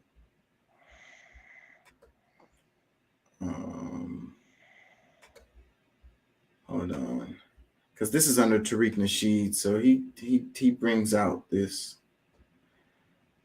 It says, Asians been discriminating against us for years. I had an Asian friend whose parents ain't even want me to come over. Another comment. It says, what is the name of the occupation whereas someone who works for the government improves for businesses to be low-income neighborhood or the suburbs? What? Anyways, this was the one about the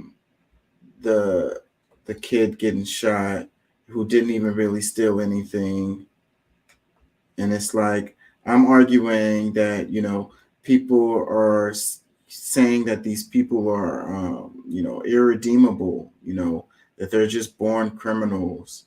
And that justifies, that gives people like this justification to do what they do, shoot and kill somebody who took $2 worth of merchandise out of the store.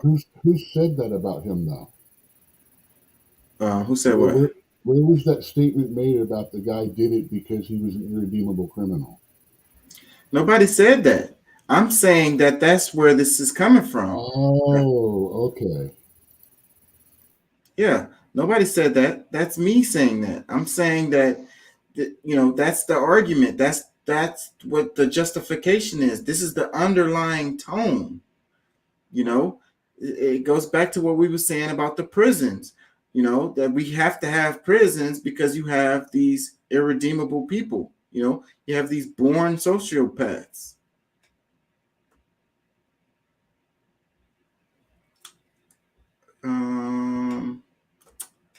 There's one or two more. Let me see if I can find them. Hakeem Jeffries, the question that remains right now is what will the House...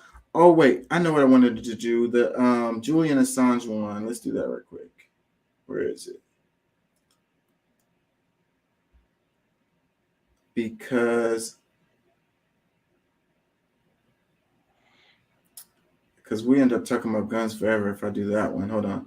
This one, it says, the only people who want Julian in prison are the ones implicated in the crimes he exposed. This individual was part of the Bush administration that committed the war crimes, torture, and black sites of the war on terror.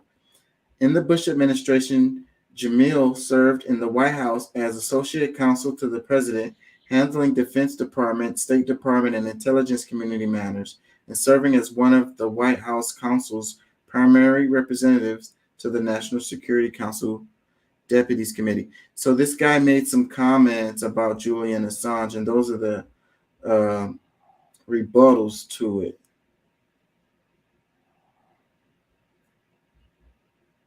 the WikiLeaks founder who's in British custody, fighting extradition to the US for leaking, for publishing leaked diplomatic cables. His family says this week that the campaign to release Assange is on the cusp of success, thanks to part in support from the Australian government, but it's the US government that's trying to extradite and prosecute him. 13 years since those original WikiLeaks cables released. A lot of people would say the United States government should not be following what dictators do and jailing someone for publishing information that embarrassed the United States government. This is not Mehdi Assange. This is not about Julian Assange and being a publisher. He is not a member of the Free Press. He is not the New York Times. He is not the Wall Street Journal. He's not the Guardian, right? Julian Assange is an activist who literally took data stolen from the U.S. government and intentionally published it, knowing what he had, knowing that it was illegal to do so, and did it without any qualms. And so this is not the Free Press. That is not Julian Assange. He does not have the motives of the Free Press. And it's one thing to talk about the New York Times, the Wall Street Journal, the Economist, the Guardian. That is not Julian Assange. Let's be real. Jamil from the Knight Foundation, do you want to respond to that Assange is not a publisher, is not part of the Free Press? Yeah. You know who else takes information that is intentionally stolen from the U.S. government and publishes it for everybody to see? The New York Times and the Washington Post and the Wall Street Journal, NBC. The publication of classified information is what allows the American public to be informed about government policy. And this has been true for a century, maybe longer. The Pentagon Papers were stolen from the U.S. government, right? All of the information that we learned about torture at Abu Ghraib, at CIA black sites, about the drone strike program, about NSA warrantless wiretapping. All of this, like if my friend's rule had prevailed, then none of this information would have got to the public. I think that's a real problem. And I think that you can't draw a distinct, the problem is, you may be able to draw a kind of common sense distinction, I don't know, between Julian Assange and a reporter for the New York Times. But the indictment doesn't draw any distinction. The indictment charges Julian Assange with violations of the Espionage Act for having published classified information. Period. And if you can charge Julian Assange with that, you can charge any national security journalist with that. That's the problem. Which is why a lot of publications, including the New York Times and the Guardian, have come out in defense of Julian Assange. So look how far we've come. I remember, Nixon, that was classified information that got published, and it came out, that Nixon was doing shady stuff. It led to him, stepping down as the president, all of this outrage on what he had done, but today, fast forward to today, the very similar type of thing comes out, and all the outrage is on the What about Julian Assange, the WikiLeaks? The whistleblower, the person who brought out the information, and the information was damning the people that the information, made look bad or whatever, got a complete pass. And then you got people like this guy right here, condemning Julian Assange, and the focus is on, the person who released the information instead of on the people who did crimes, and this is where we are now in the United States. This is the state of our politics now. It's all about the whistleblower. He's the bad guy, and this guy's been locked up all of this time. They've been trying to extradite him to the United States, and they want to charge him for sedition or something like that, treason or whatever. And instead of holding the people accountable who did crimes, this is where we are. And so, like I said, with the Nixon stuff wasn't even as bad as this stuff that came out with that WikiLeaks released. And Nixon was disgraced. He's going to go down in history, disgraced. And that these people that the WikiLeaks stuff exposed are going to go down in history as heroes, and Julian Assange is going down as a criminal. This is where we are now.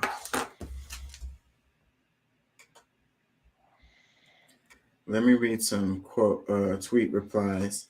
It says, one does not have to be a member of a West free press. It shows how free the West is, if for press. It was hard. That must have been a translation. This one, it says, come on, there is no serious argument that Julian Assange is a journalist. He may be a lot of things, but the New York Times or Sky News, he is not. I don't understand why that is an argument. Like, okay, he's not a journalist. What does that have to do with the fact that he's being locked up for exposing what these people done? Like, that's where we go in our politics today. We make arguments like who's a journalist and who's not. You know, I mean, okay, we can argue that he's a journalist or not, but that's all the way beside the point. So him not being a journalist is what gives them the reason to lock him up.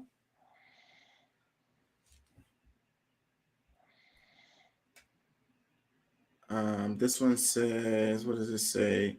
Jeffer is an ex-Bush White House and DOJ, so he should know that even US and UK courts have conceded that Julian Assange is a card-carrying and award-winning journalist. This kind of debate does nothing to educate viewers, so what is the real point of it? Yeah, so this picture shows, and I want to say he won a freaking award, a journalism award before, back in the day. So this is one of his badges, Julian Assange, MEAA Australia, and it says press right there on the thing. This is Julian Assange Awards for Journalism. Julian Assange has won many awards for his publishing and journalism, including Amnesty International, Time Magazine, and Walkley Awards. So look at all of this.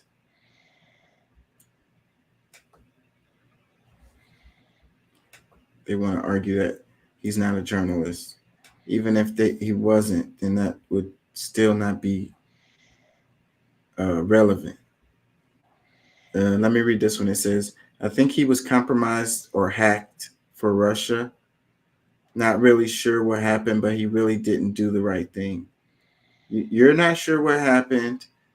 You said he was a hack for Russia, and you said that he didn't do the right thing. So it shows how little do you know about the situation.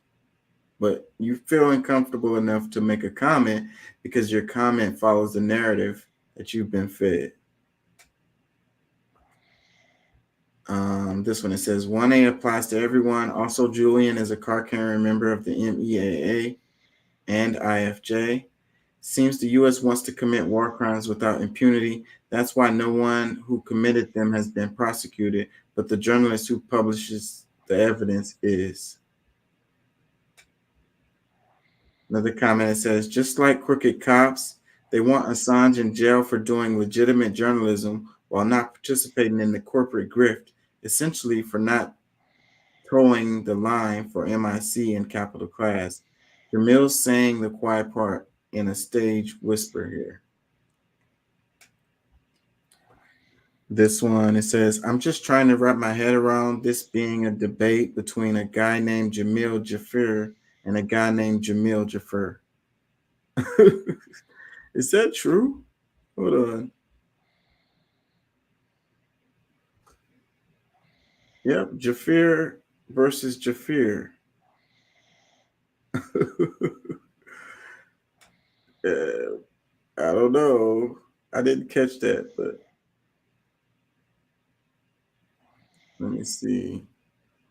Another comment that says, so all journalists in the state's pocket are safe. That's true. Ludicrous argument. That's what I said. What a joke.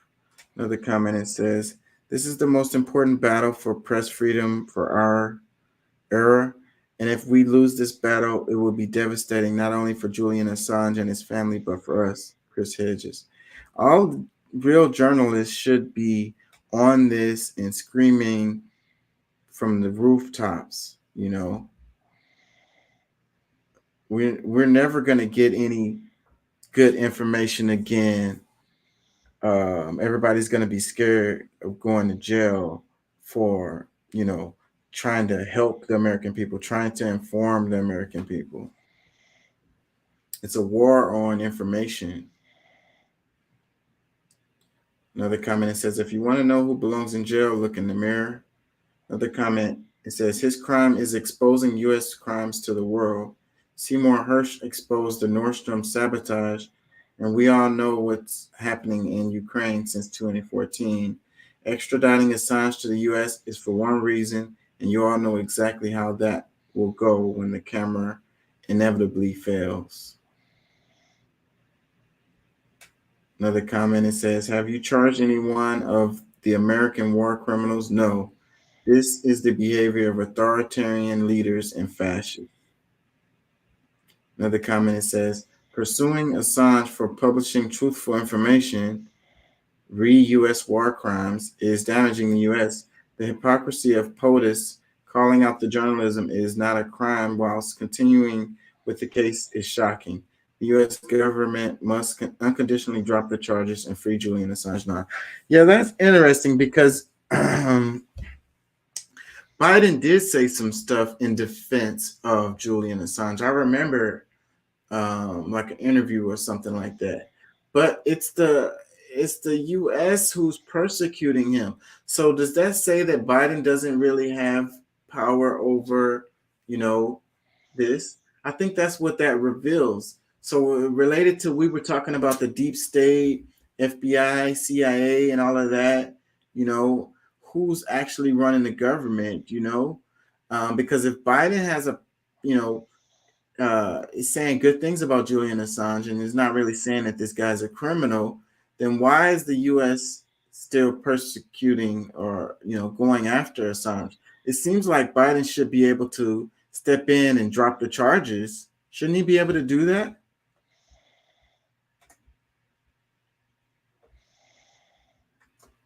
I don't know. Crazy, crazy times, crazy, crazy world. As the president, he could grant him a pardon, yes. Well, doesn't pardon is after someone's been like convicted or whatever, right? So I don't know that you can actually do a pardon if he hasn't been convicted of anything. He hasn't even gone to a trial. There hasn't even been a trial.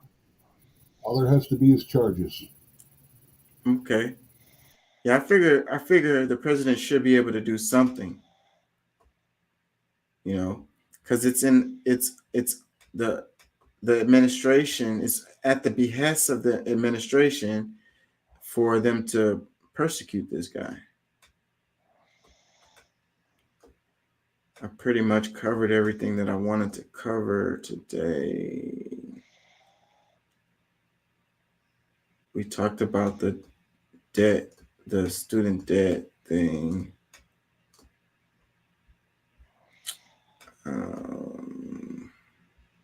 This one is interesting. The tweet, it says, tried to destroy communism, then came back to enjoy communism. It says, Americans are retiring to Vietnam for cheap health care and decent standard of living. Let me see.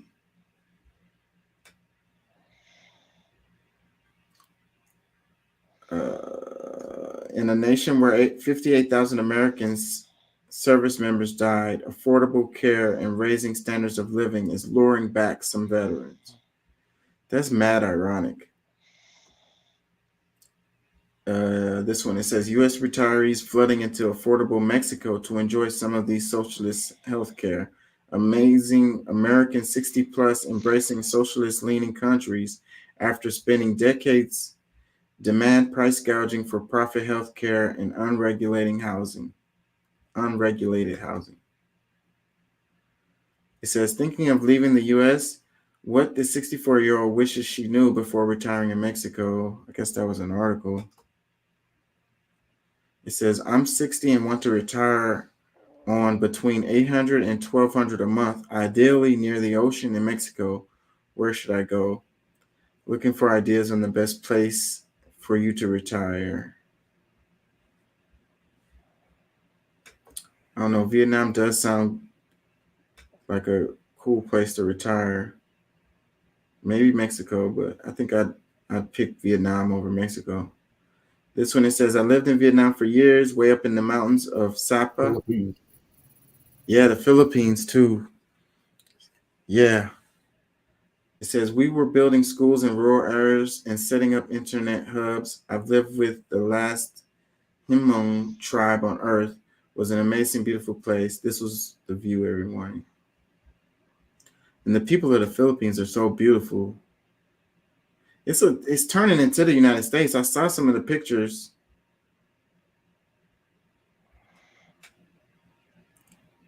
Yeah. Another satellite of the United States, the Philippines. They probably should just make a mistake like Puerto Rico. The gun argument would have us going on forever. This one, it says, U.S. citizen Gonzalo Lira faces a long prison term for questioning the Ukrainian government's narrative of its war for speech crimes. He has been disappeared, possibly tortured, and the State Department refuses to acknowledge him. Welcome to Kyiv democracy.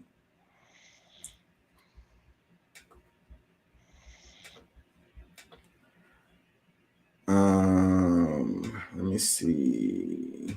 This one, it says, when I think of how many countries I was told to hate growing up, and while serving it makes my head spin, China, Russia, Russia, China, China, Russia, etc. Years later, after giving the best years of my life and my body and family to the American government, I find out I was simply a tool used to bully the world.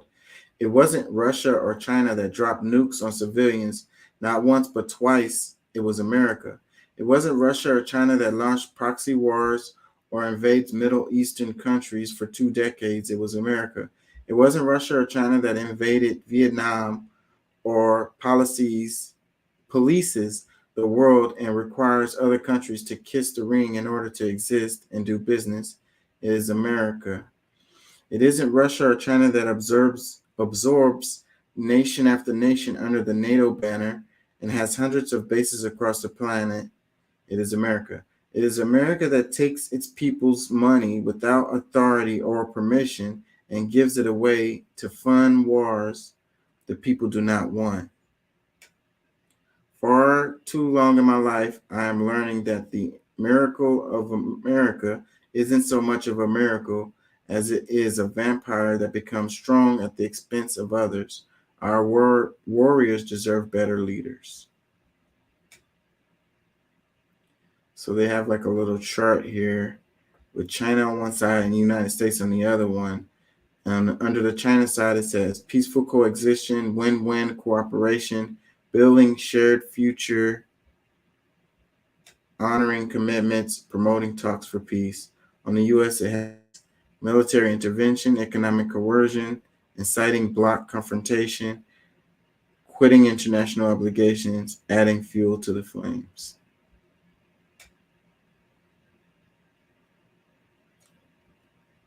Another comments underneath it, it says, we might be speaking Japanese or German if we'd not dropped those bombs. Certainly, we'd have lost many, many more soldiers. That's not true. Now, maybe if we lost the war, we'd be speaking Japanese or German. But when they dropped those bombs on Hiroshima and Nagasaki, the war was all but over.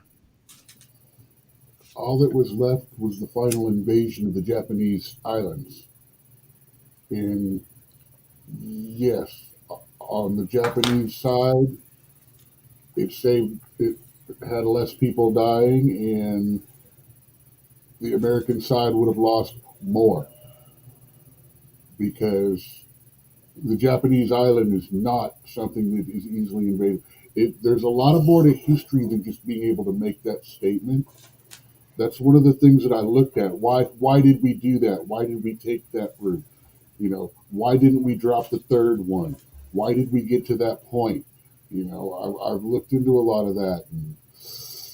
And less lives were lost by the dropping of the bombs. It also ended a very, very strict, one of the last divine monarchies, shall we say, rulership through direct divinity. Yeah, well, you know, I've studied this too. Yeah, And like I say, some of that is just side weirdness and doesn't really relate to any of this.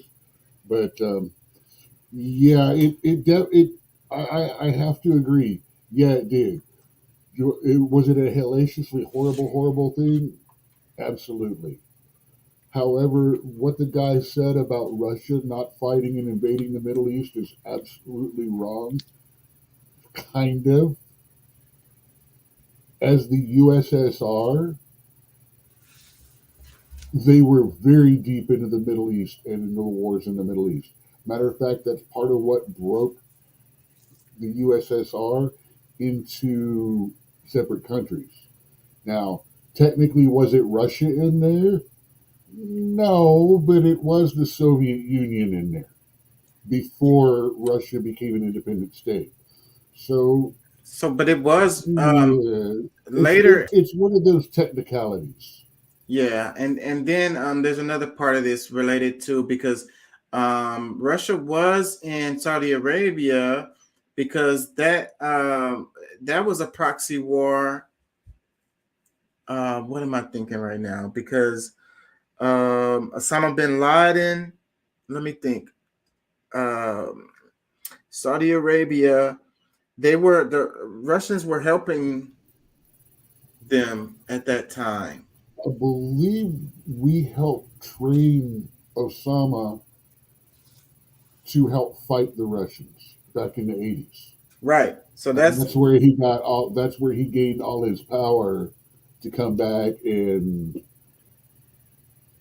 So that's another example of Russia being involved. 6-foot Arab man who had to have dialysis and had a goat he carried around with him, but yet was still impossible for the entire world to find.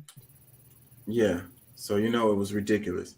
And so I'm sorry, you cannot tell me that the Taliban could post friggin' videos the way they did from that friggin' cave, and we can't get a complete friggin' TikTok to play on your computer.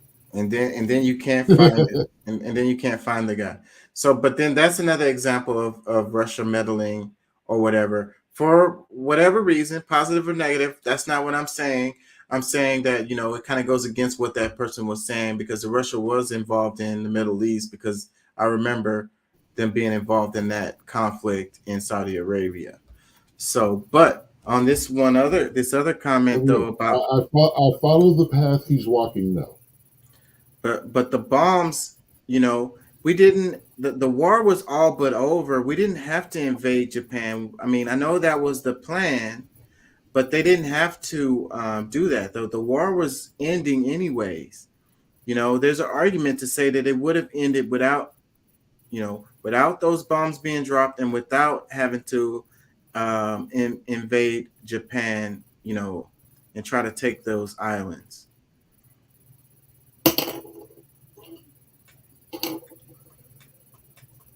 You know, let me read another comment. It says China has fought many wars. Vietnam, India has territorial disputes with all its neighbors, has usurped Tibet, which in land area is nearly was big as China.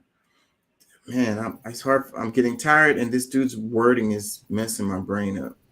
China has fought many wars. Vietnam, India has territorial disputes with all its neighbors, has usurped Tibet, which in land areas nearly was big as China. So I did kind of want to comment this too, because earlier in the thing, I stay away from China because every time I say something about China, you seem to lose it and go total defense on them. Well, it said peaceful coexistence, so I don't know if that's true. So that was one of the check marks that they put underneath China. And I don't know that that's actually true. So this guy here is, saying China fought many wars, Vietnam, India, territorial disputes with all of his neighbors. I don't know about all of his neighbors, but some of them. And the thing with Tibet. So yeah, that's fair to say that, this particular check mark is not correct. Let me read some more. How do those ads end up under there? It says, sadly, U.S. relies on war to make profit.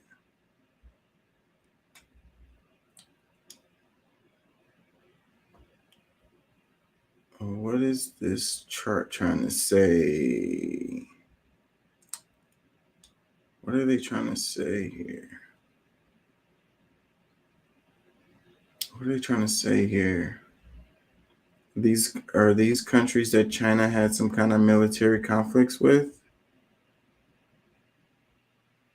I don't know what they're trying to say. And then what flag is this one? This is Russia's flag, right? Yeah, I don't know what they're trying to say there.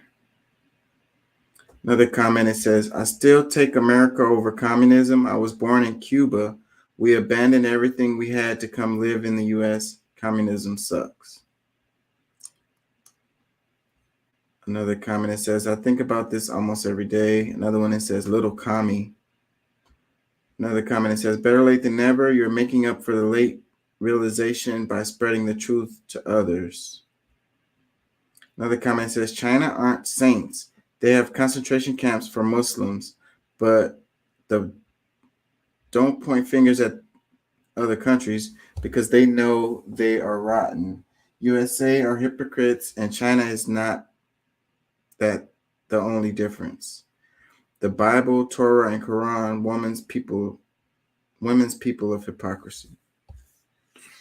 I get what he was trying to say, but it's all over the place. Or I'm just tired. But China aren't saints. I agree with that, and they do have concentration camps for Muslims. USA are hypocrites, and China is not that they are only difference. I don't know what he's trying to say there, but I think that United States and China are hypocrites. The United States are hypocrites, and China is not. That is the only difference. The only difference. Oh, okay. The USA is hypocrites, and China is not. Okay. China is. Yeah, so that's why I hurt my brain. Yeah, well, remember, we're trying to figure out what their message, what they're trying to communicate. We don't necessarily have to agree with it.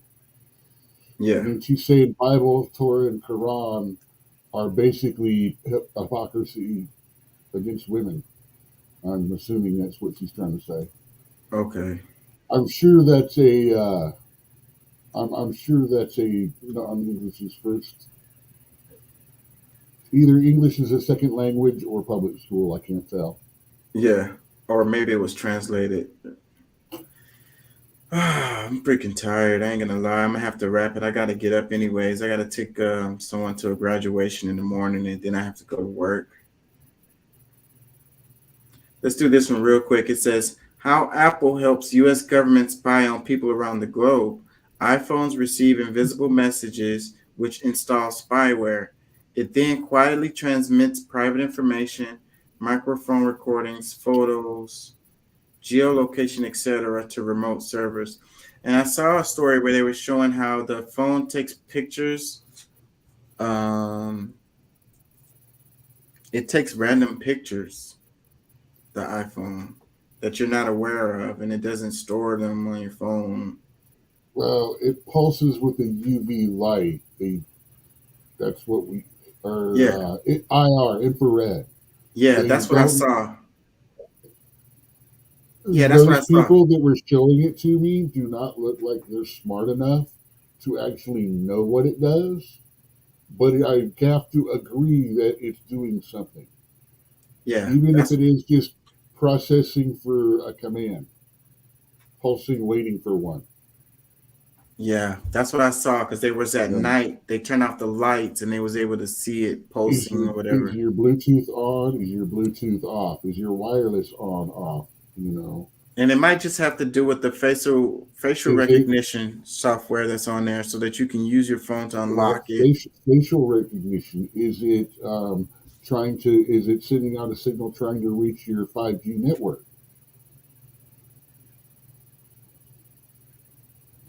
So It definitely does it. Like I said, those guys are not smart enough to make me believe that it's just taking pictures. yeah, and it may not be something that's bad. It may just be a process of the software. It's not really doing anything But that's I have bad. to agree. I would click yes to the question of, would you like to know more? Yeah, like why is it doing that? So let's read a little bit of this. I'm gonna wrap it on this one. It says Russia accuses U.S. of cyber attack on Apple devices. It says Russia's security service has accused the United States of being behind a cyber attack on thousands of Apple devices, as cybersecurity firm Kaspersky Labs said and discovered spyware on iPhones used by its staff. The FSB said on Thursday that the U.S. National Security Agency was in close cooperation with Apple as thousands of devices were infected, and that the telephone numbers of people working at Russian embassies abroad were leaked. Separately, Kaspersky said its researchers found previously unknown malware on iOS devices and that dozens of its staff were targeted. The antivirus software maker's founder, Eugene Kaspersky, said the devices received an invisible iMessage with a malicious attachment which installs spyware. He said the spyware then quietly transmits private information to remove servers, including microphone recordings, photos from instant messengers, and geolocation and other data. We're confident that Kaspersky was not the main target of this cyber attack, he said in a blog post. The company said the oldest traces of infection date back to 2019 and that the attack is ongoing. U.S. regulators designated Kaspersky a threat to national security in March 2022 after Moscow sent troops into neighboring Ukraine. Founded in 1997, Kaspersky has been accused of being close to Russian intelligence services. The company has 400 million customers worldwide. So I really wouldn't be surprised on this one. They probably telling the truth. Kaspersky is one of the better virus softwares. I use it. Yeah. Well, I guess I shouldn't say that on air, but Yeah, so you're a Russian sympathizer. You're a commie. Well, if you're actually good enough to get through the damn thing, there's nothing on my computer or anything like that that you can take from me that's going to do anything. Yeah, so keep using I don't do any of my banking or anything on my computer, or at least the one that I talk on the internet anymore. So what are you trying to hide, you damn commie? But I would say, this sounds fair. Like, what I mean is, I really wouldn't be surprised if they were working with Apple to, do some spying on some Russian people, Or they were just using Apple because it has the most saturation amongst the targeted people. Yeah, that would make sense. There's a bunch of iPhones over there. So then we're just gonna, and maybe they don't have cooperation with Apple, and they're just like, because Apple is easily, if they work for this government branch, that they'll all have an iPhone. and the iPhone supposedly is easily hackable, right? It's easily get into, right? Actually, the iPhone and Apple products in general are harder too. Okay. And that, obviously I'm not an Apple fan, but I will give props where props are due. Yeah, I know that the Mac is hard, but I thought that the iPhone, because of the iOS Well, system. the Mac doesn't have near as many viruses. The problem with Mac viruses are most of them are system killers. So if you do get one, it's deadly. Yeah, it'll shut stuff down. It'll rewrite stuff to be, if you get it, it's going to do damage. But the only way to get it is to be ignorantly stupid and like live stream foreign weird porn through the dark web without a filter, kind of stuff. Download some random ass, phishing program was on the internet on some fake website or something. Yeah, stuff like that. I mean, yeah, I was so busy doing that I forgot the direction I was going. Well, yeah, so so it could be that they're not, but I wouldn't be surprised if Apple was working with them to help them do this stuff, and I don't think if they were, I don't think that American people would be upset about it or have a problem with it at all, and it could just be that Apple isn't involved and they're just using Apple, like you said, because they know that they have a bunch of iPhones, so then they're just gonna, try to get as much information as they can, because I'm sure, they're doing this versus spy type stuff. They're gonna use whatever is available. They're gonna use whatever they can do to do what they want to do. There ain't no rules to the game. We've accused them of being the ones behind hacking our grids too, so. Which we know they are, but we know China's doing it more than Russia is. Yeah. That's the funny thing that most people don't know about all this is, yeah, we've been playing cyber games with each other since the 90s. Yeah. Probably before that. Yeah.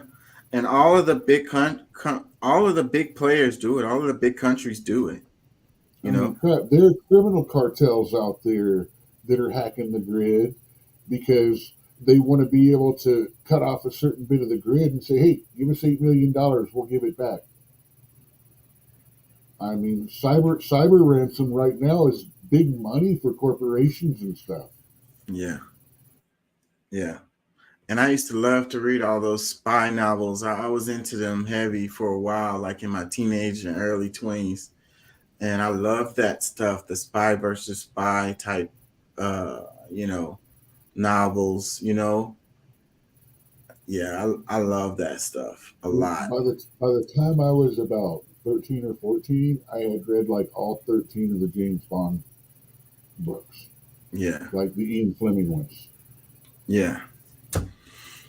Matter of fact, I was in high school and they just started out with the David Gardner ones. The ones that started with the movie started after Roger Moore. Yeah, I'm gonna have to wrap it. I'm not 100% sure I'm gonna be on tomorrow because I may have a date. But if I don't come on tomorrow, I'm gonna come on Sunday night to make up for it. Yeah, I'm supposed to have a date. I don't know if that's gonna work out or not. But if it does, then I may not be on tomorrow.